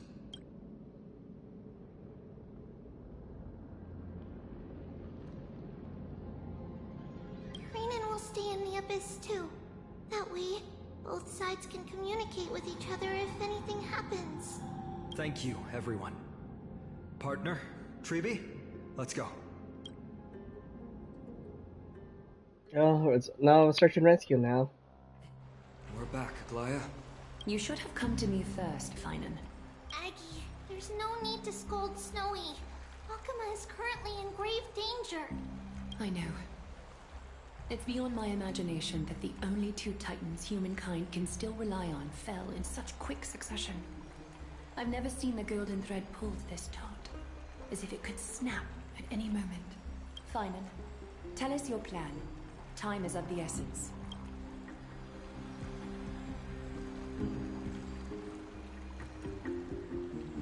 This being is not just hunting titans, but taking the Coreflames too? Yes. Just like the Flame Chase journey is doing. Professor Anaxa thinks the Flame Reaver's arrival is likely a sign the Black Tide has spread further. Regardless of whether you're right, this being is still far more aggressive than we expected. But its madness is also an opportunity for us. If its goal is the Coreflame, then that means us humans can lure it into a trap. Anaxa had already left the Holy City with Cersei's Coreflame while we were on our way to the Abyss, so he can make preparations for the battlefield. Tell me, what makes you think this won't end with us losing another Coreflame? Because this time, the power from beyond the sky is also at our side. He is the key.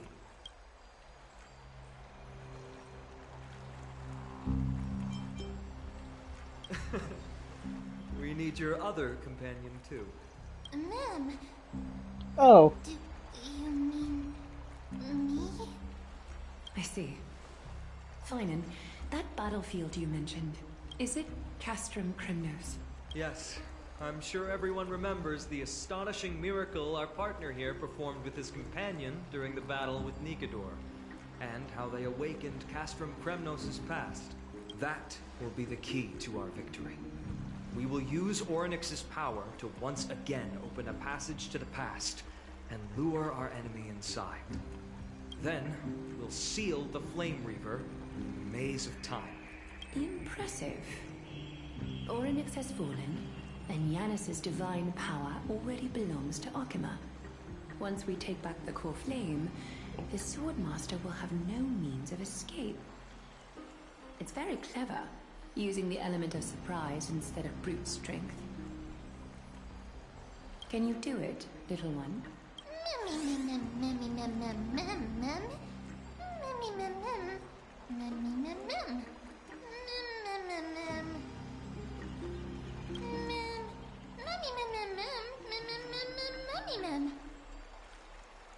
Damn right. Yeah.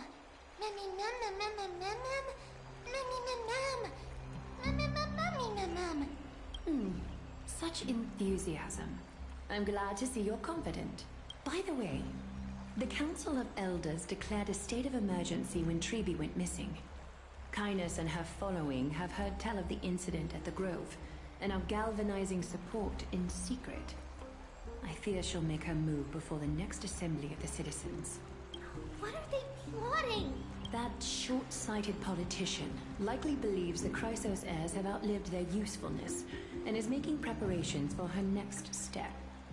That ugly side of humanity is something we'll have to deal with eventually. But that's a problem for another day. I've sent Casterus ahead to the Council with a message. She should be able to keep the situation under control for the time being. Phainon, it is my hope that we can come to an understanding on this. We must take down the Flame Reaver in one go, and retrieve the Coreflame. And in doing so, grant ourselves an advantage against the Council of Elders. Of course. You may count on me to lead the charge.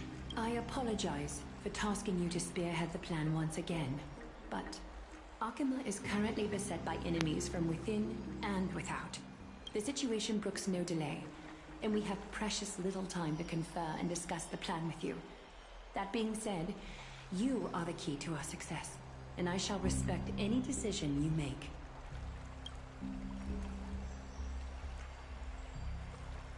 I may not be as masterful as Trian when it comes to the Century Gate, but even I can open a nice big gate if I have enough time. As for whether we can take back the Coreflame, that will be up to Anaxa's capabilities. Based on what I know of him, he can do it. I'll be honest, we can't.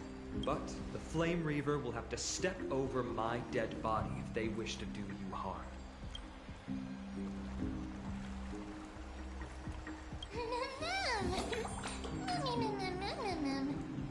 I want to be mad at you. Grateful to you for your aid, and to the rest of you as well. Now, let us be off to begin the hunt. May carefully sharpen our gaze and grant us victory over the enemy. Looks like we're missing someone. You mean Mighty? He's dealing with a different problem. Don't worry, that man would never miss out on this fight.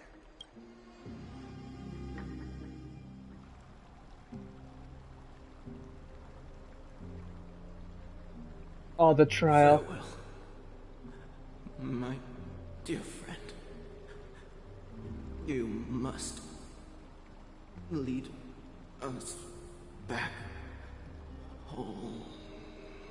You and I, we're both the same. We feast on strife and fear. If you're truly capable of leading our people beyond this blood-stained fate, then prove it to me once more, Mighty Mos.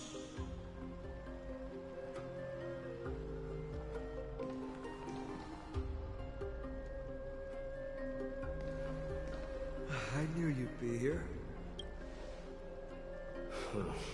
I heard you're about to set off on an expedition. That's right. It's going to be a tough battle, and our destination is... turns out to be Castrum Kremnos. Is that why you're here? To pray to the dead Nikador? No, just the opposite. I'm here to tell you, you can entrust the front lines to us this time. You can't afford to lose your upcoming battle either. Have you heard the story of Geocles the Mountain Breaker? Sounds like you've spoken with Cartonas. That's the name of the legendary mountain dweller, right? Let's have a chat before we go our separate ways.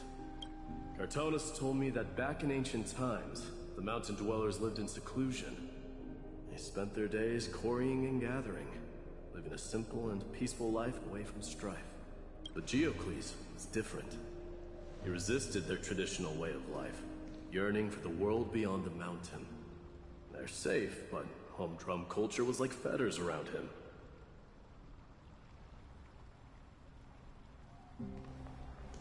He sounds a lot like you. Yes. That is why he, too, faced the same dilemma as I do. One day, during one of Geocles' many ventures beyond the mountain, he spied a battalion of Laedonians stationed at the foot of the mountain. The Laedonians were at war with their arch-enemies, the Companions, and they used the mountain as a base to carry out guerrilla warfare operations.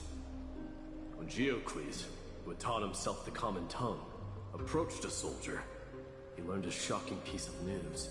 Laedonians were planning to plant mines and explosives all over the mountain, and then lure their enemies within.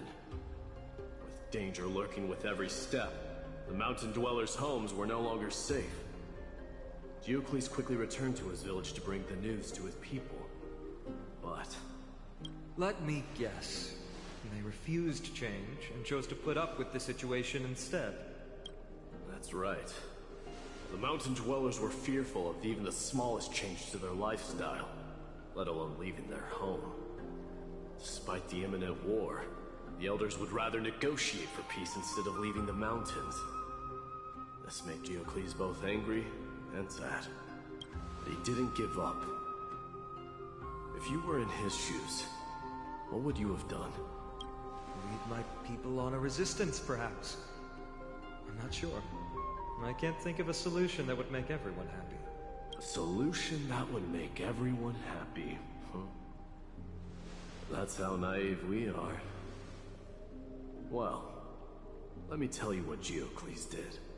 He took the mountain dwellers' store of gemstones, traded them with the Ladonians for a massive amount of gunpowder.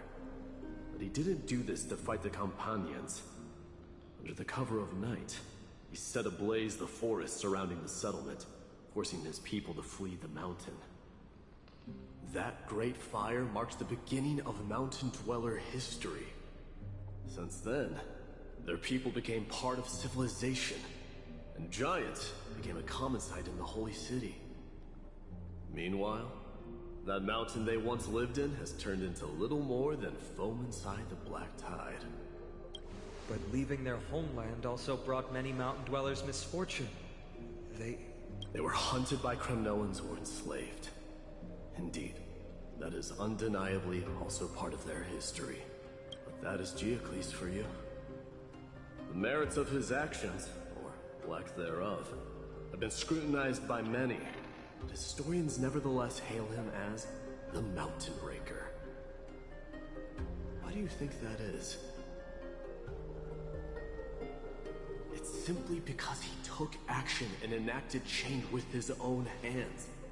He didn't try to make everyone understand him, nor did he even waste time trying to make everyone happy. He started a great fire and burned the shackles of tradition to ashes.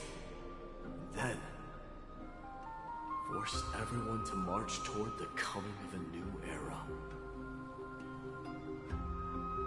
You've made up your mind, haven't you? Yes. I'll be leaving Akuma soon to fight the great darkness of this world. To shoulder Nikador's destiny. So, listen well. If there comes a day when we meet again on the battlefield, that I stand opposed to the flame chase, remember to stab your sword into my back through my 10th thoracic vertebra. That's my weak spot, and the only way to kill me. Your Achilles heel.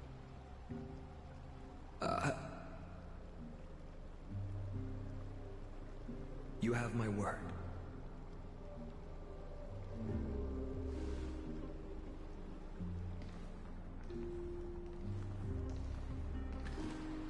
Go now. The battlefield calls. Send that flame-thieving hyena to their death. But if you find yourselves with no other recourse, pray to that blade in the sky. Loudly call out the name of the new god.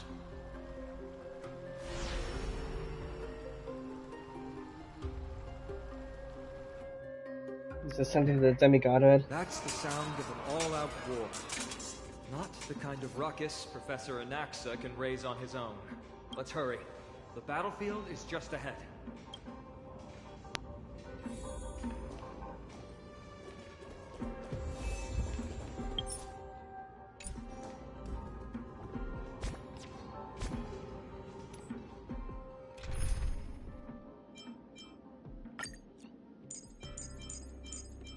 Okay, where are they?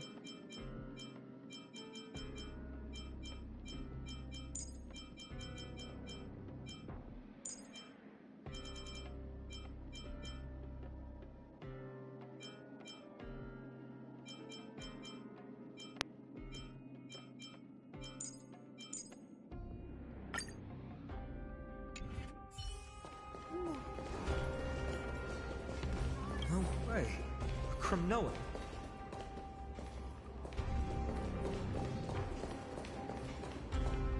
I didn't think she'd manage to send the Cremnoans to assist.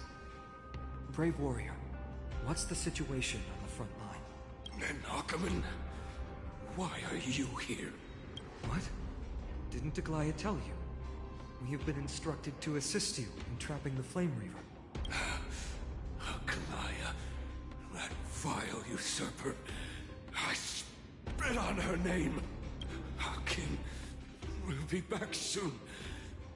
He'll be able to deal with you and that black road.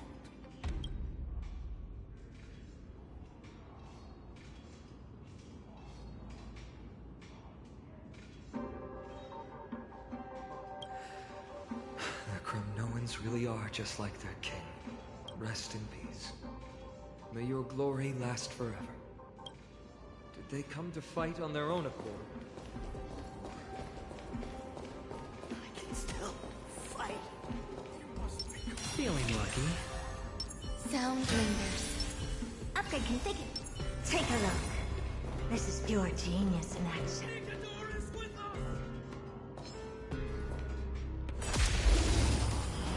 Well. Eternal. There's more to life. Honored to meet me. Expand your thinking. Watch a crow. Time to twirl! You doing yourself? Sure, I'll play along.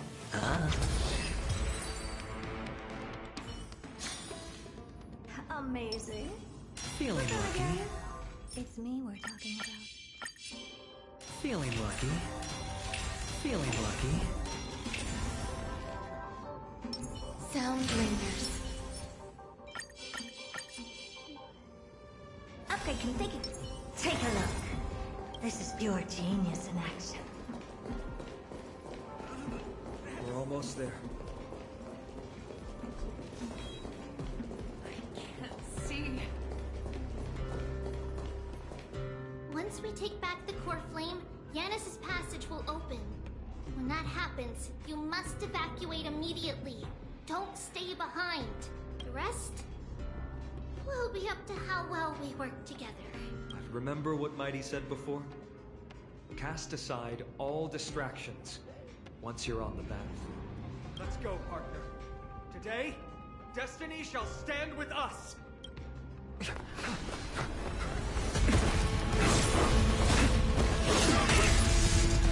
Finally.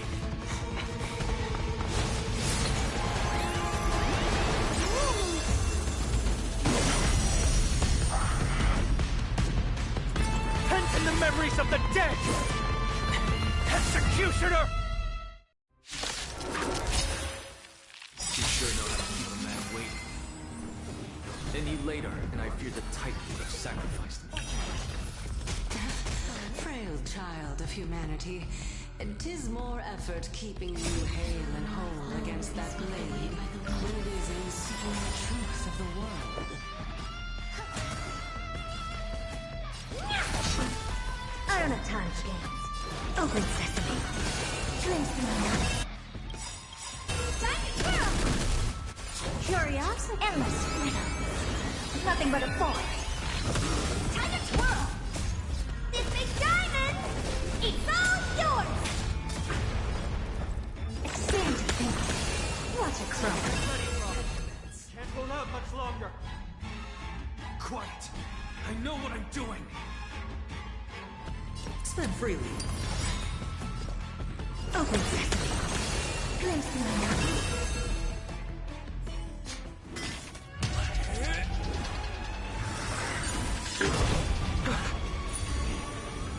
At long last. Century Gate, open!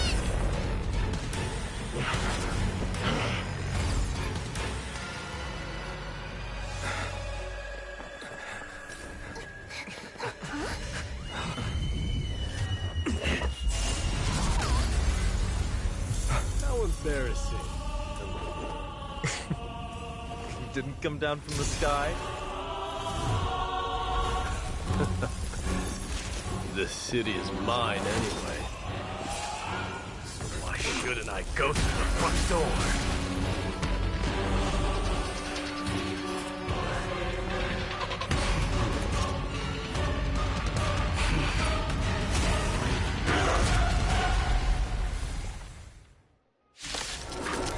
Never phase 2. Minion of the Black Tide.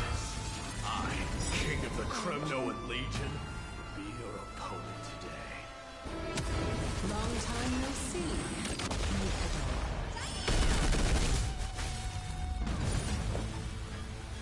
Existence is unity. The dice have been cast. Bust. Or maybe I'll take it all! Never seen perfection. Expand your thinking. Watch it grow. Time to twirl! Curiosity. Endless freedom. Nothing but a forest. Time to twirl! Open sesame. Glimpse the unknown. Do you know who I am? This big diamond! It's all yours! I don't have time for games. Expand your thinking. It's time to end this.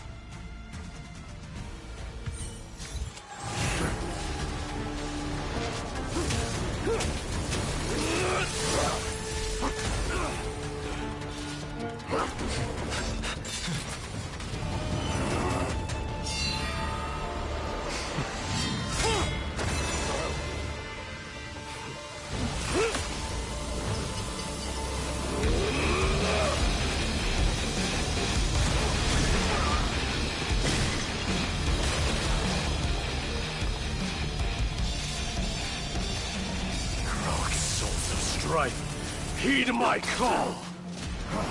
I am the Lance of Fury. The agony this world needs!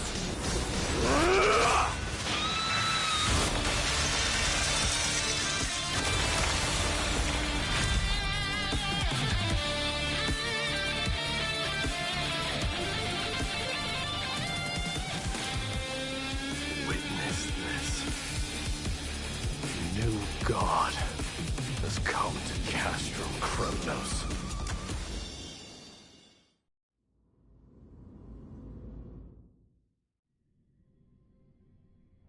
Look! The warriors have returned! But are the rumors true? Has Ornyx fallen? As the Council of Elders said, we face a dangerous threat. Yet the Chrysos Heirs are only inciting more chaos. They don't... They really gave the core flame of strife to a Kremnoan at the end. What a noisy crowd. This, doesn't feel right. It's probably because Ornyx is gone. Ornyx was a generous titan in the eyes of the people. They graced us with miracles, allowing humanity to reap many a convenience from the past. What they don't know is the Titan didn't do all of that of its own volition. Regardless, the Titan has fallen, and we must surrender Ornyx's core flame. A meeting with that woman again so soon? I just can't catch a break. Professor Anaxa, why don't you find someplace to rest first? Matters that require Aglaya's attention are piling up. You two meeting again will, forgive my honesty, only distract her. Just try to stay on your best behavior, if you know what I mean. That's not up to me, I'm afraid. I've been trapped in her prison the moment I set foot in this holy city. The price of having a Titan living in my head, I suppose. Don't worry, I don't want trouble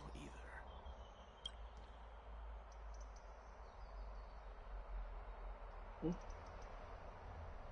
They have differences in ideology. Yeah, definitely see Alright, that. I suppose that's putting it lightly. Don't worry, you'll figure out the intricacies of these relationships sooner or later. I'm sure you don't need my help handling Ornyx's core flame. So I'll be off. I have some personal matters to attend to. It somehow feels like D has closed himself off even more after he completed his trial. Yeah, A lot has happened in the past few days. You've been lost in thought for a while now too, Treeby. Did Phainon bring news? Yes. She has found Trian. She was at the bottom of the valley outside the temple. But that's where the good news ends. I'm sorry. It's alright. They also found someone else besides Trian.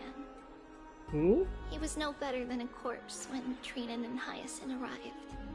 He had suffered more cuts than could be counted and leaped off a cliff from a great height. All to free Trian's body from the clutches of the black-robed swordmaster.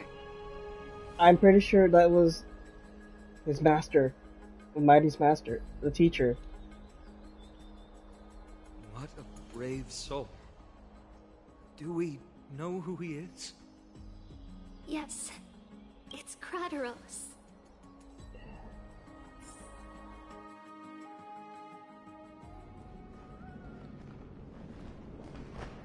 Stop!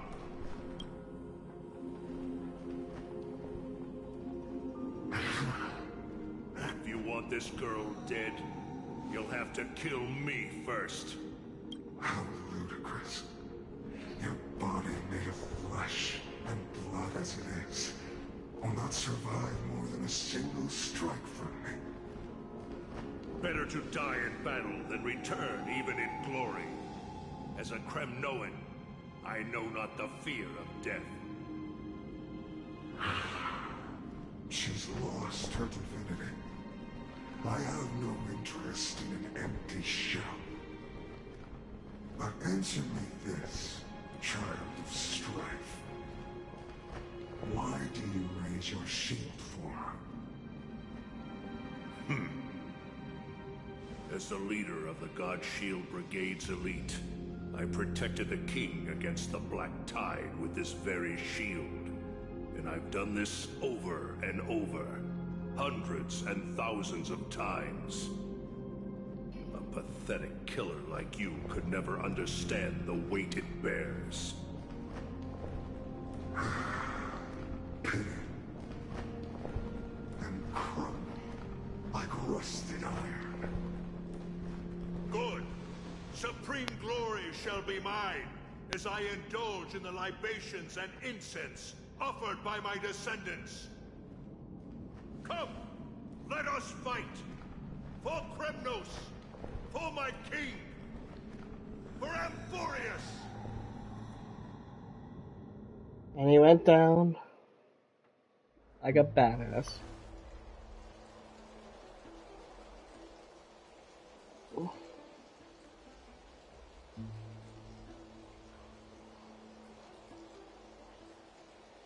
We foresaw this cruel parting 1,000 years ago. Today is but a reminder of that bitter taste. Oh. But Lady Aglaya, I don't understand. It wasn't life itself that Lady Trian lost. Why does she look like she really turned into a doll? I don't understand. Don't be sad, Hyacinth. Trian has used up her borrowed time from Yanis, that's all. Her spirit is now riding the west wind, flying ahead to a world free of sorrow. If a world like that truly exists, does that mean everyone from the Grove is there too? It exists, Hyacinth. Do you not remember? The prophecy that guides the Chrysos Heirs is the voice of Kefili before it fell silent. It loves all of its creations dearly, and would never bear to lead us astray with lies.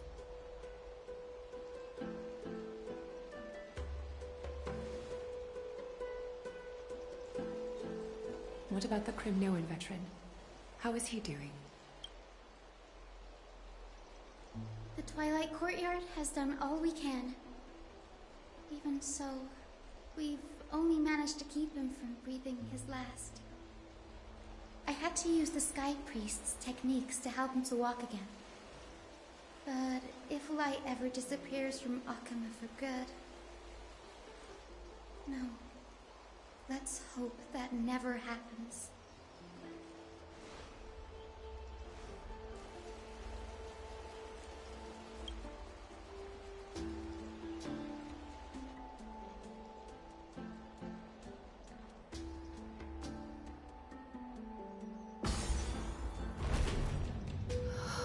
The parting hour is upon us. Yet the golden thread runs slack. The heroes have returned with their spoils. Everyone, please take this opportunity to rest and prepare for what awaits us. You've returned unscathed and brought tidings of triumph. Truly a moment worthy of celebration. R.I.P. Trian.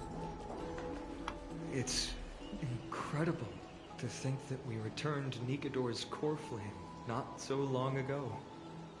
It wouldn't be an exaggeration to say that you and your friend's arrival has melted the glaciers of history. That's what trailblazing is. You could say this is the true face of history. It slumbered for 1,000 years, only to awaken for this one moment. Alas, now is not the time for a study of history. I do not see a Naxa around. Was this under your instructions, Phainon? Yes. It just seems much more efficient than letting you two go at it endlessly. A rash decision. After all, he still bears a core flame with him. I do concur with your assessment of efficiency, though. Now, let us table the issue concerning him for the moment. The more urgent matter is the core flame of Orynyx. The Chrysos Heirs had initially crafted a plan regarding the order to return the core flames, for titans like Orynyx and Circes, who harbor no intentions of harming humanity. Our strategy entailed assuming their divinity only at the very end. But this unforeseen turn of events has thrown everything into disarray. If we don't return the core flames to the vortex of Genesis, and we leave the Titan's divine positions vacant, we can't even begin to imagine the disaster that would follow. But the most pressing issue at hand is that we haven't found the Chrysos heir capable of bearing Orynyx's divinity. Phainon, Castris, Mighty, and Hyacinth. Treepy and I devoted a millennium scouring the world, only to find these few people. Only a chosen few possess the capacity to assume divinity. The elite among the Chrysos heirs. We would never hastily extend our invitation without first verifying their potential to bear such power. Yet we cannot compel anyone into divinity, as it would be no different from sentencing them to the gallows. Truly a dilemma. Yeah. How about letting him give it a try? What?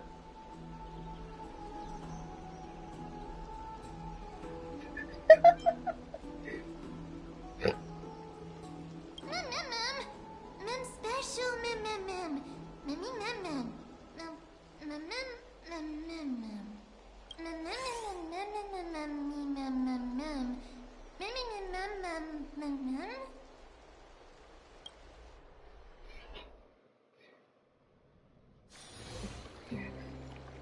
How long am I? Okay. I see the Reaper has forsaken you too, teacher. It simply put my life in the hands of the Twilight Courtyard. That priest girl's medical talents are truly exceptional. She might be far from the ordinary girl we envisioned. But this isn't about me, Mighty Mos. I saw it.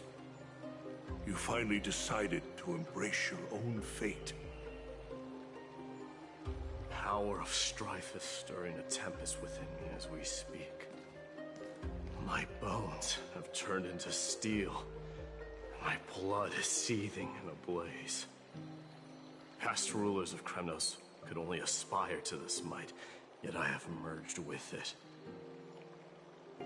I've made history, and henceforth divinity and kingship shall coexist as one. Indeed. You've realized the aspirations of every former king of Kremnos.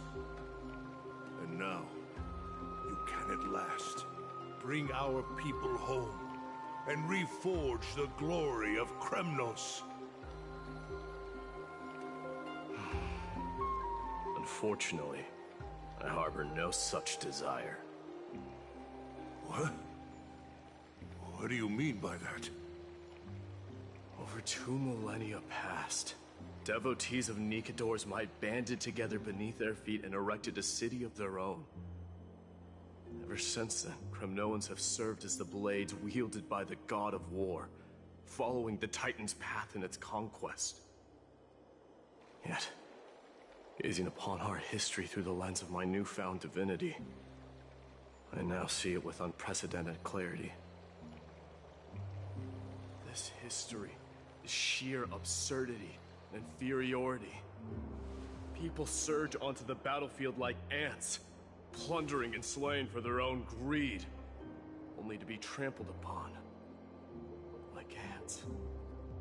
The city and the beliefs that Kremnoans hold so dearly, alongside the supposed tradition, mere anthills that can be crushed with a single touch in the eyes of the Titan. You! Are you trying to strip Kremnoans of the pride we've amassed over thousands of years with mere words?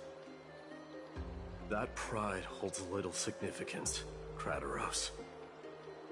Now that I've assumed the divinity of strife, my next step will be to renounce the title of king. No! No! Convey my message to every Kremnoan. This is an order. Do not do this, Mighty Mos! I beg you!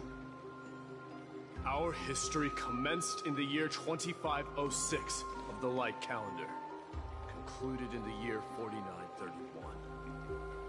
I, Mighty Mos, last king of Castrum Kremnos, son of Gorgo, do hereby proclaim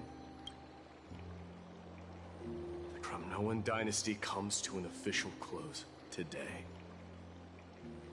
You have killed us. You have killed us all. No. I am granting you a new beginning. What is this? My mother's signet ring.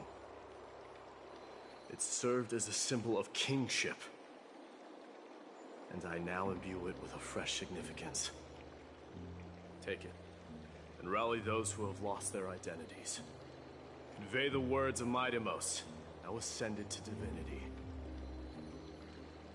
You no longer need to chase fleeting honors or face death on the battlefield as if it were your sole destination. However, you must adapt to fit into the city you once observed with indifferent eyes. A cruel fate awaits Amphorius. No matter how illustrious a dynasty may seem, it crumbles to rubble and gravel before formidable foes.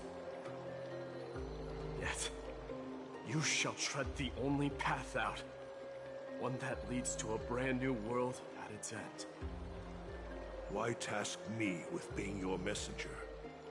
Why not explain all this to them yourself?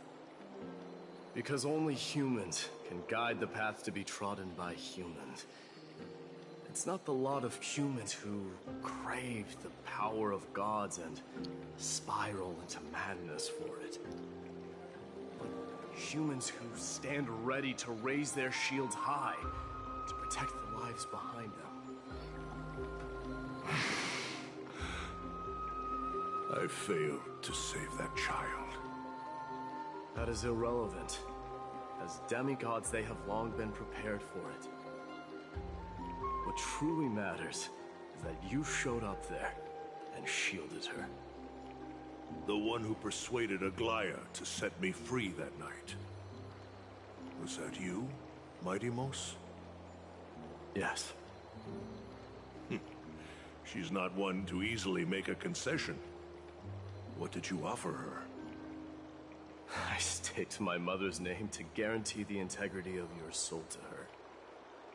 And I promised her that I would dedicate all I have to the Flame Chase journey. And what is next, Mighty Moose? Where will you be headed now? To the place where I belong, to fulfill my promise. The madness that has plagued Nikador and the darkness that has consumed Amphorius. It's now my turn to fight against it. There are some people to meet with before I leave. Let's go.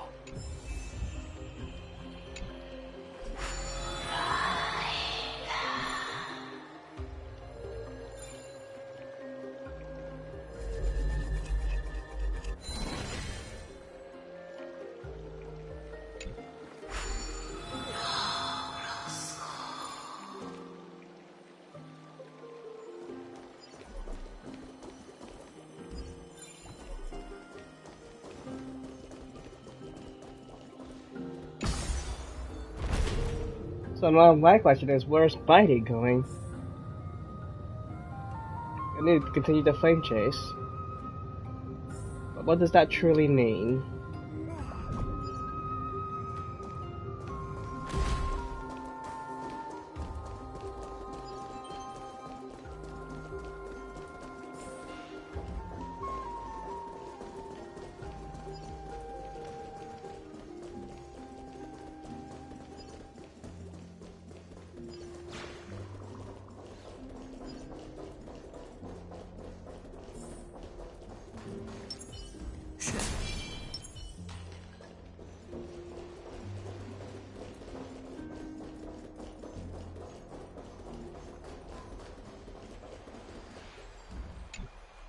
You're here, my Demos. It seems that you are prepared. Yes. You aided Akuma through yet another trying ordeal, and my gratitude knows no bounds. Isn't that exactly what you wanted? Not everything unfolds according to my plan. In the current state of the world, I can only proceed one step at a time. You are ready to dedicate all that you have, regardless of the promise you made to me, aren't you? Throughout my time in the Holy City, I've gleaned valuable lessons from you. Strategy, leadership, adaptability to change. Yet, it's only recently that I've come to realize the truly remarkable quality you possess. And what is it? It's the magnetic allure in your presence. It draws people to gather around you willingly, to seek your guidance. They strive not to disappoint you, not due to fear of repercussions, but out of sincere alignment with your ideals. That is precisely what every ruler of Castrum Kremnos has been missing. I am truly honored to hear that. And now, Idemers, you have risen as the most powerful demigod in the world. How do you intend to wield this newfound power? I shall see Nikador's aborted mission through to completion, and become the strongest bulwark for Amphorius to defend against the Black Tide. I will secure enough time for the Flame Chase journey, until you manage to lead everyone to reach the miracle of Genesis. Midemos, a new chapter awaits Amphorius. Yet, the one who guides the people to the destination need not be you and I. Huh. What did you see after assuming Nestia's divinity? Despite the passage of 1,000 years, every word of that prophecy remains as vivid as ever. You shall have your final bath in warm and radiant gold. Just as cryptic as all the other prophecies. What's the reason for the laughter? I was just thinking, if an ordinary person encountered these words, they would probably stay away from the baths for the rest of their life. But I cannot forgo the delightful experience a bath offers. So, I assume you also glimpsed yours, Midemos? One day, you shall die with a wound in your back. Well, that is a rather straightforward scenario. If I were to be terrified by drivel with no basis, I would not have attracted your gaze and joined the flame chase journey in the first place. You speak the truth. May you be destined for a powerful fate, and may we reunite in the promised new world. Farewell, mighty.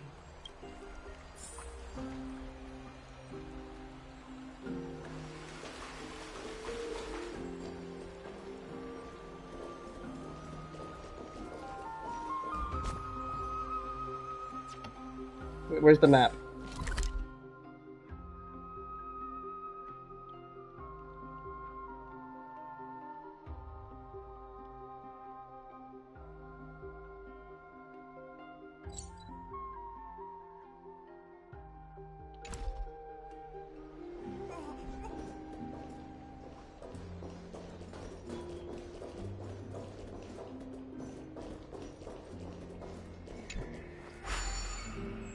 I want to see if I can find the others.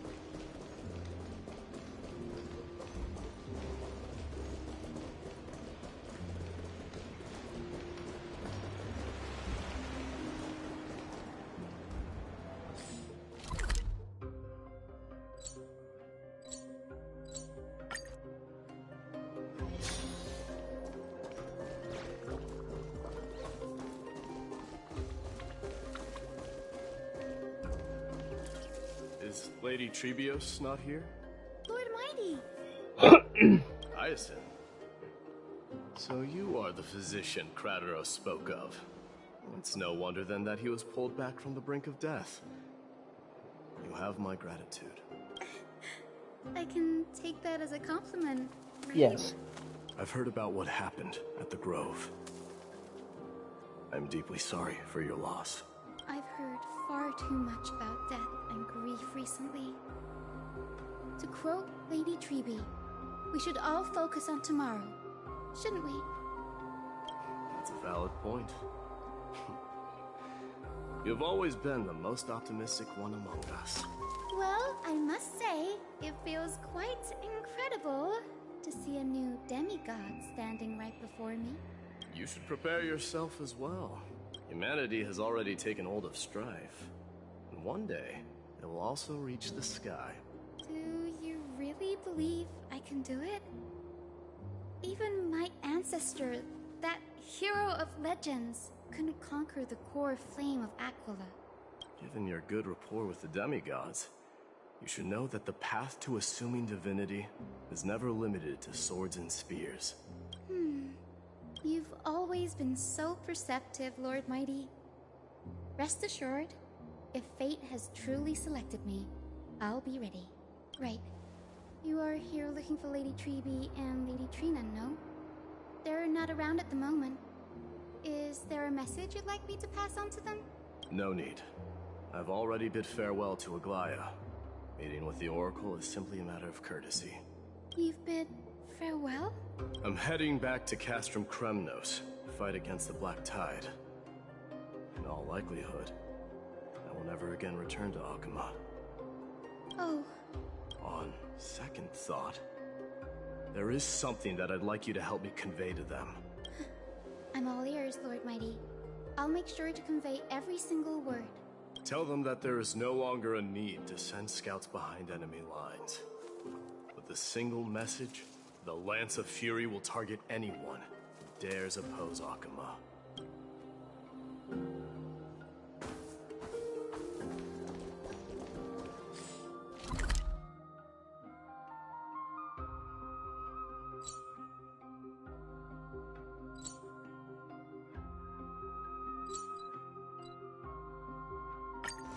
As long as I'm not going towards Dan Heng and Aleister, I'm good.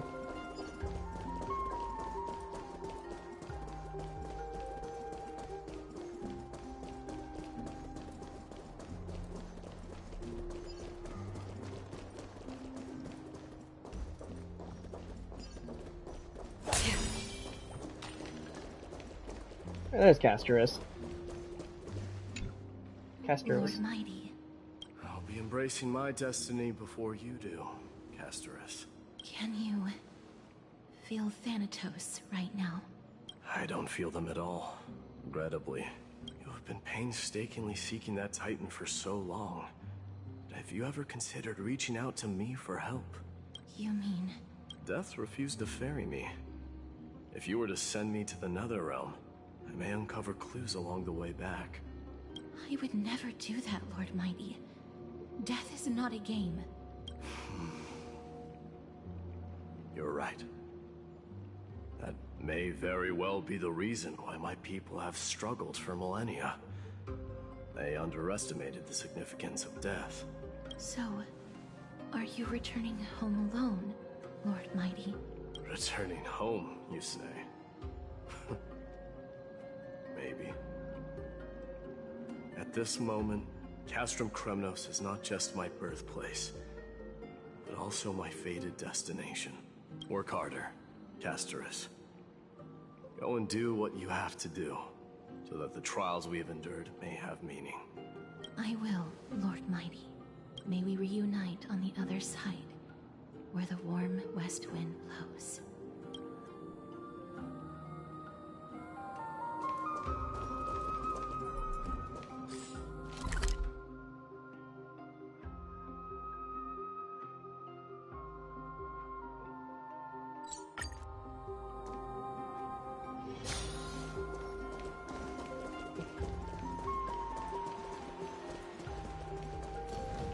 King of Kremnos, without the signet ring, but looking more like a king now. I'm no longer the king, Grand Craftsman. Matters not the title. Surpassed all former kings your achievements have. I will honor your trust and liberate the world from the clutches of fear. Nevertheless, I must request that you continue to watch over Phainon, Cartonis. I have a feeling that his fate will weigh heavier than all of ours combined. Keep Phainon in mind, I will. Return to your home, brave king. Together with everyone, I shall remain here. That thunder from Castrum Kremnos, we wait to hear. Okay, that's everyone. Now...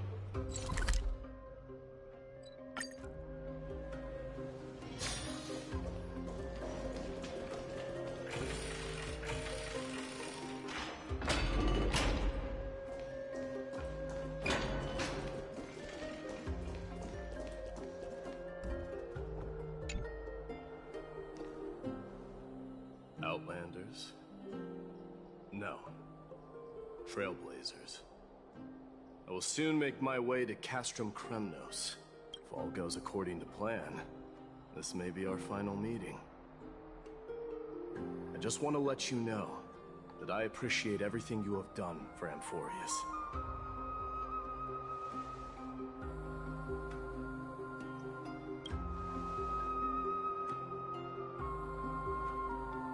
That means a lot to me. May success accompany your trailblazing wherever it leads. How about you let me guess what's on your mind?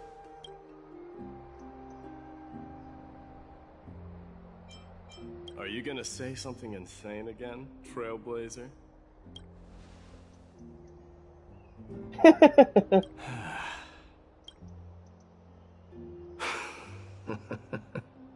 Now that I bear the divine within me, I can get the vague feeling that you have a great significance for the future of Amphorius.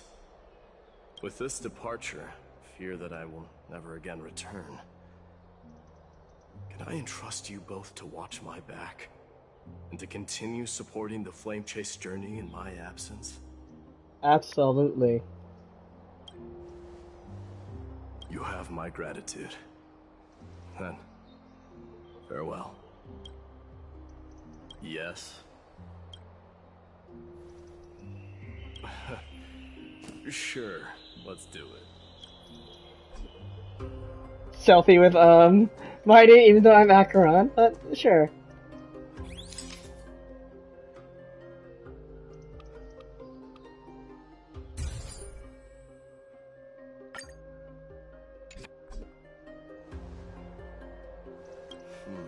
Well, feels peculiar, I suppose. I'm not talking about your photographic skills. It's just that I rarely take photos. But this one, it's pretty good.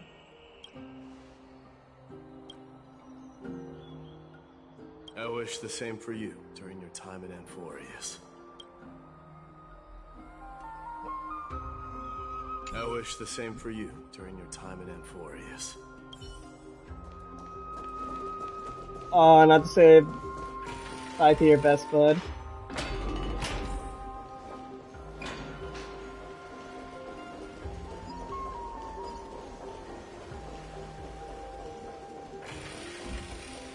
So, Mighty's story is come to an end, but the others' journeys is yet to begin.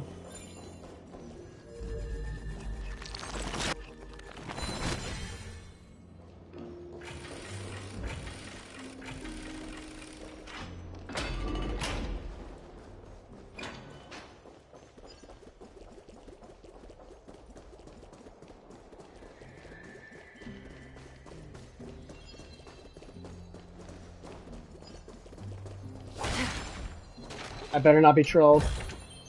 Good. It's 2 in the morning and I don't want to go after him.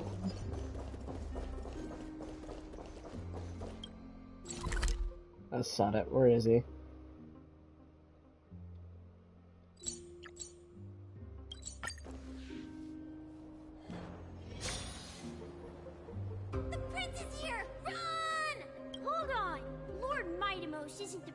Anymore. He's now the guardian of Amphorius. That's true.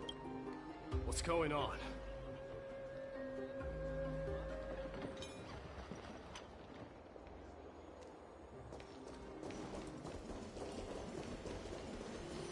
We salute the guardian of Amphorius.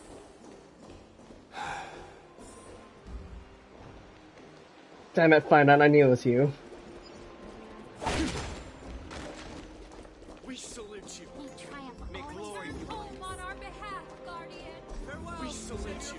It's been a while, Guardian.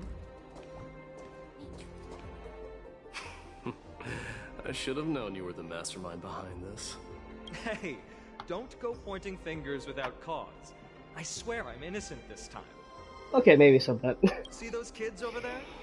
They're the ones who brought everyone together. I admit, that took me by surprise. Were you seriously just going to sneak off without a word with me? Well, I was actually on my way to bid farewell to you, but ended up running into this. Oh, that's quite an honor, I suppose. We better not leave them waiting too long, don't you think? The road to Castrum Kremnos from here is long. Perhaps it wouldn't be a bad idea to take a moment and etch their faces in my memory one last time.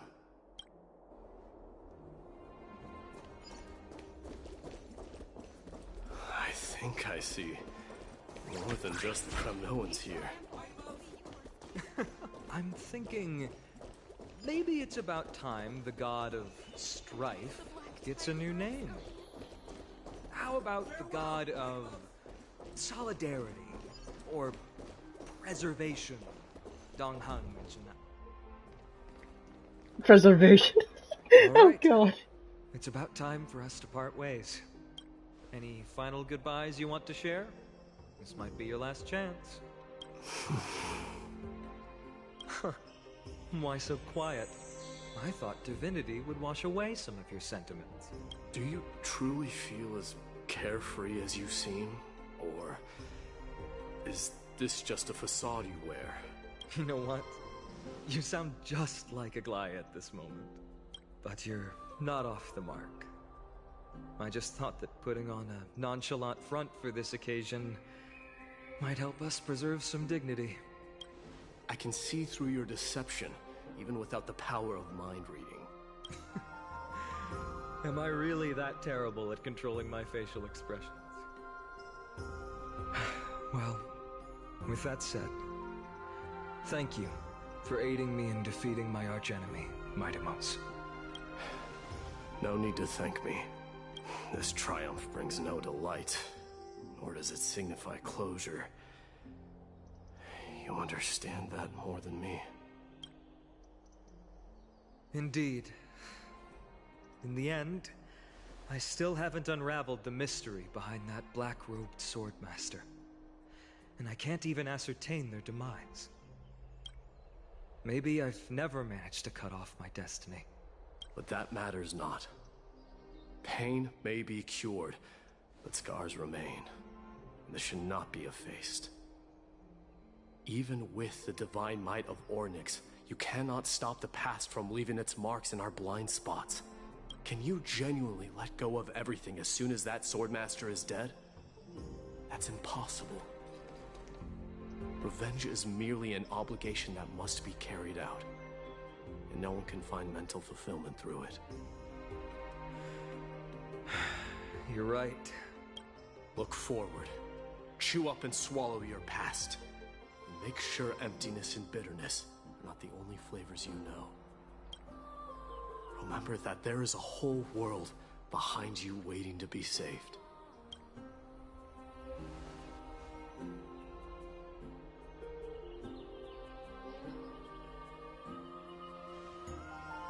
I'll keep that in mind.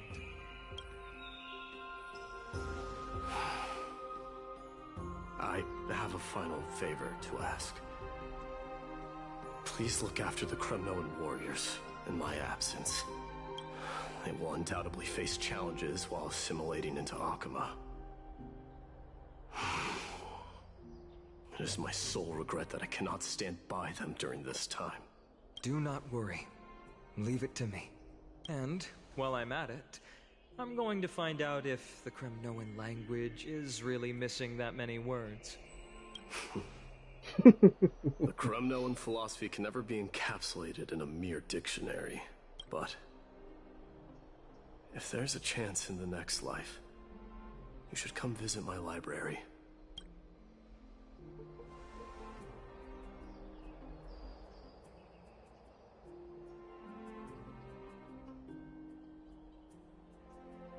I'll be on my way, Deliverer. Remember to stay alive till the final act. Yes. Same goes for you. Don't die too easily. May triumph always be yours, Midamos.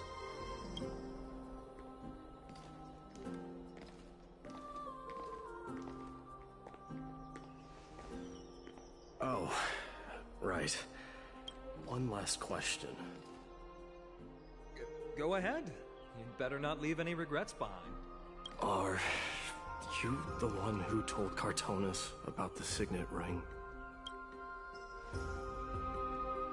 Well...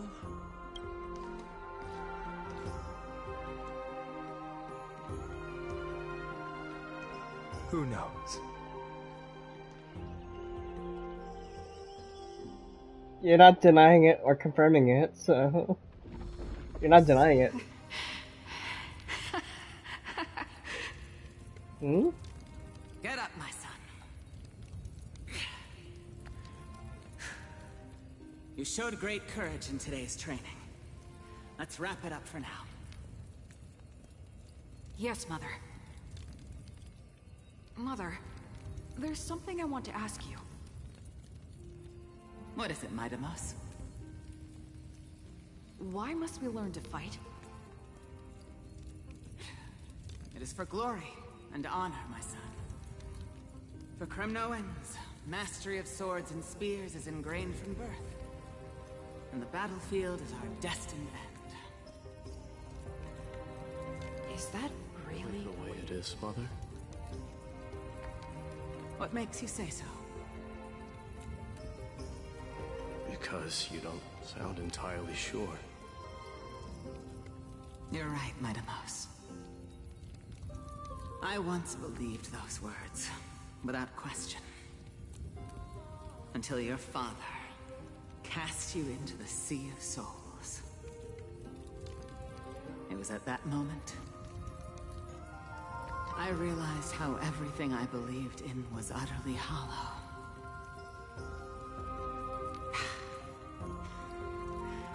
Perhaps the spirit of Kremnos had once existed. But as greed bloomed in the hearts of humanity over the years, such spirit had long faded alongside our glory. I no longer put my faith in any oath or doctrine. Now I have just one role. That of your mother, Maidamos. Your guardian.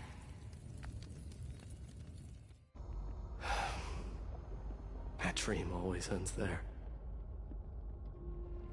The journey back to Castrum Kremnos is proving to be longer than expected. Krateros said that shortly after my fall into the sea, my mother challenged my father to a duel. She died through father's treachery, and I never saw her face. Yet each night she would show up, waiting by the flickering firelight. I always anticipated the sequel to that dream, believing she had more words of wisdom or guidance to offer. But now, I think I finally come to understand. That is all she wished to tell me. And now, I too am left with but one role.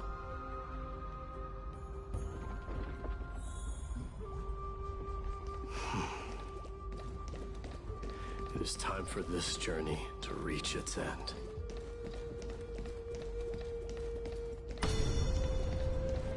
Look! Maidamos is back! You're alive.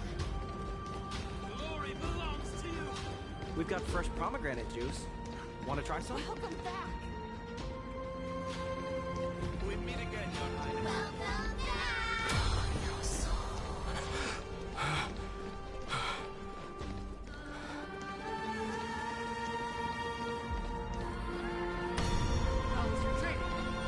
Say, come and check out what I just wrote.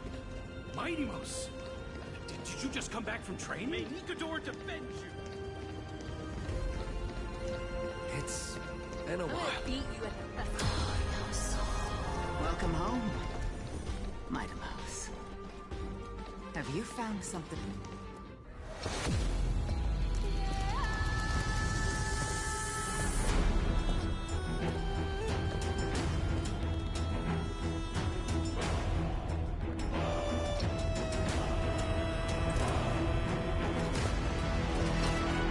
The son of Thorgo will be crowned in blood!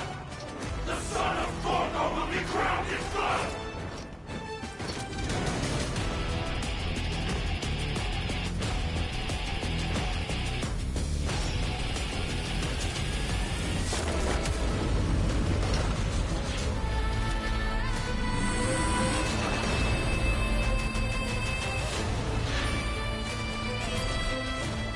Mother, I am home.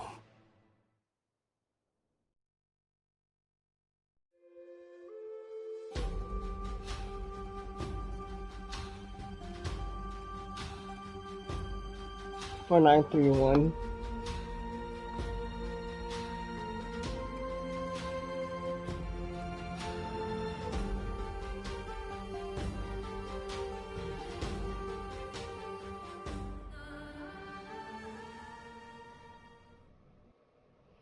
Well, there's still more.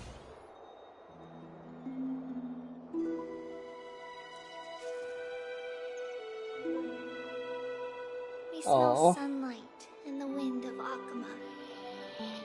This was your favorite spot, wasn't it, Trian? Lady Trian, why did it have to end up like this?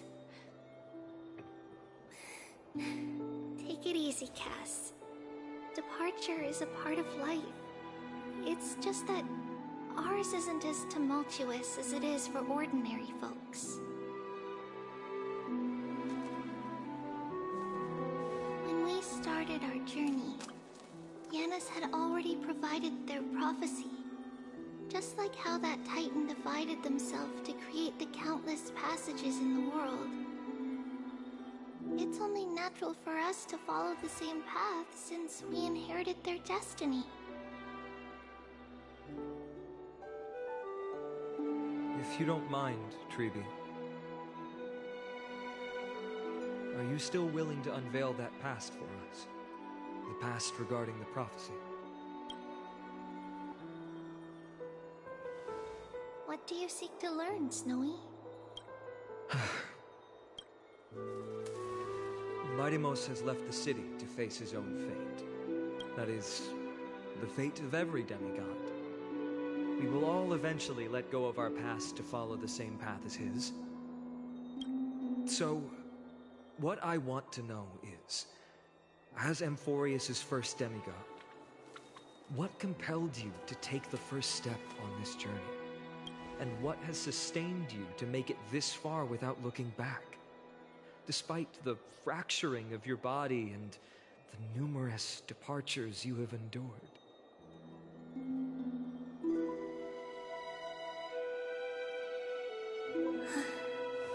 All right. Teacher, are you sure about this? Dee is already doing what he has to do. What reason do we have to keep it from them? Let's go, everyone. Let's go to the Abyss of Fate and see how it used to be.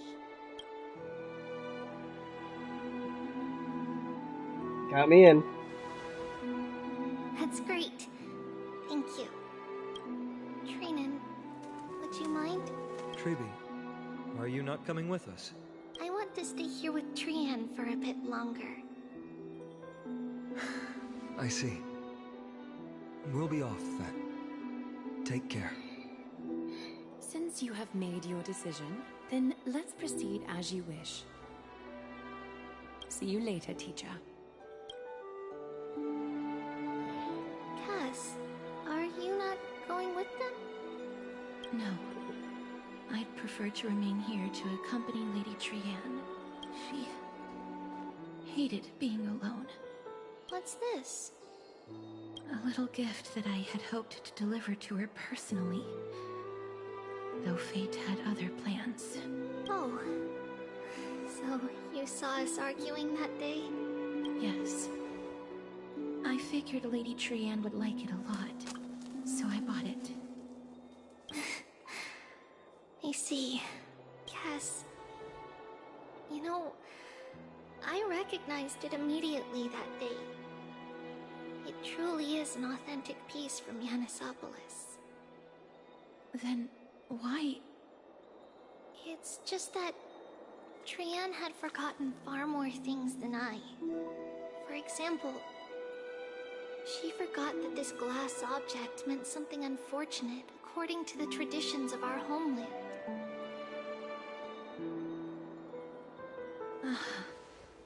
I'm sorry, Lady Treeby.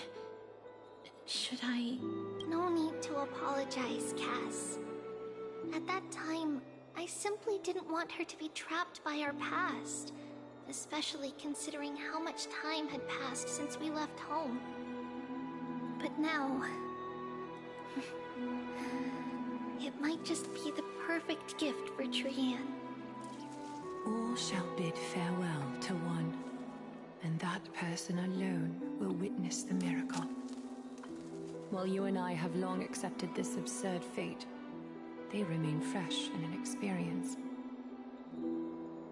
Teacher, don't let the weight of that cruel prophecy crush their spines. but it would be even more cruel if we allow them to ignorantly fall before the gates of the new world. They will eventually need to know the truth. We just need the right opportunity. This, to me, feels like the right opportunity.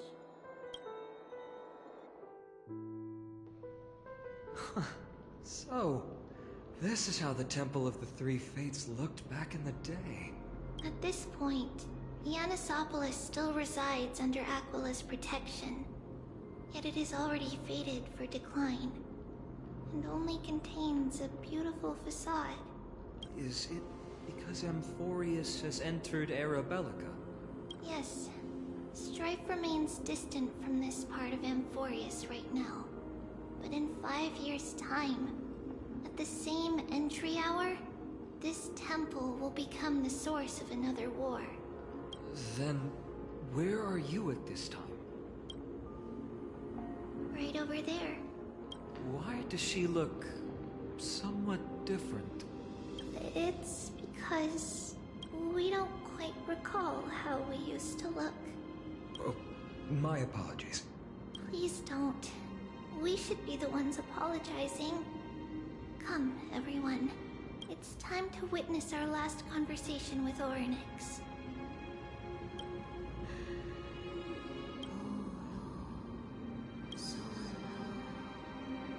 You're here, Orynyx.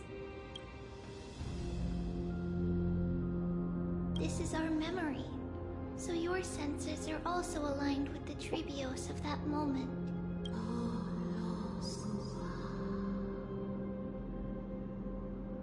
False prophecy, huh? So you still think that way?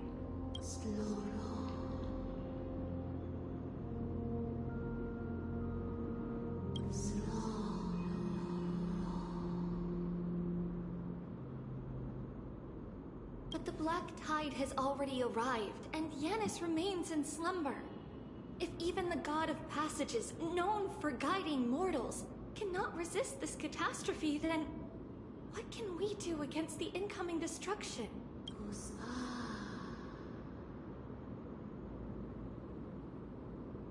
Those chosen by fate would never have their family taken from them. And how can I alone remain safe and secure while watching the entire world crumble before my eyes? This might be our last conversation, Orynyx. I will do everything I can to protect you from the Black Tide. The family she just mentioned. It's our mother. She fell from the spot into the valley a long time ago. It was during a grand ceremony held to seek Yanis's guidance, but things took an unexpected turn. It was Kefali who responded instead. Did something go wrong with the ceremony?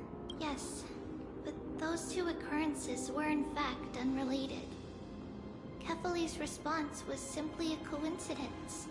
On that frosty night with treachery abound, as the Holy Maiden of Yanisopolis met her demise, the world-bearing Titan also fell in another corner of the world. Let's keep up with her.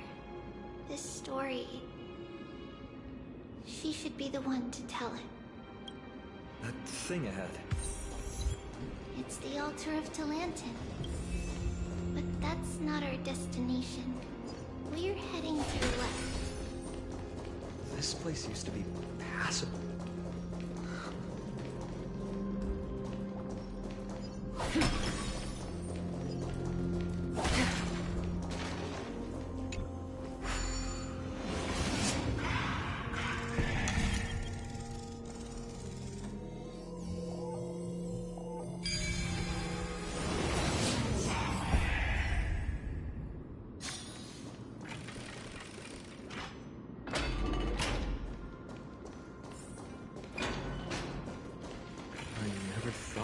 Such a hidden space in the abyss.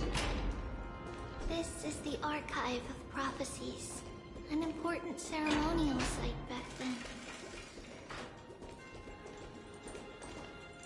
Is this Giannis's maze that Phainon used for divination in the past. Not only that, it also serves as a lock. Our childhood abode lies sealed within. This is the largest puzzle I've ever laid eyes on. And it even acts as a door lock. Should have expected something like this in the homeland of puzzles, I suppose. So, how are we going to solve it? Just follow the designated path and let the stone ball fall into the pool twice. Seems pretty straightforward. Even Mighty might be able to complete it in a single try.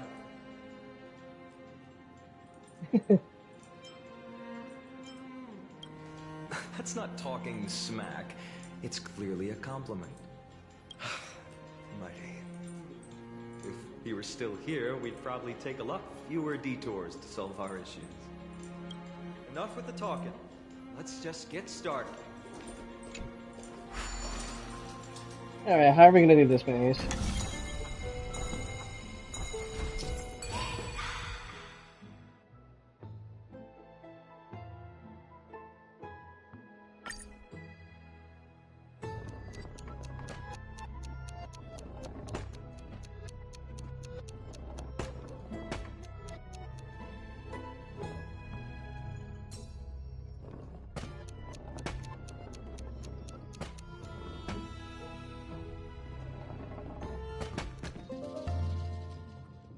There we go. Okay, simple enough. Impressive. You too have the makings of a high priest now.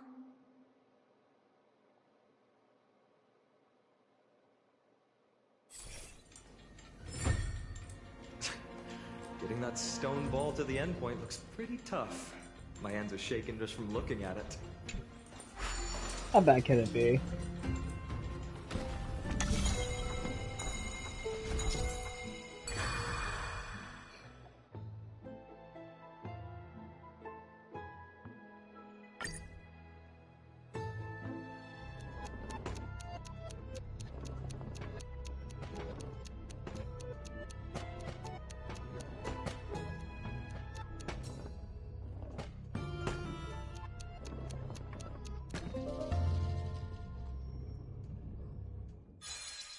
Okay, simplify. The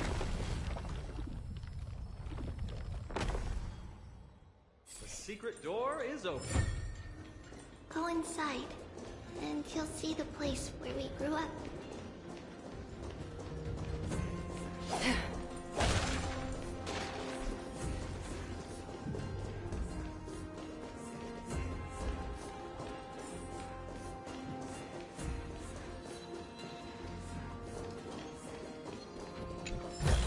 Heard that.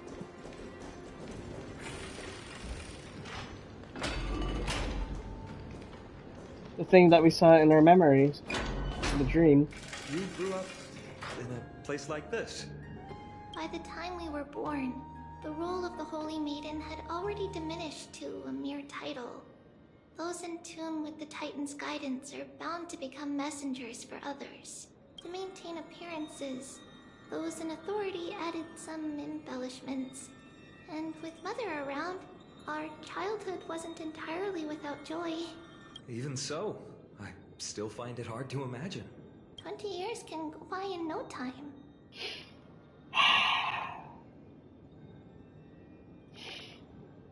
You just have to say that, huh? Okay. Phainon, for most people, 20 years is a long period of time. Right. Becoming a demigod sure changes how one lives through time. That does not mean I'm a demigod. I'm purely human. It's hard to believe it's been so long. Your power is exceptional, Little Gray. This place looks exactly as before.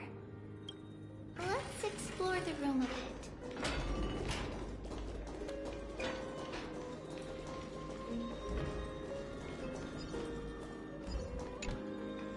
There's a blackboard here. What's that drawing on it? That doesn't ring a bell. It It should be something we invented during those 10 years. It has been approximately 10 years between Kefali's prophecy and this moment when we are about to set out. We were raised in this temple complex and had never stepped outside the gate of infinity. To understand the outside world, we spent much of our time acquiring knowledge and developing a few inventions along the way. Sadly, the inventions served no purpose except to deliver letters, and the knowledge we gained has all faded away by now.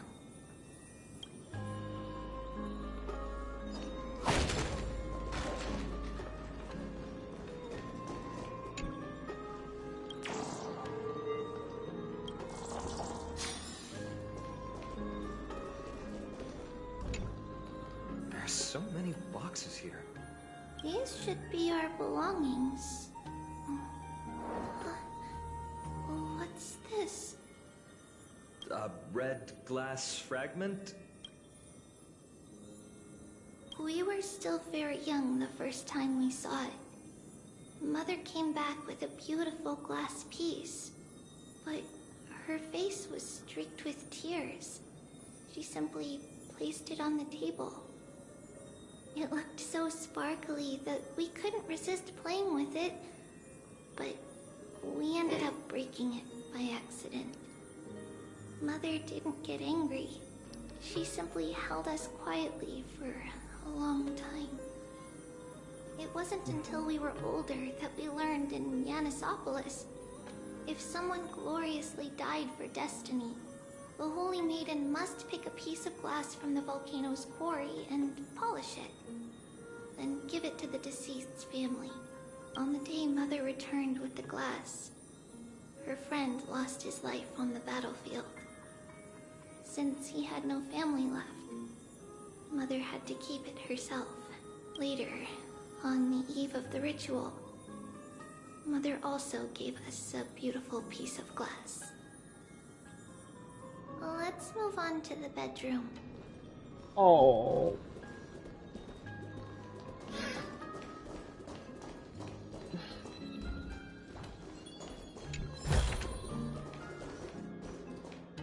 It's Trebios.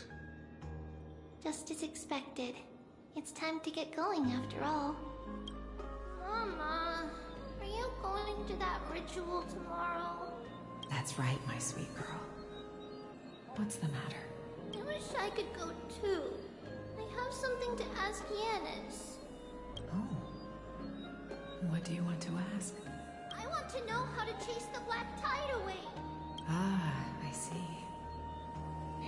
Unfortunately, it's a secret ritual, and only I can preside over it. If you want me to consult the Titan on your behalf, you'll have to promise me something. What is it? Be a good girl and go to sleep now. And whatever you dream of, don't be afraid. Just sleep through the night until morning comes. Until the next time Aquila opens their eyes. Can you do that for me, sweetie? That's it? Of course I can! Trebios is the most amazing Holy Maiden of Yanis!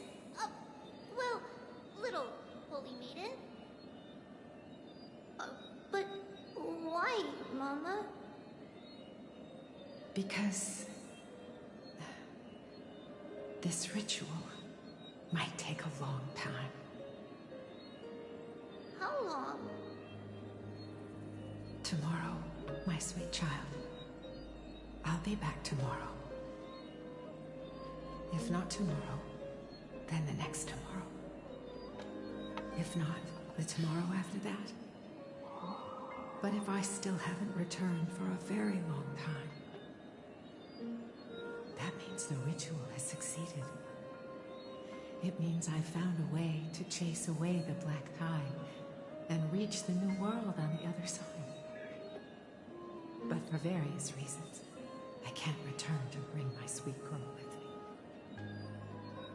But I'll be waiting for you there.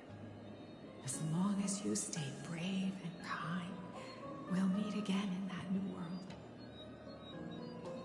It's the end of the West Wind, the Black Tide's other shore. A radiant sea of flowers, blessed and protected by the gods. In the rosy horizon, you'll see a silver-white shoal. It marks the end of your voyage. The haven, free from storms, cold, and heavy rains. No sorrow can linger there. That is where I'll be, waiting for you. Wow, that sounds just like the island from my dream. Oh, I know. I'll turn the moon into a ship and the stars into sails to go find Mama. Pinky promise? Pinky promise. As long as you sail toward tomorrow. As long as the sun will rise for the next day. Our wishes will come true together. If the final murmurs of the Titan are true, if such a place really exists on the shore beyond the Black Tide at the end of Genesis, then our promise still stands. Please, wait for me, Mother.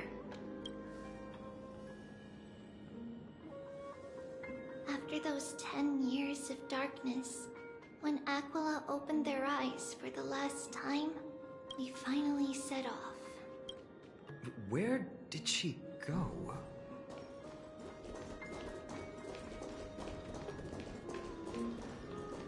This way. Now, we'll go through this shelf. But how? With Yanis's power?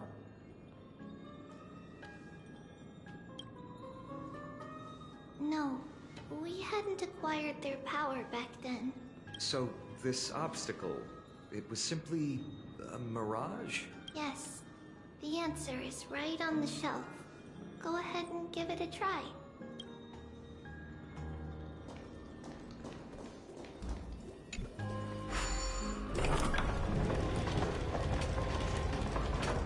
What the Okay. It's a secret passage.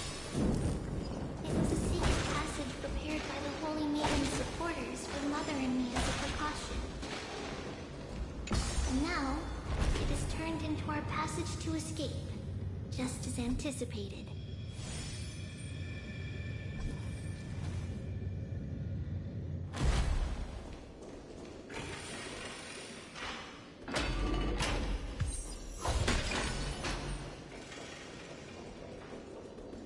Oh god.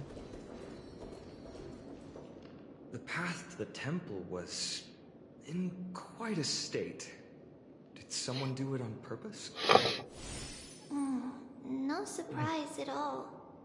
Some people caught on to what we were planning and tried to intercept us, while others were willing to clear the way for the Holy Maiden.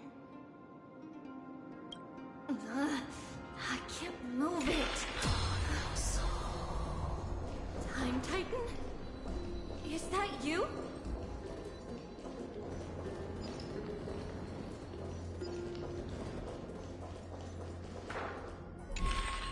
Just like this. Regardless of our actions, the past will remain unchanged. It was someone else who helped Trebios in the actual events of history. We don't remember the details. As for why memory recreated the past to be like this, it must be because it's closer to the answer within our heart. Passage is now cleared.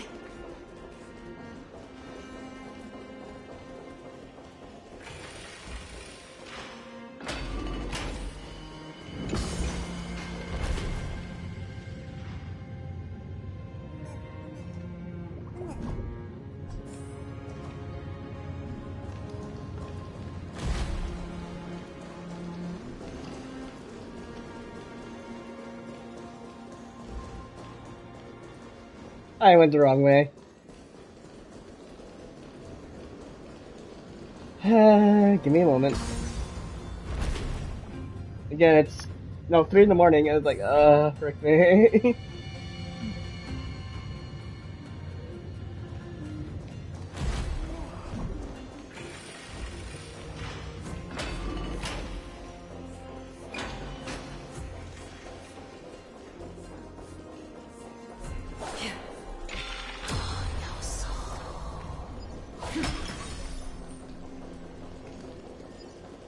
Scream 4.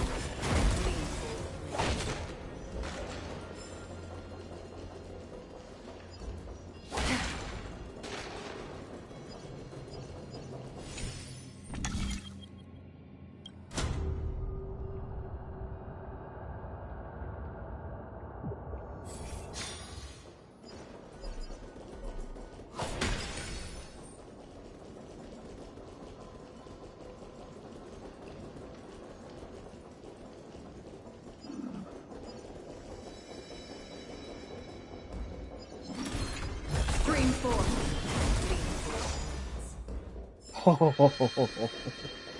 Not on my watch.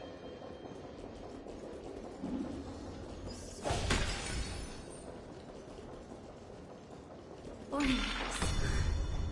Thank you, nameless god.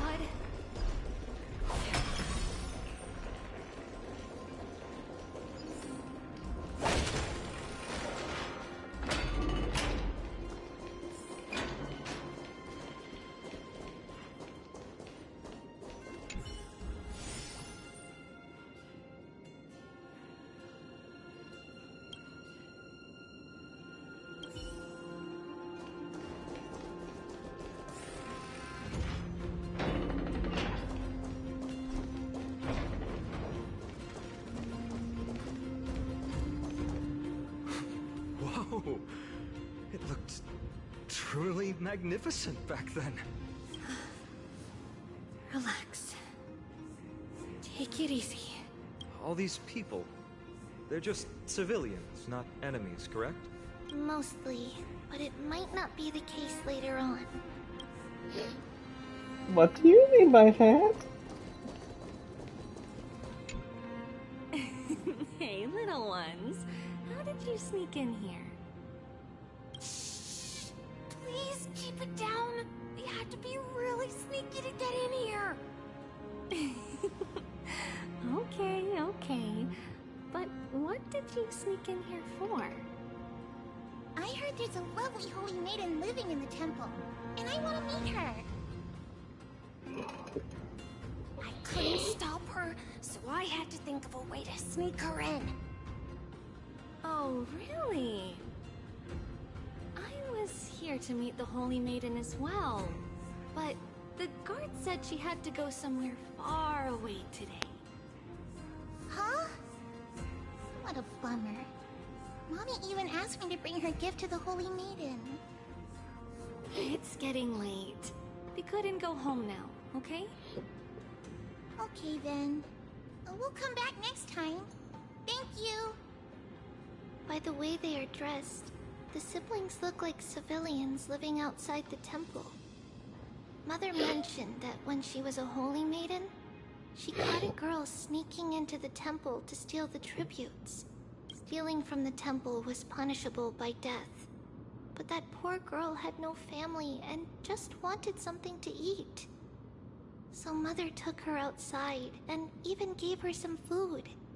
Perhaps these two children are the descendants of that girl from back then.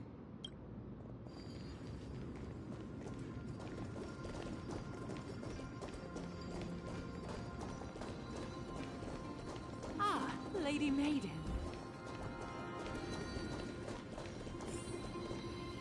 So why'd you turn around that fast? Maiden, you need to dress warmer. It's pretty cold out. Let me get you a blanket. No need to trouble yourself. I'm just going for a quick walk. All right, but please take care of yourself. Your mother made us promise to look after you before she left. It's been a while since I last saw you. I just realized you've grown into such a beauty, just like your mother. Oh, here, have some of my sweet pastries. She used to enjoy them, so maybe you'll like them too. What's wrong, Lady Maiden? I'm fine. It tastes really good. This lady is Mother's old friend. When we were little, we sometimes got to eat the sweet pastries she brought back. We've always remembered the familiar taste, and only now do we learn where it came from.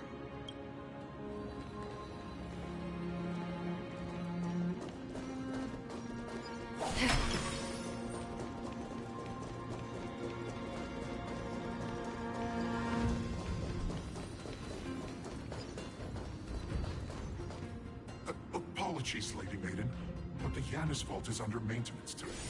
Perfect. That way, no one will disturb me while I'm talking to Mother. All right then. May Yanis guide your path. The Yanis Vault? It's where Yanis's heart lies, and the Coreflame is kept. Just enter on the left. It's also the place where Trailblaze was born.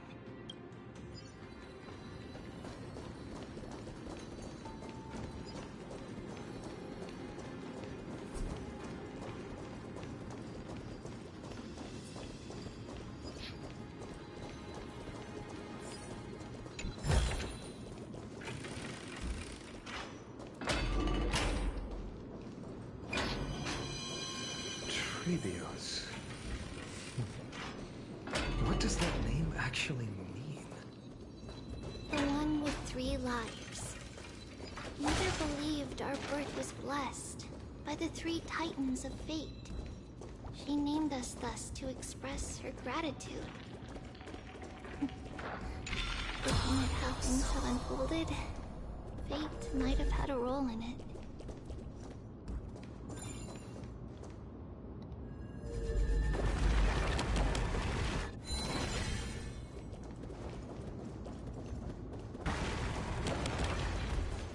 Stream forth. Lean forth.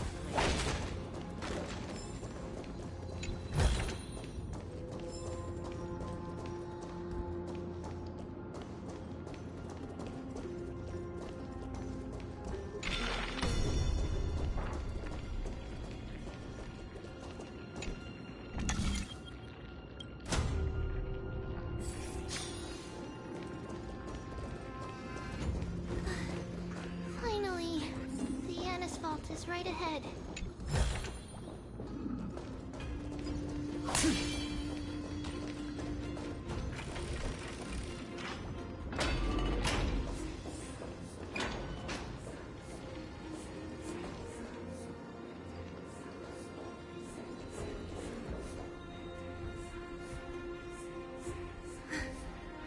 At long last.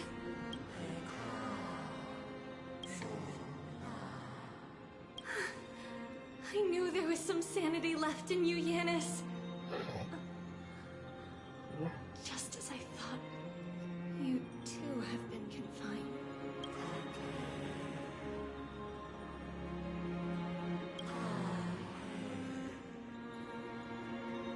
No, Yanis.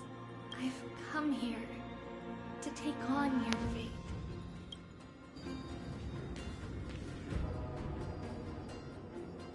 By the blood of the Lamb, and the strength of my blade-wielding right hand, I am Trailblaze, the listener, the announcer, and the witness of the prophecy. I, the Holy Maiden of Yanisopolis, the Walker of the Infinite Paths, have come forth to assume your duty.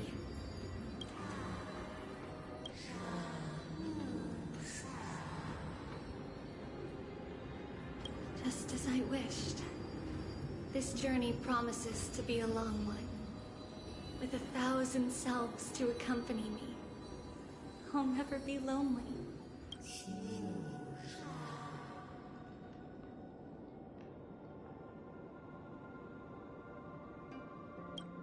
No matter. My hands are not made for bearing arms. But my feet are destined to embark on a journey for the benefit of all.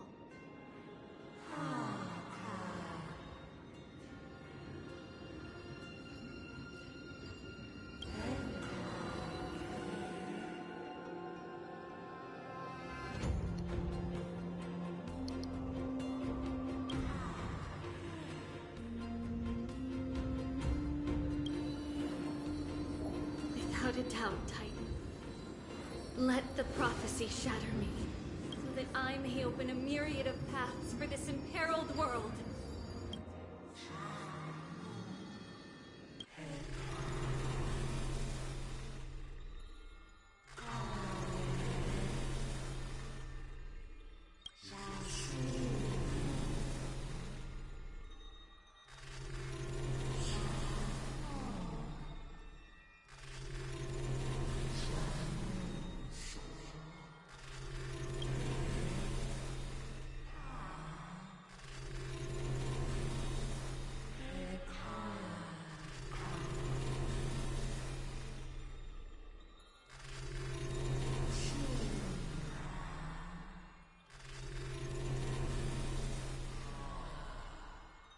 understand, Yanis.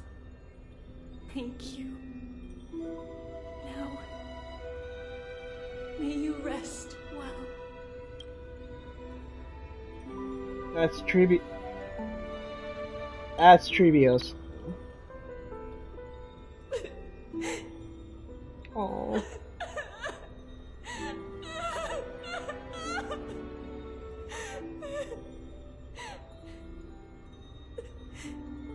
Mother, did you see that? I have assumed my duty and stand ready to set out. We will step over the gods' corpses and wander among humanity, and thus we shall sweep apart Amphorius' pitch-dark fog. May we... May the world follow the myriad paths trodden and reunite at the end of the west wind, where flowers bloom in spring. Mother, I shall see you tomorrow. Who dares lay hands on the Coreflame? Drop your weapon and surrender at once! I knew this would come. It's opening up! Move aside and get ready! The Holy Maiden?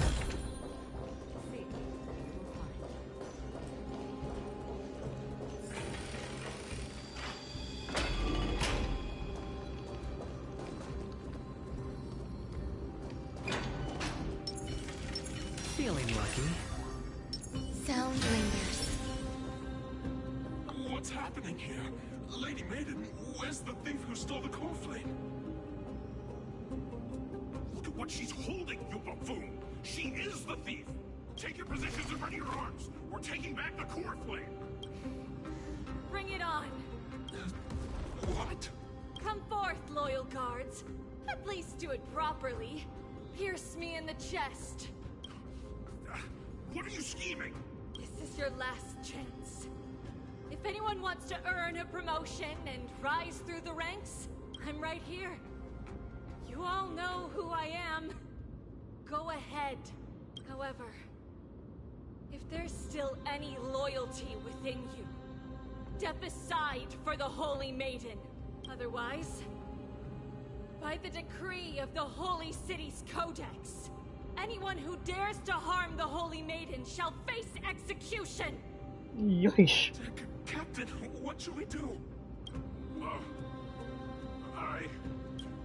Do it. Kill her! If any of you want to get rich, then come with me. Take this traitor's head and wealth will be ours! We can't just stand by and do nothing. Let's move, partner. Eternal. A little more I'm honored. Since you're already here, why not have a meal before? Grace and elegance. Every petal, all will be swept away by the wind.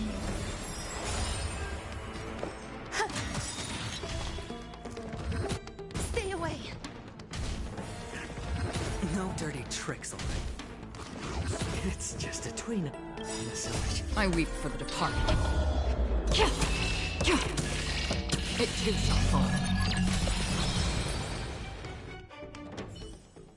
How's that possible?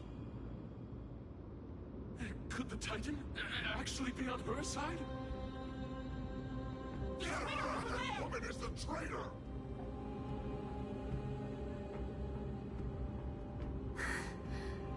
I should go. Let's keep up.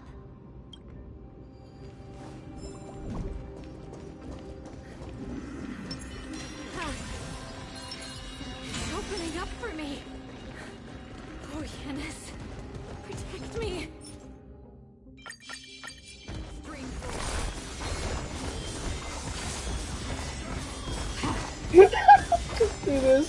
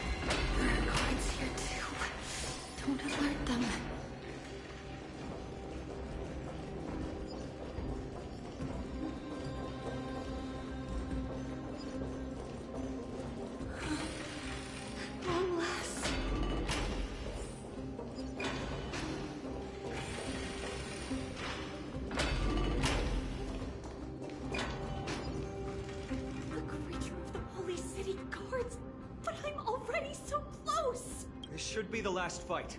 We have to help her get through. But I don't get it. This has been puzzling me for a while now. Who has been aiding Trebios in her escape?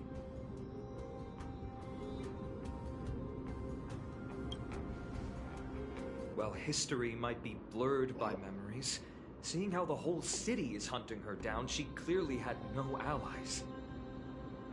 If she pulled it off alone, were we too involved in this process? Trebios had been on her own since she entered the vault. But what did we truly mean to her? You'll find that answer at the end of this memory. In that case, let's focus on the mission at hand now. Let's do this! Resistance is unity. Enjoying yourself? Diffusing the toast. A little more heat.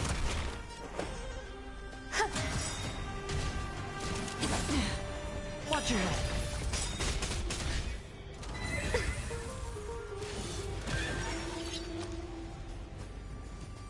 Spend freely. Every petal and all will be swept away by the wind. The dice have been cast. Bust. Or maybe I'll take it all. Free will, or was it destined for oblivion?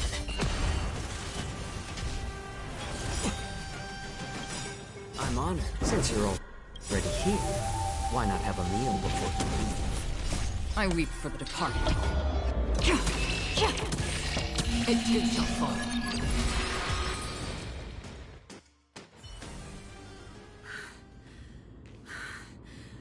Finally, beyond this gate awaits a boundless world. This is where my journey begins. God of passages, can you see me? I will complete the path that you started. No response after all. Yanis, may you have a good dream. I can't stay here much longer. It's time to leave.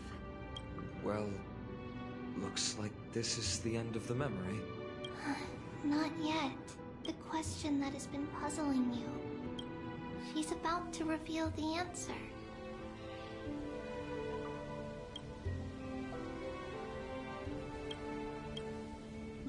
But nothing happened.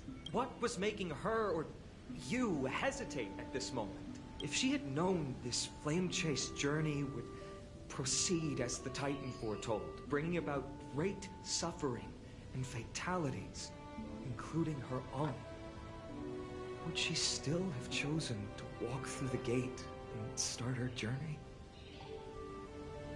I think the answer is already within you. And you've made your own decision. She heard us? What? You can hear us? Not really. She can neither see nor hear us.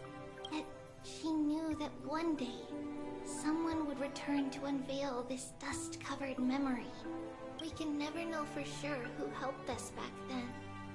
But that kindness was forever engraved in our hearts, motivating us to move forward.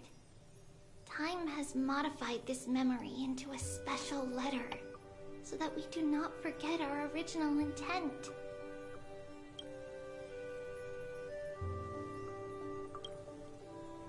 It's a letter written by Trebios of the past and sent to her future self.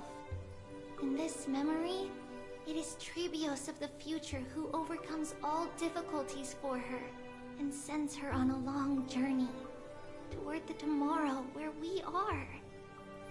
Yes, you'll remember it all. And then find your way back to the gate where everything began. Here, I will set sail toward the distant horizon. Here, you have traveled far on your way home. Such is the maxim that unveils Trebios' fate. You shall shatter into 1,000 fragments and wither on the soil of foreign lands. So, If you ever feel lost, return to this place. I'll keep this memory here for you. Or for me, to embrace it again. Worry not. The loss is something we've grown used to.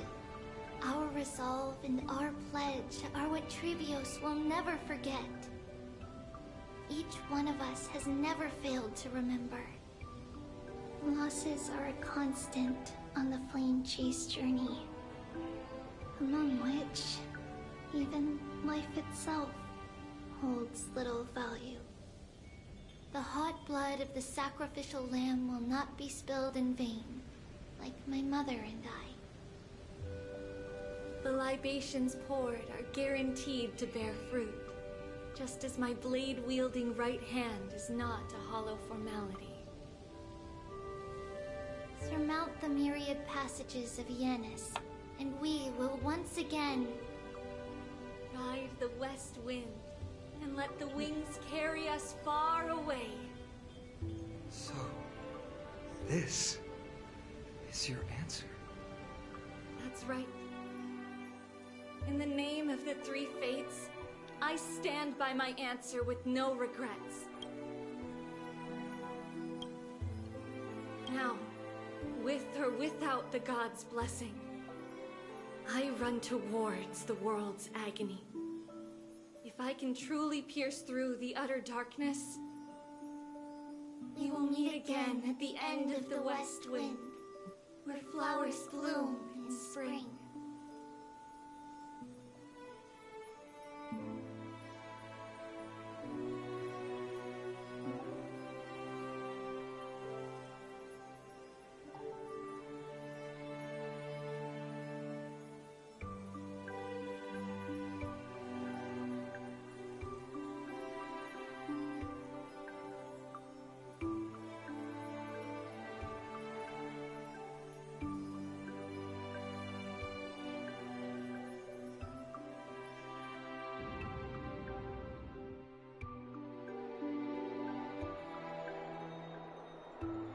Lady Treby, do you still think that everything will be fine tomorrow?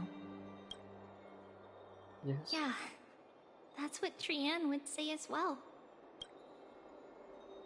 With all due respect, Lady Treby, you know perfectly well that see you tomorrow is nothing but a white lie.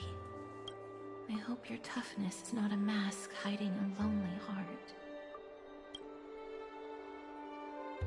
Cass, that's not a lie.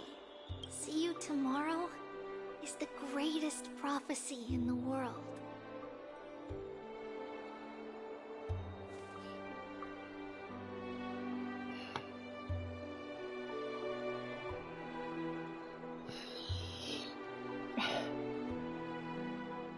I'm sorry, folks. Give me a minute.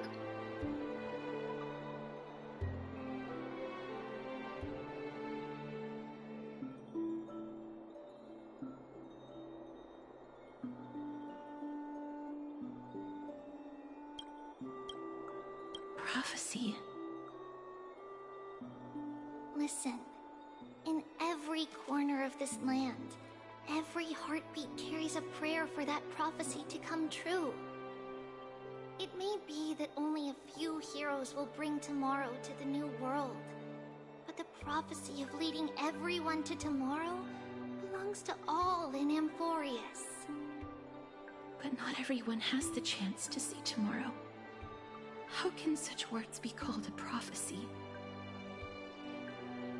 Because people believe it will come true, and they are trying hard to hold on to that belief. Even as the world teeters on the brink of collapse, everyone is pressing forward, longing to reach farther and move toward tomorrow. And that is why a holy maiden exists to lead the world toward tomorrow, and why Yanisopolis' prophecy unfolds as passages. Fate is not about the outcome, but the journey. It's not the flowers that bloom at the end of the road, but rather the paths that lead beyond the gate, our people tread toward the sea of flowers.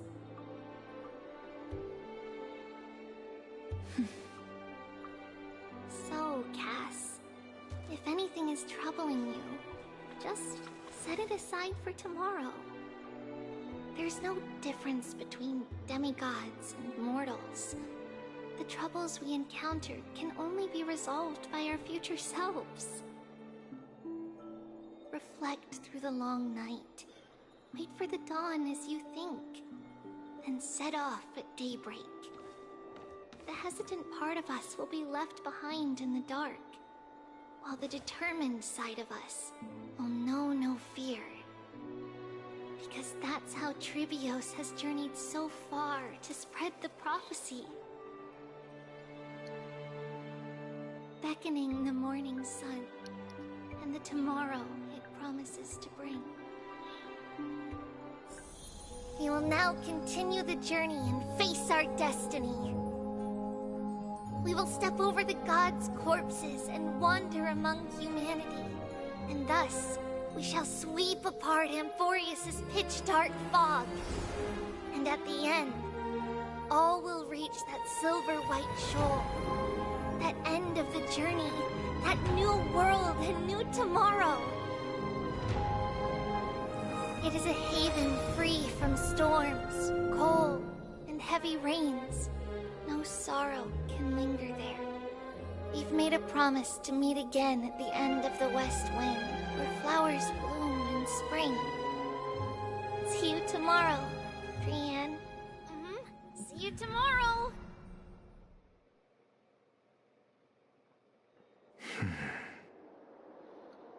Okay.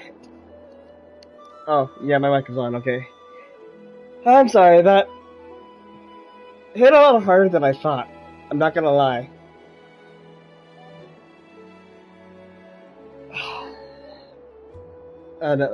Continue on.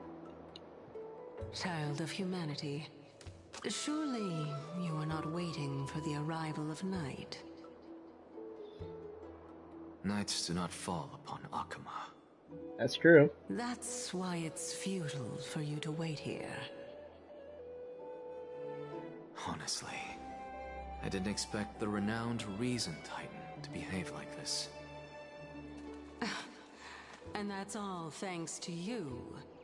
If your soul weren't as prickly as a hedgehog, I wouldn't have to act this way.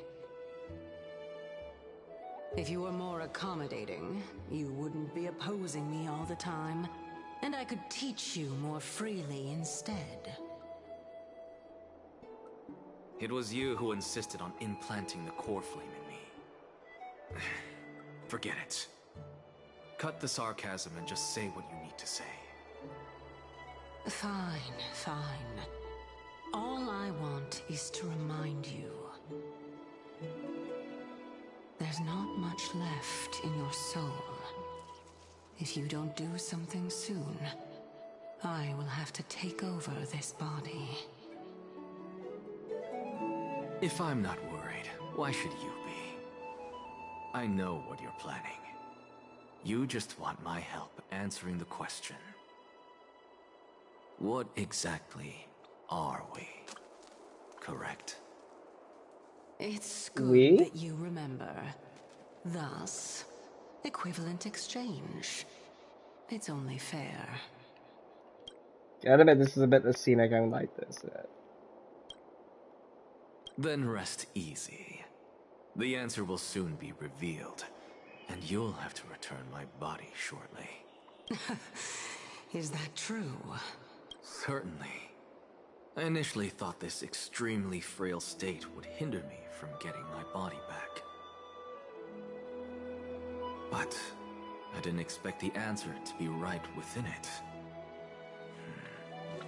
That saved me a lot of trouble. I don't even need the black-robed swordmaster's ceremonial blade. That's certainly worth celebrating. Regrettably, I can't carry out the upcoming experiment alone. The girl who's walking with death, is she fully prepared? Casters? Be patient, Titan. If we're always so guarded, how can death reach us easily?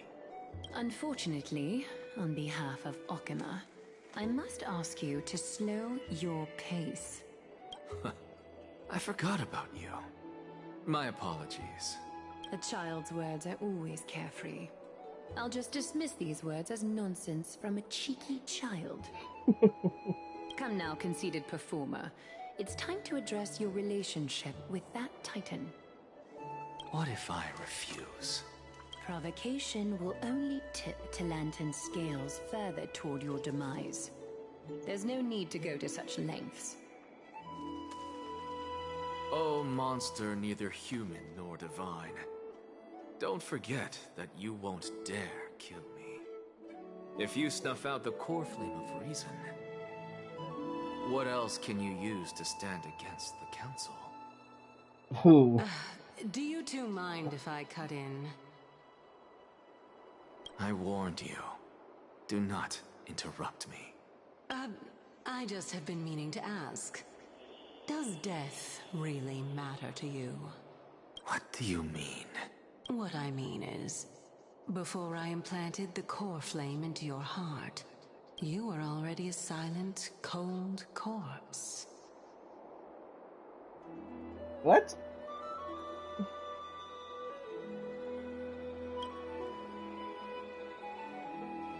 I mean, is that implying that he was dead on arrival, but you somehow revived him?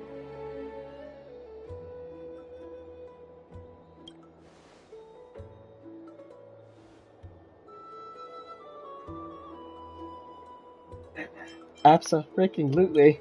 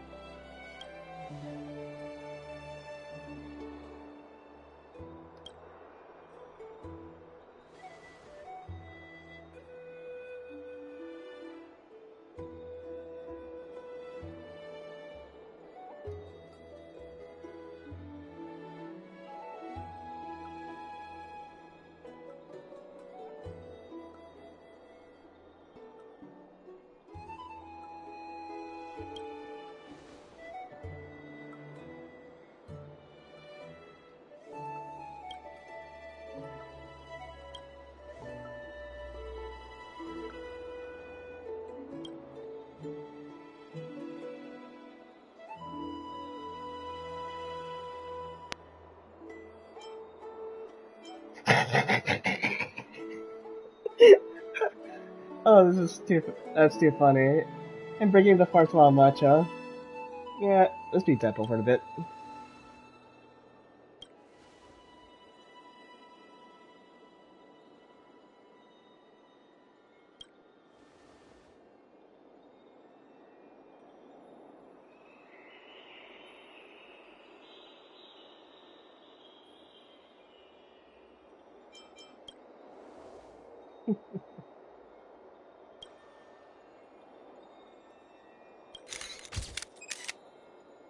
Hmm?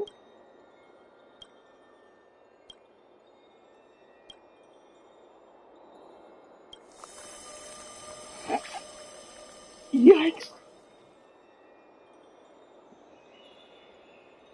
And so, this long day passed for Akuma. Some people arrived, and some left forever.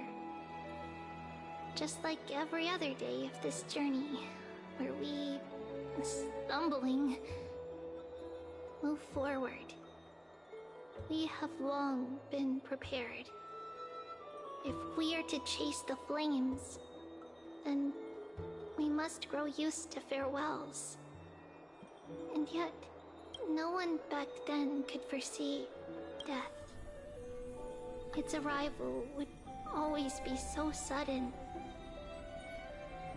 and so momentous. Wait, is that us? Even little Gray, coming from beyond the sky could not escape the Reaper's two hands. And what people gained and lost in that trial of death was far heavier than life itself. Oh, Just no. like the destiny that the prophecy revealed for Cass. At the end of the Sea of Flowers, the souls of the living shall warm thy fingertips. And after an embrace, there shall be eternal separation.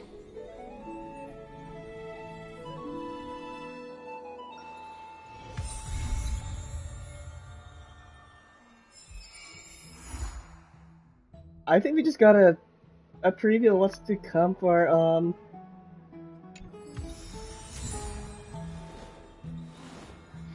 Why? Why?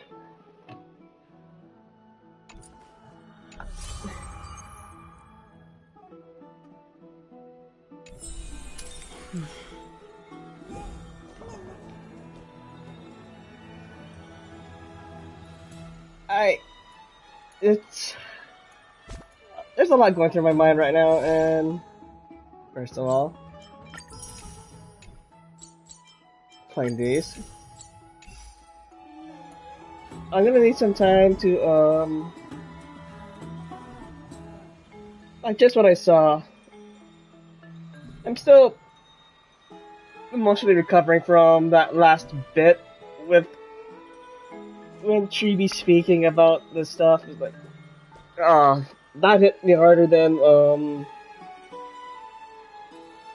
when Raiden was speaking about her like her past. That hit me harder than that. And when I think of the story overall, I think it's good. It's more of a character development for each stuff. And how long is this? 6 hours in. So it's about 7 hours of story. From what I covered, so it covered a lot of stuff. Did I think it was a bit lengthy? Yes. Could they shorten it and condense it down, but get straight to the point, but still be impactful? There's still room for that. But I'm more curious to see that we're getting more stories of the Chrysos Heirs now, so Mighty's ended. But we got introduced to more people. And their journey, their trial to demigodhood, for the demigodhood, is still there. And it's applying Castros' next. But I'll probably discuss this next time when I do cover Divergent Universe, which is the newest expansion to the simulated universe. So we'll get to that, and especially I want to grind out the materials, especially that. And of course, this is always welcome. But I'll end it here. If you like this stream, please give it a like. If you want to see more content like this in the near future, don't forget to subscribe to the channel. Otherwise, thank you for tuning in, and we'll see you next time.